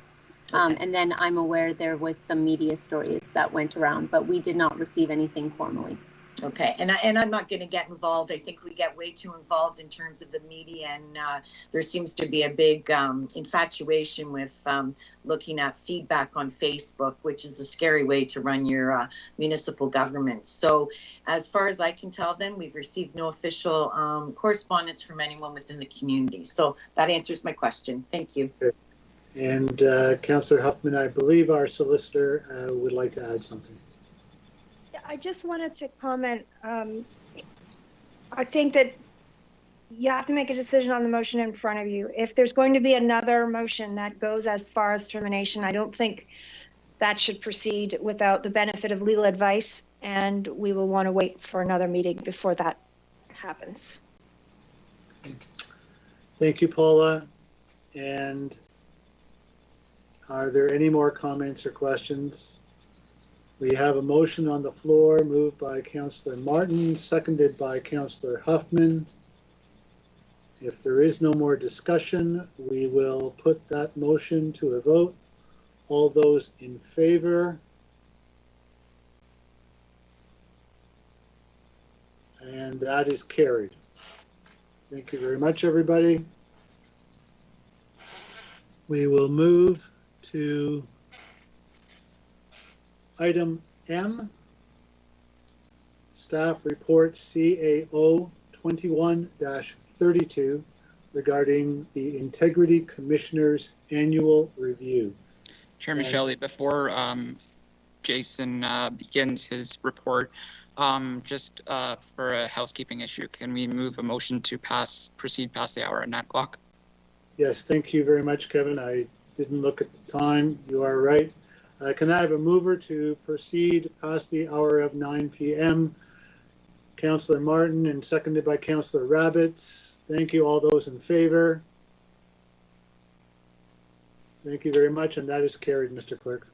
You need all votes for that one, Councillor Michelle. I don't know that Councillor Hoffman put her hand up. Oh, I'm sorry. I think that she did. It just her fingers sticking above, like about this much. Councillor Huffman, you were voting in the affirmative. Thank you. That's too bad. Yes, Madam Mayor, I understand what you're saying.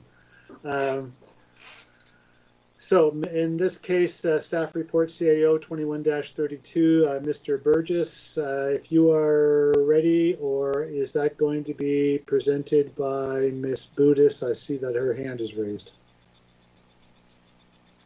No, I'll be presenting. I think Ms. Budis might have had that up from before. Okay. But I will make this quick since we're passing a motion to extend hours. This report was a direction from May 19th of 2020. So the staff member does apologize to council for the delay. Part of the reason for the delay, in full transparency, was that the IC had made a finding against myself, and therefore I removed myself from this process at the time and delegated this to the clerk, to the former clerk, not to Ms. Olson. Anyways, based upon the investigation of both the clerk and myself as I walked through the process as an individual, that's how I found the ruling from the Law Society, which I provided back to the Integrity Commissioner, so that he can then conclude that, okay, well, actually the Law Society doesn't work. So we had made some findings through this process. The nature of the motion was driven because Chair Shelley at the time had deep concerns about some of the conclusions that the Integrity Commissioner was making in their annual report. Some of those, the most glaring one was that council was willing to overlook ethical standards. And this was based upon an annual report that had essentially 7 complaints in it, 2 of which were on the same issue, and the other 5 were discarded out of hand by the Integrity Commissioner. So Councillor Michelle had wondered, how he can make such a conclusion like that. Councillor Van Passen had raised a number of issues. If you roll forward to the 2020 report, Councillor Rabbits even stood up and said, he wanted to make his recommendation that, even though he's making these claims against all of council acting unethically, how can the IC make these conclusions?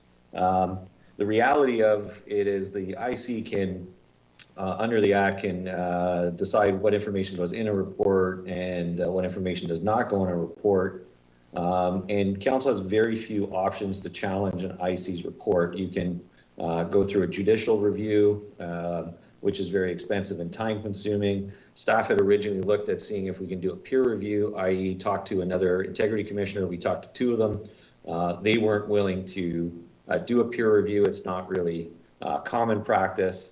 When we reached out to other staff and other clerks in other municipalities, generally the advice is, just take whatever it is, hang low, never question it, and let it blow by.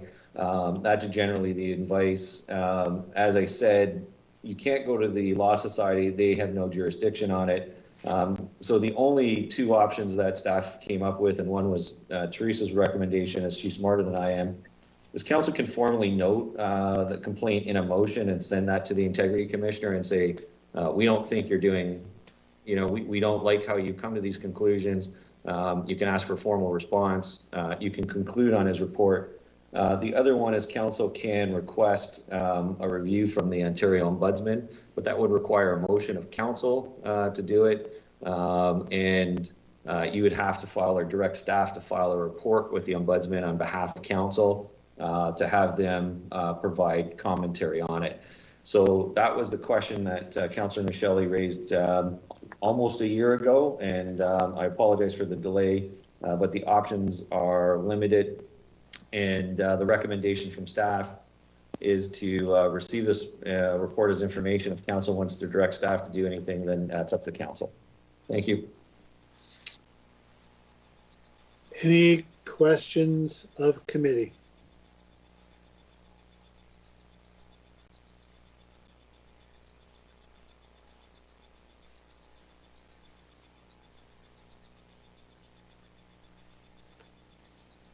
I don't see, I have Councillor Van Passen.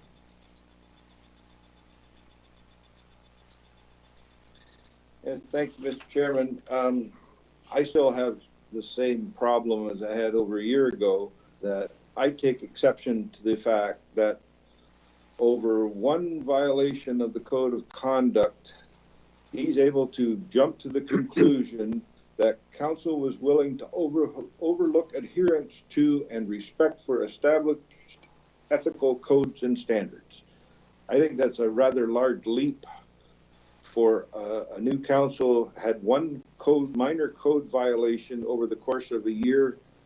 And I think that it goes beyond the standards of what would be reasonable to draw a conclusion. And, you know, quite honestly, I take it personally that somebody would be accusing me of being unethical in any way, shape, or form over an incident that involved this council. And I would ask that council seriously consider requesting a review by the Ombudsman's office, because you know, this was over a year ago. I'm trying to, you know, isolate it to the first report. The second report makes even makes a larger leap on even less evidence, and makes the same type of accusations about the ethics of the individual members of this council and of this council collectively. But you know, I am trying to deal with just the first report, even though we're behind schedule. So I don't know. I'd have to ask the clerk. You know, would that be in the form of a motion to request a review by the Ontario Ombudsman's Office of the merit of this report?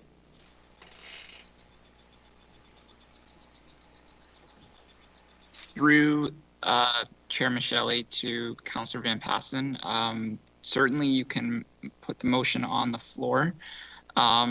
I am grateful that I have Teresa here today to correct me if I'm wrong, but I would see no issues with that.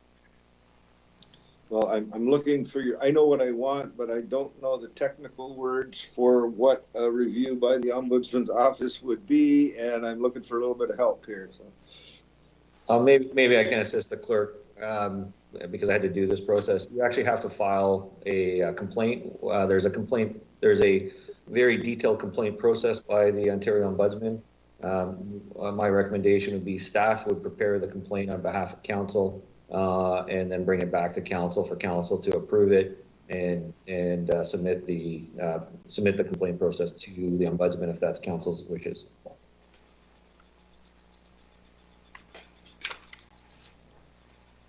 Well, if the deputy clerk can capture that, I would like to move that as a motion, Mr. Chairman.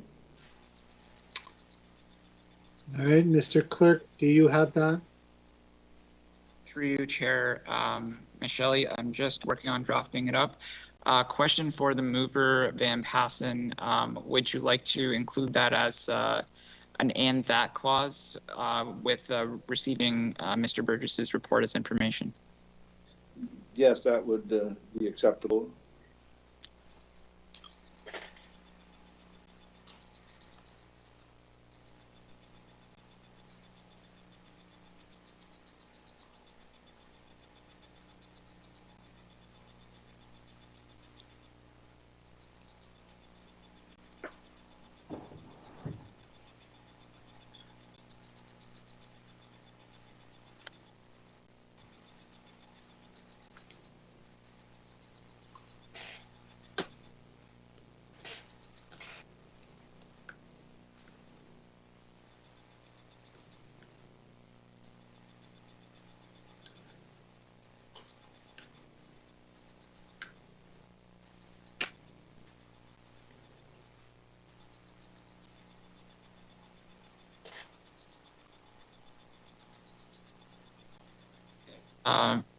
For your review, Committee Member Van Passen, that staff report CAO 2133 regarding the Integrity Commissioner annual review be received as information, and that staff prepare a review to the Office for Council regarding Integrity Commissioner services at Norfolk County.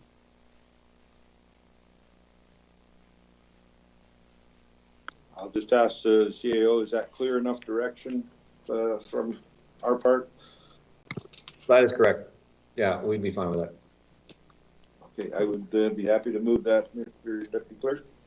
That motion has been moved. Do I have a seconder for that motion?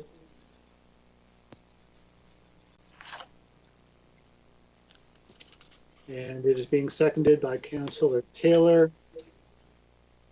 And is there any discussion or debate? Councillor Columbus. Yes, can you repeat that? I didn't hear the second part there of that. What was added, Kevin? Certainly, through you, Chair Michele, to Committee Member Columbus, and that staff prepare a review to the Ombudsman Office for Council regarding Integrity Commissioner services at Norfolk County. Thank you. Any further discussion or question? Councillor Taylor. Thinking we might need some legal advice when that comes back as well about how, again, perceived conflicts of interest if we've launched an ombudsman's report against our integrity commissioner in the firm. Going forward, if there's any case law out there of, well, there's more so a vindictive aspect to that going forward and whatnot, but actually see Paula's hand is up, so I don't know if that's a comment she was looking to make at this point. I believe her hand is down now, Councillor Taylor. It is. I'm sorry, there might be some kind of lag. So I'm not in a position to specifically answer that particular question, but I do think it's important that council understand the nature of this review. And I've only just looked it up myself, which is solely about procedural fairness, as I gather. So it wouldn't be a comment on the finding and the appropriateness of findings or comments. It would be simply about whether the commissioner followed an appropriate process in arriving at whatever his ultimate conclusions were. So I think you might want to know that in terms of just how far the ombudsman can go. Whether it is a perception of vindictiveness is a whole other question, and that's not really for me, I think, to comment on. And go ahead, Councillor Taylor. In that case, given this, would you like some time to prepare a statement on this particular motion, or can you bring that legal opinion back after we voted on this, with staff bringing that report back? So through the chair, I don't think I have a legal opinion to provide you on the question of vindictiveness. The only legal advice I'm providing, which frankly I haven't looked at the legislation, but according to the Ombudsman's own website, it's solely a procedural process review. So I'm simply noting that in the event that this doesn't really achieve what maybe some council members are interested in. Councillor Columbus, your hand is raised. Is that a mistake? It's not raised on my screen. Sorry. Okay, thank you. I'll play with it here. No, it's okay. It's off now. Councillor Martin.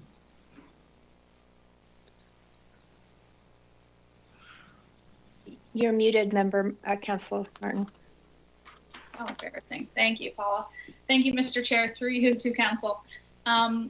I know we're not always happy with the integrity commissioner, but this council has stripped his authority to implement any, disciplinary action on council without our say-so. So at the end of the day, there are findings in a report and a piece of paper. And I just struggle to see how anything other than commenting on it with our own 2 cents, receiving it as information and moving on is the best strategy right now. This feels a little small to me, given that he has no authority to implement discipline on us. Yes, he can write an unfavorable report, but that happens to us every day of the week in the media. So the fact that we would spend staff time going and drafting a complaint to the Ombudsman's office and money and resources, which could, to Councillor Taylor's point, potentially put us in a perceived conflict of interest with that office when we've just spent however many minutes talking about that on the prior report, trying to avoid it. It just seems like a bad use of time and energy to me when we have the ability to receive his reports, his comments as information, and have the final say as council. Say that we disagree with it and move on. I also think that we just got our reports back from the Ombudsman, I believe from the 2019 budget, and I think that took us, I don't know, staff will know better, more than a year. So what are we hoping to achieve by getting our results back in a year from now, when our term is pretty well over, and I would assume so is his contract. I believe he's only on for, I believe, another year after we're finished. I don't support it. I think it's a bad use of resources. We can just send a message after receiving annual reports. We can comment and move on about our day. We only, well, I believe we only have an integrity commissioner because it was mandated. It wasn't something that council brought up. It was something that came to us after we were elected, and the clerk said we had to have it. We've stripped him of all ability to impose any restrictions and discipline on us. So those are findings on a piece of paper from where I'm sitting. Thank you, Councillor Martin. Councillor Huffman.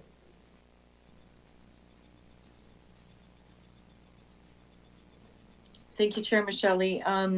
Actually, Councillor Martin took some of the words right out of my mouth. I just feel that this is a petty move on our behalf. Personally, I was not offended by the Integrity Commissioner's report. You read it, you learn from it, you grow from it. If you don't feel that you did anything that deemed this hand slap, then you're good to go. And if you were, then it's a time to grow and take a look at the whole situation. I will not be supporting this motion. Mayor Chop. Jason, is there a cost to filing an ombudsman complaint other than just the staff drafting the piece of paper to send to the ombudsman? That's correct. There's no cost. There's no cost. So we spent $30,000 to investigate our CAO for a perceived conflict of interest, but we're not interested in submitting a complaint, which comes at no cost to the taxpayer, to determine whether or not this man is following proper process, which everyone is entitled under the law to proper due process. There is a view by several council members, including myself, that hasn't been followed to the point, again, I have concerns even about statements that have been made to other individuals and where that's coming from. I mean, that's outside the scope of this. I may be looking to file my own complaint to the Ombudsman, but I can't see why council would not want a review from the Ombudsman that comes at zero cost. Once again, when we spent $30,000 to investigate our CAO for a perceived conflict, and we're just going to say, well, no. If I could respond to that, Mr. Chair. Go ahead, Councillor Martin. I'll make it brief. I guess to that point specifically, Mayor Chop, we don't have the option of taking Mr. Burgess's reports and receiving them as information and moving on about our day the same way we do with the Integrity Commissioner. That's not a great explanation of it, but they're not apples to apples here, these two things. So we have the ability as council to receive the Integrity Commissioner's annual report as information and do nothing with it. If we didn't have the ability to take away his ability to impose discipline on us or restrictions or whatever he finds suitable, that would be a different story. If we were truly at his mercy and didn't believe or become aligned with every recommendation he ever made, I believe that would be a different story. But because we have stripped him of those powers, it's truly just a piece of paper with his findings at the end of the day. I'm not saying that everything in there is agreeable, but we have the option to receive it as information and move on and get back to the business at hand. And it's just not apples to apples with what happened with Mr. Burgess. Thank you. Councillor Van Passen. Thank you, Mr. Chairman. Again, we're talking about things that happened in 2019, and maybe my memory's not as good as it used to be, and I'll concede that, but I keep hearing from Councillor Martin how we have stripped away all the powers from the Integrity Committee. Now, let's review the facts. The facts are the previous council set up the Integrity Commissioner bylaw Under the provincial legislation, the Integrity Commissioner recommends and the council imposes the penalty. Under Norfolk County's bylaw, they granted it the ability to impose penalty to the Integrity Commissioner, and it specifically says he is not allowed to delegate that authority. When we had the incident about a ripped piece of paper, and the Integrity Commissioner presented his report, and he actually uses the words that he delegated the authority to impose penalty to the council. And council did impose the penalty, and the Integrity Commissioner was not happy with the penalty that council imposed, so he came back and applied more penalties. So he's the one who broke the rules, and since he didn't abide by the rules, council didn't strip away his powers, they just took away what he was not using and that no other Integrity Commissioner in the province had. So he is just on par with everyone else. But you're making it sound like, again, that this council has done something nefarious and stripped away the powers, and now he's limited to only writing silly reports that don't mean anything, but they cost us a lot of money. So again, I take exception to the whole concept that he could take one piece of paper ripped and then accuse this council of overlooking, adhering, and having respect to established ethical behavior. I think this council has the highest of ethics. It has the highest standards for behavior and the highest respect for the adherence to all the rules. And I don't know why we can't ask the ombudsman. That's what they do. They have the policies in place to decide whether somebody got a fair hearing, whether the proper, it's not just whether the proper procedures are used, it's whether they applied the proper context to the situation, it's whether they got a fair ruling out of the situation. So I would support sending it to the ombudsman's office for even under the fairness standards for decision making that were provided in the binder. It lays it out pretty clearly that I don't believe this council got a fair ruling from the ombudsman in the 2019 that was included in the 2020 report. That's why I'm asking that it be reviewed by an outside independent third party, and that's what the ombudsman does. So, I'll still move the motion. I will be supporting the motion. So to clarify, I never said there was any nefarious behavior of this council. I just simply said we stripped him of his ability to do that, which is also true. So we took away something special that we gave him that he was not using, and it delegated the use to somebody else. That's fine. So, I'm not arguing that point. So I'm if he's saying, not going to do it anyway, we should through Chair Michelle, please. I'm just going to gently remind that through the chair that their procedural bylaw has speaking rights for each member twice, and we may. It is up to the chair to enforce it, but I'm just reminding that to the committee. And thank you, Kevin. I was just about to ask that when we had the exchange between the councillors. I believe that I think 3 councillors have spoken more than twice, and I'm going to, just because she did have her hand raised earlier, I'm going to let Mayor Chop speak one more time.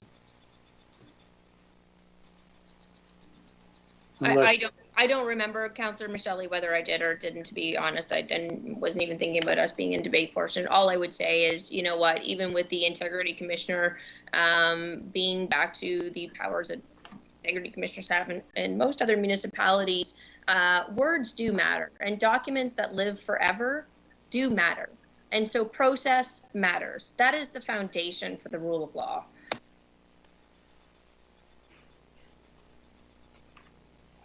Thank you, and I believe that unless there is another councillor who has not spoken to this matter twice, we will end debate and discussion.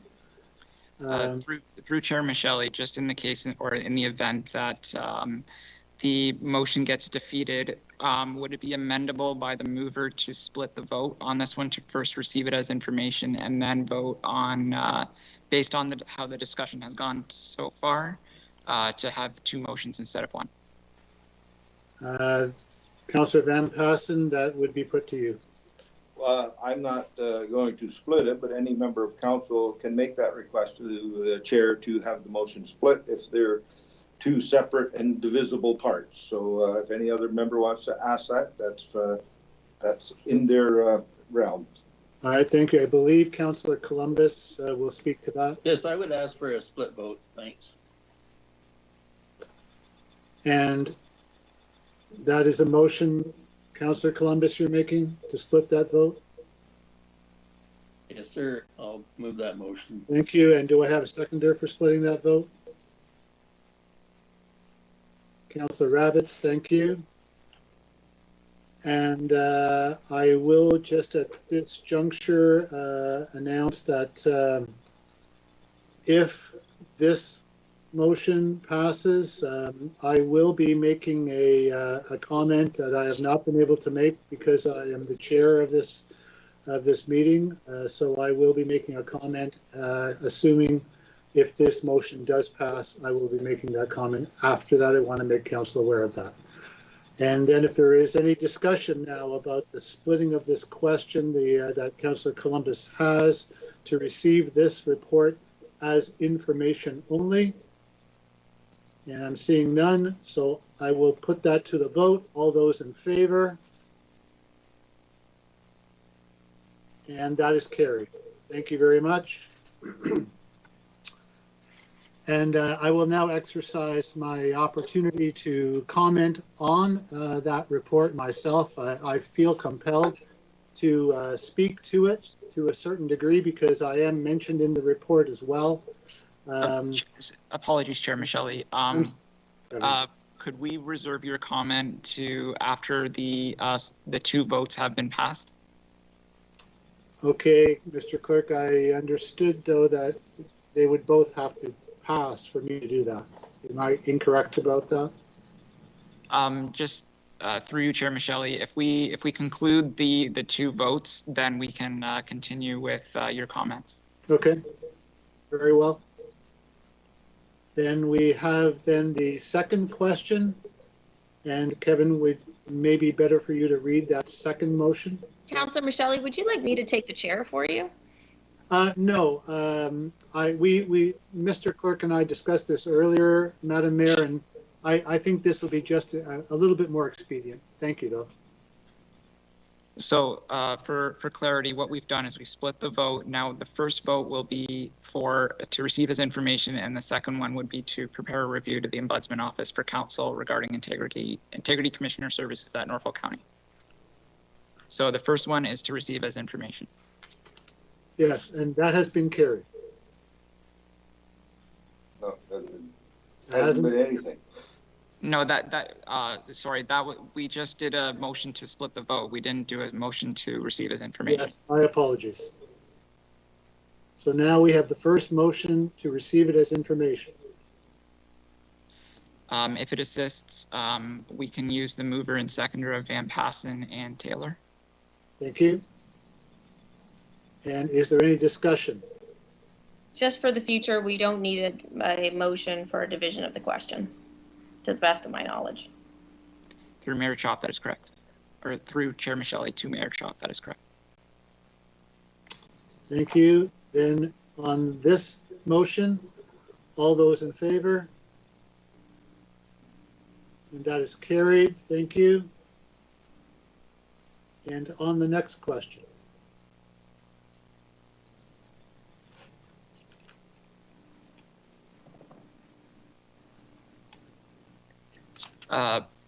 Councillor or Committee Member Van Passen, are you willing to move? And Committee Member Taylor, are you willing to second this one as well? Yes, Mr. Clerk. Okay. Is everyone clear on what they're voting for?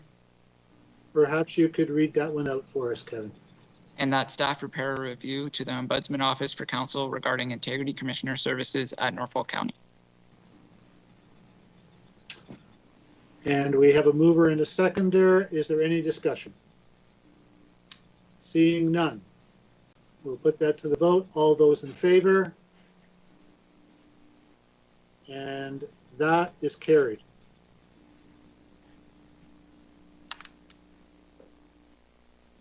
And now, Mr. Clerk, may I speak to that now? Through you, Chair Michelle, yes, you may provide comments now that they have passed. Okay, thank you very much. My comments are pretty brief about it, but I feel compelled to speak about it because I am named in that report. Much of what I would say, I would be echoing Councillor Van Passen's comments. Many of us, I feel a little bit uncomfortable with the conclusions that the Integrity Commissioner has come up with, particularly the fact that I do think that I would then, and I do too today, I take exception to the fact that myself and my colleagues during the report suggests that during an entire term of council, we all somehow are being suspected of being unethical to some degree or other. And I very much take exception to that. I do want to mention, I understand Councillor Martin's suggestions about moving on with this, and Councillor Huffman suggesting that we have to kind of take this as an opportunity to grow and to learn. But frankly, I don't feel that way. I don't like the feeling that I get that myself and all of you collectively have been impugned basically by this report, and I'm personally offended by it. And I really think that the characterizations that were made in the report were unfair and totally unnecessary. All of this council was at least somewhat impugned with pretty much no evidence. When I look around at the people, I would like to say the people at this table, but for now, the people on this screen, I see no one who is unethical. Personally, I'm not sure that I have been with more ethical people. So I do believe that an impartial review of the findings by the Ontario Ombudsman's Office is the most prudent course of action, and I am pleased that we have gone forward with that step. So thank you very much for indulging me.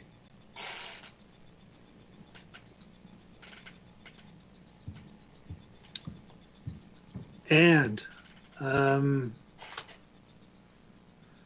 we are going to move on to item N. Councillor Van Passen, I think I know what you're going to ask, and I certainly will entertain that.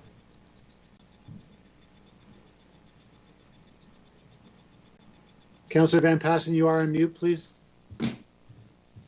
Sorry, Mr. Chairman. What I was going to ask is if we file a request to the Ombudsman to have this reviewed, could he still act as could the Integrity Commission still act for us, or do we need to borrow an acting Integrity Commissioner from some other municipality while the investigation goes on? We'll staff we'd like time to provide comment on that subsequently. Okay, thank you. Okay, in that event, then we'll move on to item N, staff report CAO 21-38 regarding the alternative service delivery of the Norfolk Arts Center and the Port Dover Community Center. Thank you, Chair, and to Council. I'll make this brief. The report before you, I think, is exciting. During the budget process, this Council approved funding for a pilot project with the Norfolk Arts Center to manage the Arts Center. Myself and members of of that group of the Linwood Management Company has met. We have a framework for a memorandum of understanding that we're going to move forward with. I think that arrangement that this council decided on at budget time will provide potentially more services to the community at lower cost to the taxpayer, and will provide some good partnership opportunities for Linwood with the downtown. The second item in the report is the Port Dover Lions Club and the Port Dover Community Center. This council directed staff to enter in discussions with the Port Dover Lions Club. That was from the request for submission process. This was kind of handled somewhat separately, with council giving a specific direction to staff, and staff asking for that direction, to be fair. And we have an agreement in principle with them, or a framework for an agreement that we'd like to then go and finalize with the Port Dover Lions Club, which would see the Port Dover Lions Club manage the facility, and the payment for them would be essentially a 50-50 split on revenue. They would essentially take the place of what we had previously for a hall manager there, and the Lions Club would then also promote the hall through their affiliation. So the report is asking essentially for council to allow staff to move forward with the delegated authority to execute the necessary agreements for these two clubs. I would mention that the Waterford Lions Club, which council also directed staff to comment on, what we wanted to do was, we had the agreement in place with Port Dover Lions Club. We'd use the exact same agreement and approach the Waterford Lions Club, so that the Waterford Lions Club would have the same agreement to operate their community hall in a similar fashion as the Port Dover Lions Club. So that would be hopefully the next report that would come once we sign this up. And then I think from council's point of view, that's three pretty significant community assets that will have community groups partnering with the county on, and operating them in a different manner than how they were operated before. So I'll take any questions from that.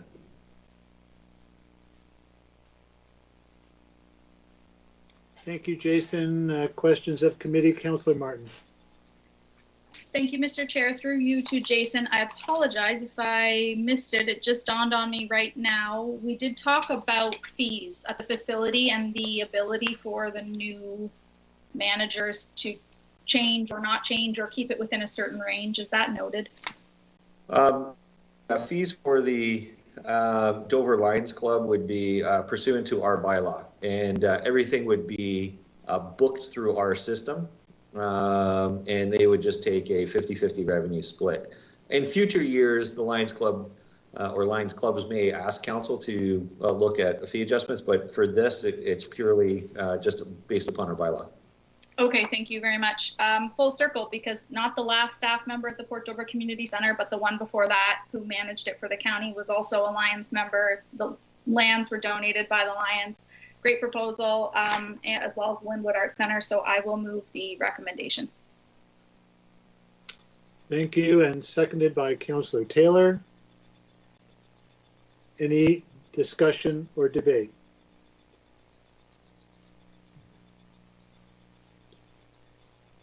I do not see any. And if there is none, I will ask that we put that to a vote. All those in favor? And that is carried unanimously. Thank you very much. Our last staff report this evening is item O, the information memo from Teresa Olson, County Clerk, regarding Western Ontario Municipal Code of Conduct consultations. Teresa, if you are ready, we are. Thank you, through the chair. So Norfolk County received an invitation from the Minister of Municipal Affairs and Housing, inviting the county to participate in a consultation process on strengthening municipal accountability. The primary focus of these consultations is code of conduct, including looking at promotion of safe and respectful workplaces and ethical and responsible duties. The consultation will involve a 2-hour telephone town hall session with other Western Ontario municipalities, and it's scheduled to be on June the 8th. However, only one municipal representation is required for each municipality. So the deadline to sign up was this past Thursday. I did contact the ministry and hold a spot for our council. And so today we just need to appoint which council member will represent Norfolk at this consultation. So I'm just looking for a motion to appoint, and then I can contact the ministry and put in the name of our representative. Thank you, Teresa. Any questions of committee? Mayor Chop. I would nominate yourself, Councillor Michelli.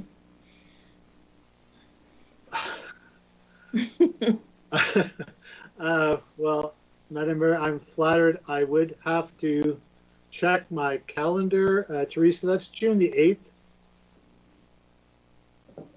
Yes, that is correct. June the 8th at, I believe it's 10, it's in the morning. Yes. 10:45 a.m.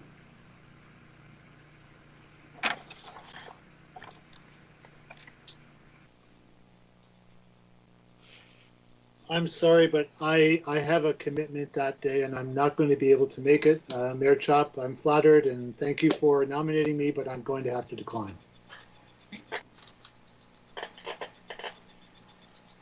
Mayor Chop.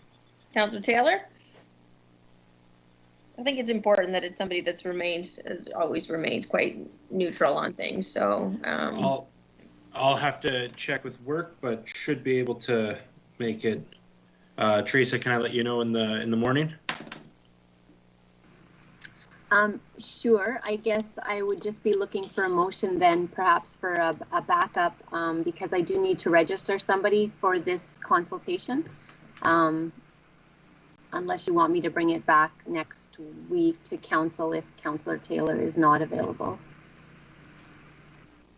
Do we have time to register after council's done it? We already registered Jason. I'd asked her to register ahead of time, so we didn't lose the spot. So Councillor Taylor can confirm between now and next council meeting, which would be binding anyways, correct? And if there is a difference, then council can make it, can swap somebody out at that point in time. And the other thing, just to mention, Councillor Taylor, it was just an online virtual. I did one for, they had heads of council not that long ago, and it was pretty easy online setup. Yeah, I should be able to. I just have to, yeah, just give me, I might even be able to let you know very shortly.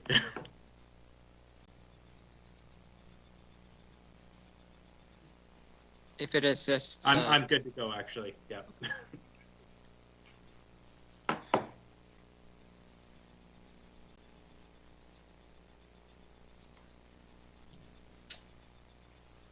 Okay, then, so, Mr. Clerk, can I say that we have a motion to designate committee member Taylor as the attendee to the Western Ontario Municipal Code of Conduct consultations? Through you, Chair Michelli, the motion is that, and I have Mayor Chop as moving it. It needs a seconder that Councillor Taylor be appointed to attend the Western Ontario Municipal Code of Conduct consultations on behalf of Norfolk County Council. Okay, then we would need a seconder. Thank you, Councillor Van Passen. Any discussion on the motion? Councillor Martin. Thank you, Mr. Chair. I guess I'd just like to maybe speak to the mayor's comments about picking someone neutral. I think that that's neither here nor there. It's relevant information for all of council to go and learn and bring back and operate under. Should Councillor Taylor not be able to or not be interested, I was actually going to nominate Councillor Huffman, and if she didn't have any interest, I would go so far as to say that I would make my schedule available. I think that would be very interesting to learn from, and if we're operating at a high level, there would be no issue for someone who was not neutral to come back and have new information to share with council. But I don't know if we need to follow up in case Councillor Taylor has an issue, but otherwise that's fine. No, I'm good to go. I got it all cleared.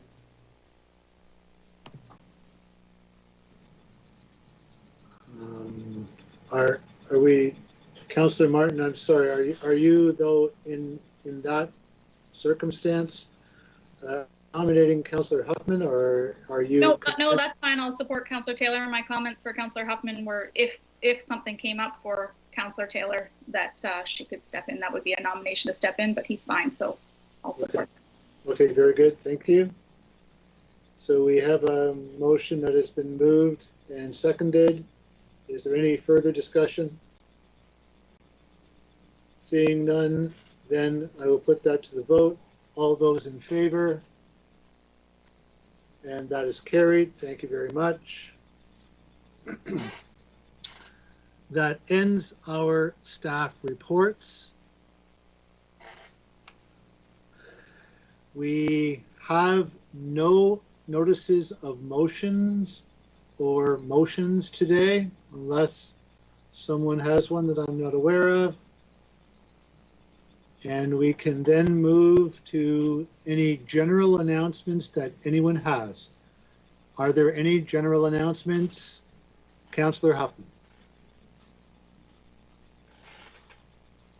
Thank you, Chair Michelle. Through you, I just wanted to make sure that that on behalf of Norfolk County, a heartfelt thanks to all the nurses in Norfolk County and the province and the country for that fact, for their hard work and dedication during these trying times and for the good times when they are around.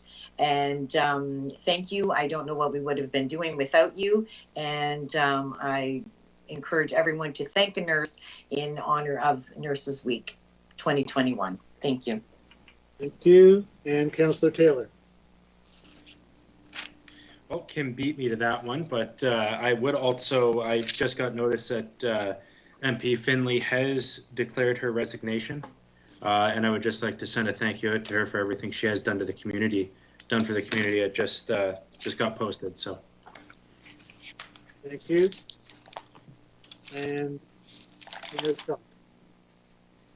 Sorry, Councillor Michelle, you went so fast there. I did have a couple notices of motion actually that I'd like to put forward for council. I'm so sorry. We had none, Mayor Chop. I'm sorry. They're just related to Board of Health. So I have some notes here. I just want to put them. One was we're going to be, the Board of Health is going to be interviewing the candidates for the Medical Officer of Health, whether that's an interim position or the full-time. And I think it's important that we do have input from Haldeman as well, since we are one health district. And I've spoken with Mayor Hewitt, and I think there is a valid point there that whoever sits along the committee with us should have a voting right in this case, because otherwise then, you know, if somebody's hired, they'll say, well, you know, you voted for so-and-so. So I think it's important that if somebody is at the table for the interviews, they do have a voting right.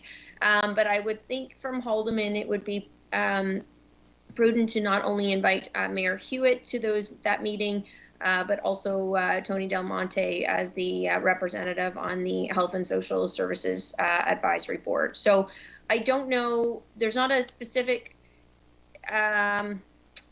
notice of motion there. I guess, Teresa, maybe you could help me out. I think you would have to amend the bylaw for it to be passed at council, and the reason it would be, I believe it's a council bylaw if I'm not mistaken, and that way we would be able to get that passed in time to be able to do those interviews, because I believe I think we're looking at 10 days now. Through Chair Michelle to Mayor Chop, I would have to look into, I'm not sure what establishes your Board of Health. That would have to be, I would have to look at what that bylaw is that establishes that. And just as an aside, I think they were looking to have those meetings perhaps sooner than this can get passed. So we may just need to take that offline and see where we're at with that. I don't know, Jason, if you are familiar with that established process. I've seen a lifeline from Miss Butis, so I might call a friend.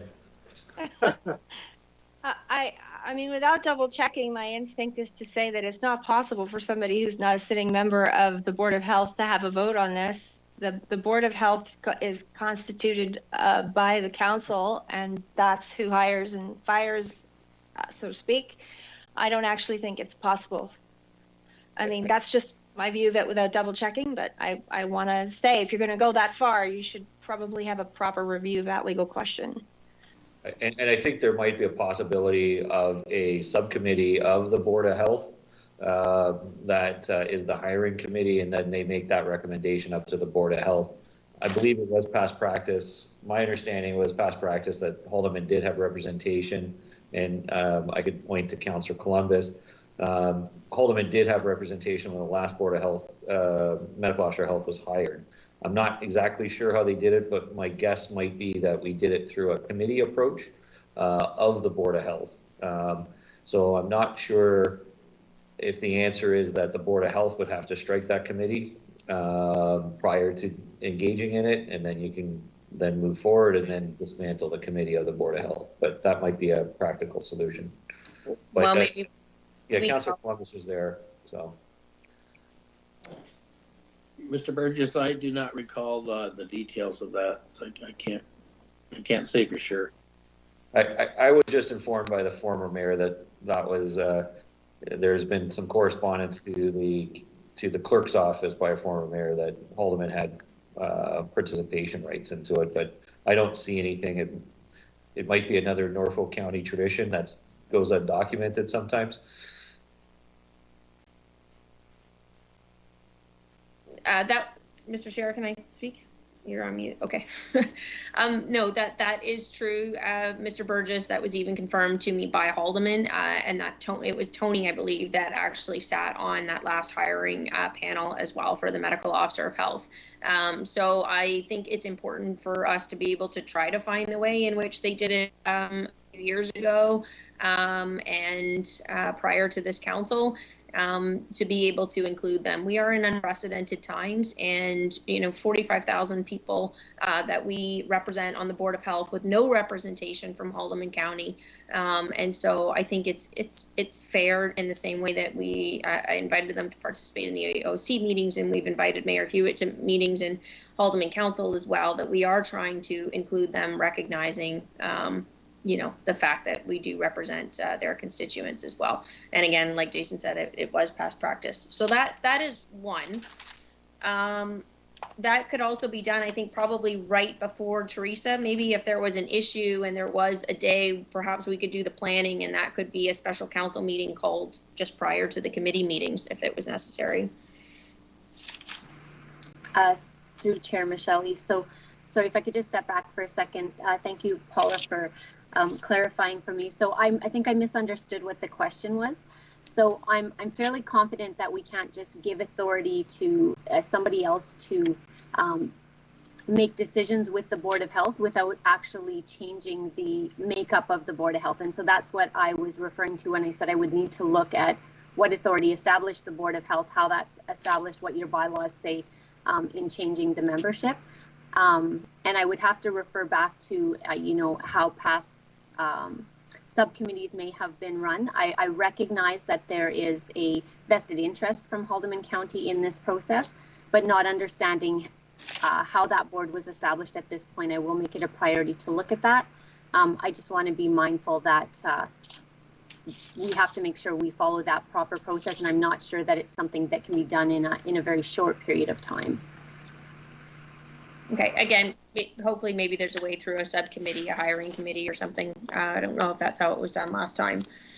The other issue is... Mayor Chop, if you don't mind, I'm just going to stop you. I think Councillor Van Passen has something on that topic. Thank you, Mr. Chairman. That would be a notice of motion for the Board of Health, not for this council. So like this council, we'd have to have a special meeting of the Board of Health to pass the approval of the hiring committee so that we could have a hiring committee. I know it's all the same people, but it's two different hats, Madam Mayor. My understanding is that the bylaws for the Board of Health are formed by council. I could be wrong, but that's why I was asking the question here, because there is no clarity. So I can wait to the Board of Health and then be told, well, no, it's actually council that forms the bylaws. So, Cover both the bases and we're good to go, right? Right.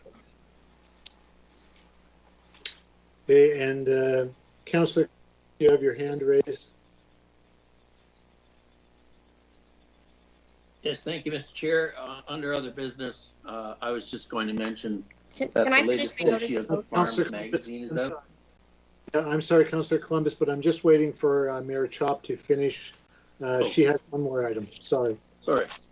Another notice of motion, also looking for, just reading in the media yesterday in terms of the City of Toronto putting a motion forward to the province to open up recreational facilities in advance of the May 4 weekend and the warm weather, as our constituents are getting frustrated. I have not yet been able to access a copy of that motion, but it was the thought was to present that motion to this council and just support the City of Toronto's notice of motion.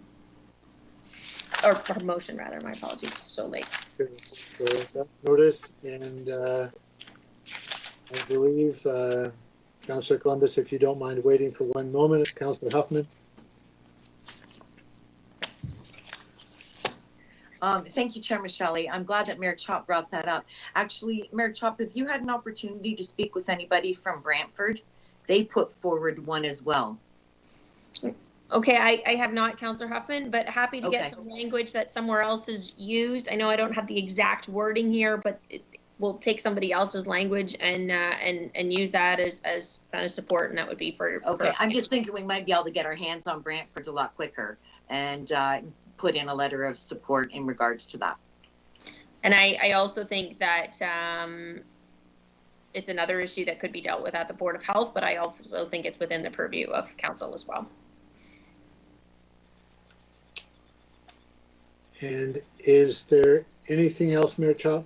I have a third one, Okay. which actually goes with your issue, Councillor Michelle, in terms of the letter from the ratepayers. I can't remember, did you ask for that to come back next week? Yes, I did. So one of the discussions I think is important for council to have, I've also talked to Teresa about this a little bit, is to have a conversation surrounding bylaw priorities and where we see that going. So I know cannabis obviously is as a major focus, but perhaps we need to start sort of, expressing, just like we do for the Police Services Board, where we would like to see our priorities for OPP as we move into the summer season with COVID, with cannabis, et cetera, where we would like to see our bylaw officers prioritized too. Okay, very good. And like I said, I think that'll tie in nicely with your discussion. Okay. And Councillor Columbus, go ahead. Yes, thank you, Mr. Chair. I just wanted to bring to your attention the latest issue of the Farms magazine is out. This is the spring issue, and it does feature many of our leading edge farmers across the county, and many of them are involved with migrant farm workers and growing high value specialty crops. Also on the agricultural front, there's this report here where there's two jobs created for every seasonal worker in agriculture locally here. And this came out in the Farms magazine in previous editions. Thank you. Good. Thank you very much. And Mayor Chop. Just for other business, same thing. I'd like to echo my colleagues' comments there on Nurses Week. A big thank you to all of our nurses throughout this entire pandemic and always, but especially this last year, what is it, year and a couple months now, that has been especially hard for them. And a big thank you to them today. I actually, as you all know, I have a roommate with my 99-year-old grandfather that lives with me, and today was actually my first shot as well as for the vaccine. So a big thank you to them, and as everybody has already previously commented, it was a great seamless process and didn't feel a thing. So hopefully, everybody will get out the same, and we can at least get back to some semblance of normalcy a little quicker. Okay. Thank you, Mayor Chop. Are there any other general announcements? Not seeing none. Then we, and for members of the public, council will be, committee and council will be going into closed session for 5 items. I'm going to have the clerk read the motion, including the reasons for entering into closed session.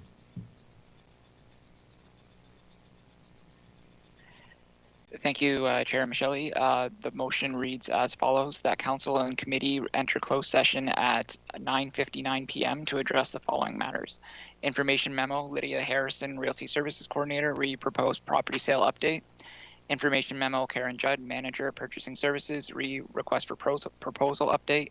Staff report, CAO 2134, judicial review.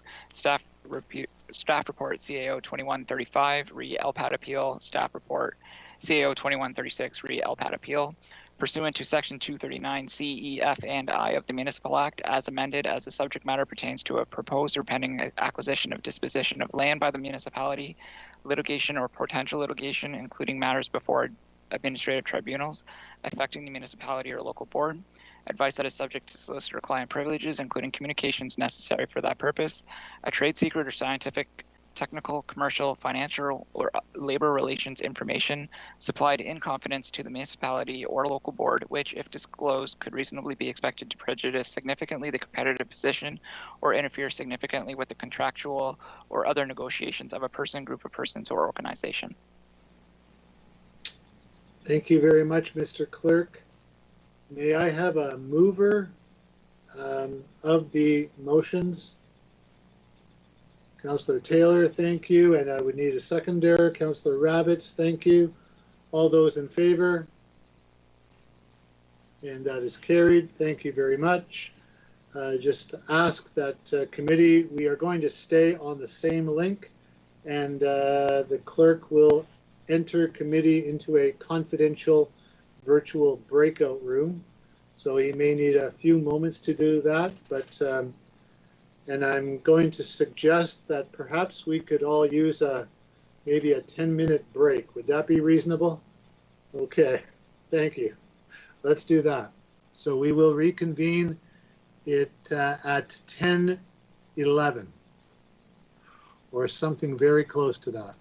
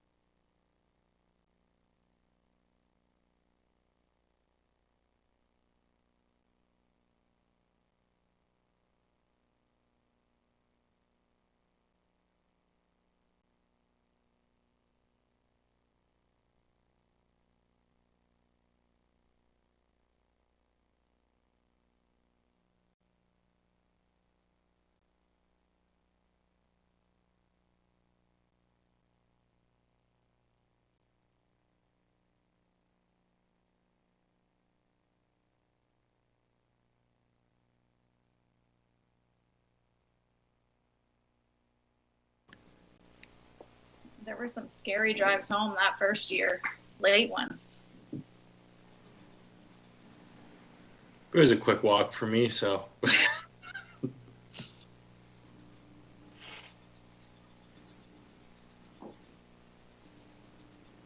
Just knows Councillor Columbus has the camera just, at neck level. You might be wearing pajamas under, down below. So it's Toronto Maple Leaf pajamas. Not yet, but I'm thinking about it.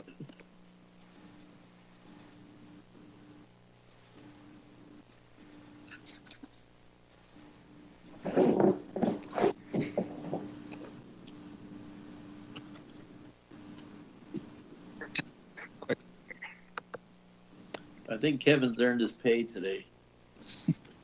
Definitely. I'll talk with Mr. Burgess after. Okay.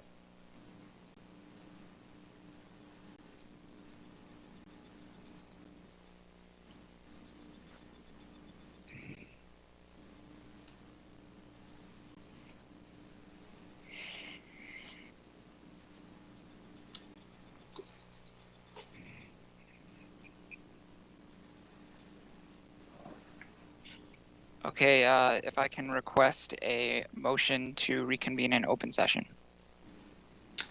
Okay, we would have a mover in Councillor Martin, and the seconder in Councillor Columbus. All those in favor? That is carried, Mr. Clerk. Thank you. For clarity, we opened at 11:05 p.m. Second is a motion arising from the item A under closed session, the information memo regarding the proposed property sale update. The motion reads as follows: that information memo proposed property sale update be received as information, and that council permit a single source supply as outlined in Norfolk County Purchasing Policy CS02, Section 4.8.4 for the sale of the county medical building, and further that the general manager of corporate services be authorized to execute an agreement with Morrison Realty Limited Brokerage for realty brokerage services for the disposition and sale of the county medical building. And so we would need a mover of that motion. Councillor Van Passen, seconded by Councillor Taylor. And is there any debate or discussion on the motion? Seeing none, we will put that to a vote. All in favor? And that is carried. Thank you. Next, Mr. Clerk. Next is regarding the second information memo regarding the request for proposal update. Just that staff provide an update to committee regarding proposed property sale and a request for, just the request for proposal. Edit my notes there. And then the third one was a regarding staff report CAO 21-32 regarding the judicial review. And direction was received in closed session for the county solicitor to release a redacted copy of the staff report when appropriate. And the next staff report is CAO 21-35, and the staff recommendation will be voted on, which is as follows: that staff report CAO 21-35 regarding the QP LPAT appeal be received, and that the county solicitor be directed to proceed in accordance with the report. Need a mover. Councillor Huffman, second. Councillor Taylor, thank you. And then the final item for closed session was staff report CAO 21-36, and the staff recommendation will be moved and seconded and voted upon in open, which it reads as follows: that staff report CAO 21-36 regarding Shore Development Inc. LPAT appeals be received, and that the county solicitor be directed to proceed in accordance with the report. Mr. Clerk, did we not need to vote on the previous motion?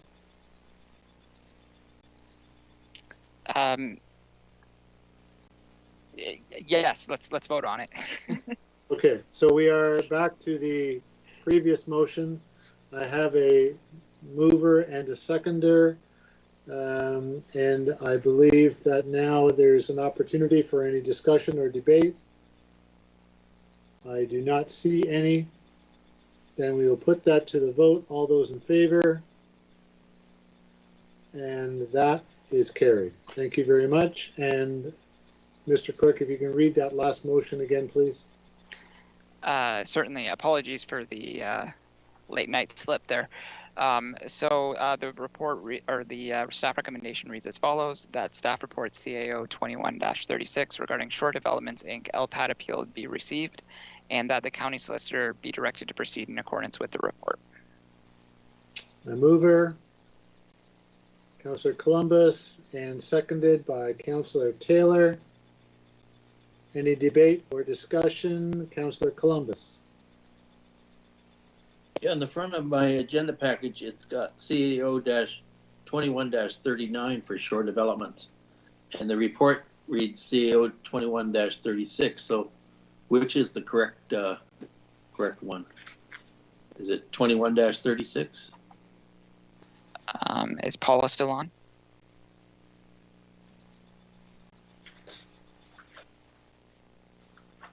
I believe it is 21-36. That is my belief as well, Councillor Columbus. Okay, thanks. Just clarify. Yep. Okay. Very good. Okay, I'll let you proceed with the vote, Chair. Okay, thank you, Mr. Clerk. We have a mover and a seconder, and I will put that to the vote. All those in favor? And that is carried unanimously. And I believe, Mr. Clerk, we can move on then to have a motion to adjourn. That's correct. So that council and committee adjourn at 11:10 p.m. I have a motion by Councillor Van Passen to adjourn council and committee at 11:10 p.m., seconded by Councillor Huffman. And all those in favor? And that is carried. We are adjourned. I do want to just conclude by saying thank you to all the members of committee. I believe that this is my last meeting as committee chair, and I appreciate your patience and your indulgence with me. I especially want to thank our clerk, Kevin Klingenberger, for all of his help. He has been invaluable to me in this role. So thank you very much, everybody, and good night. Thank you, Chair Michelle. Klingenberger. It is what it is. It's fine. Have a good night, everybody. Enjoy. Good night, everybody. Good night, all. It's late. His last thing he says is chair. In the history books.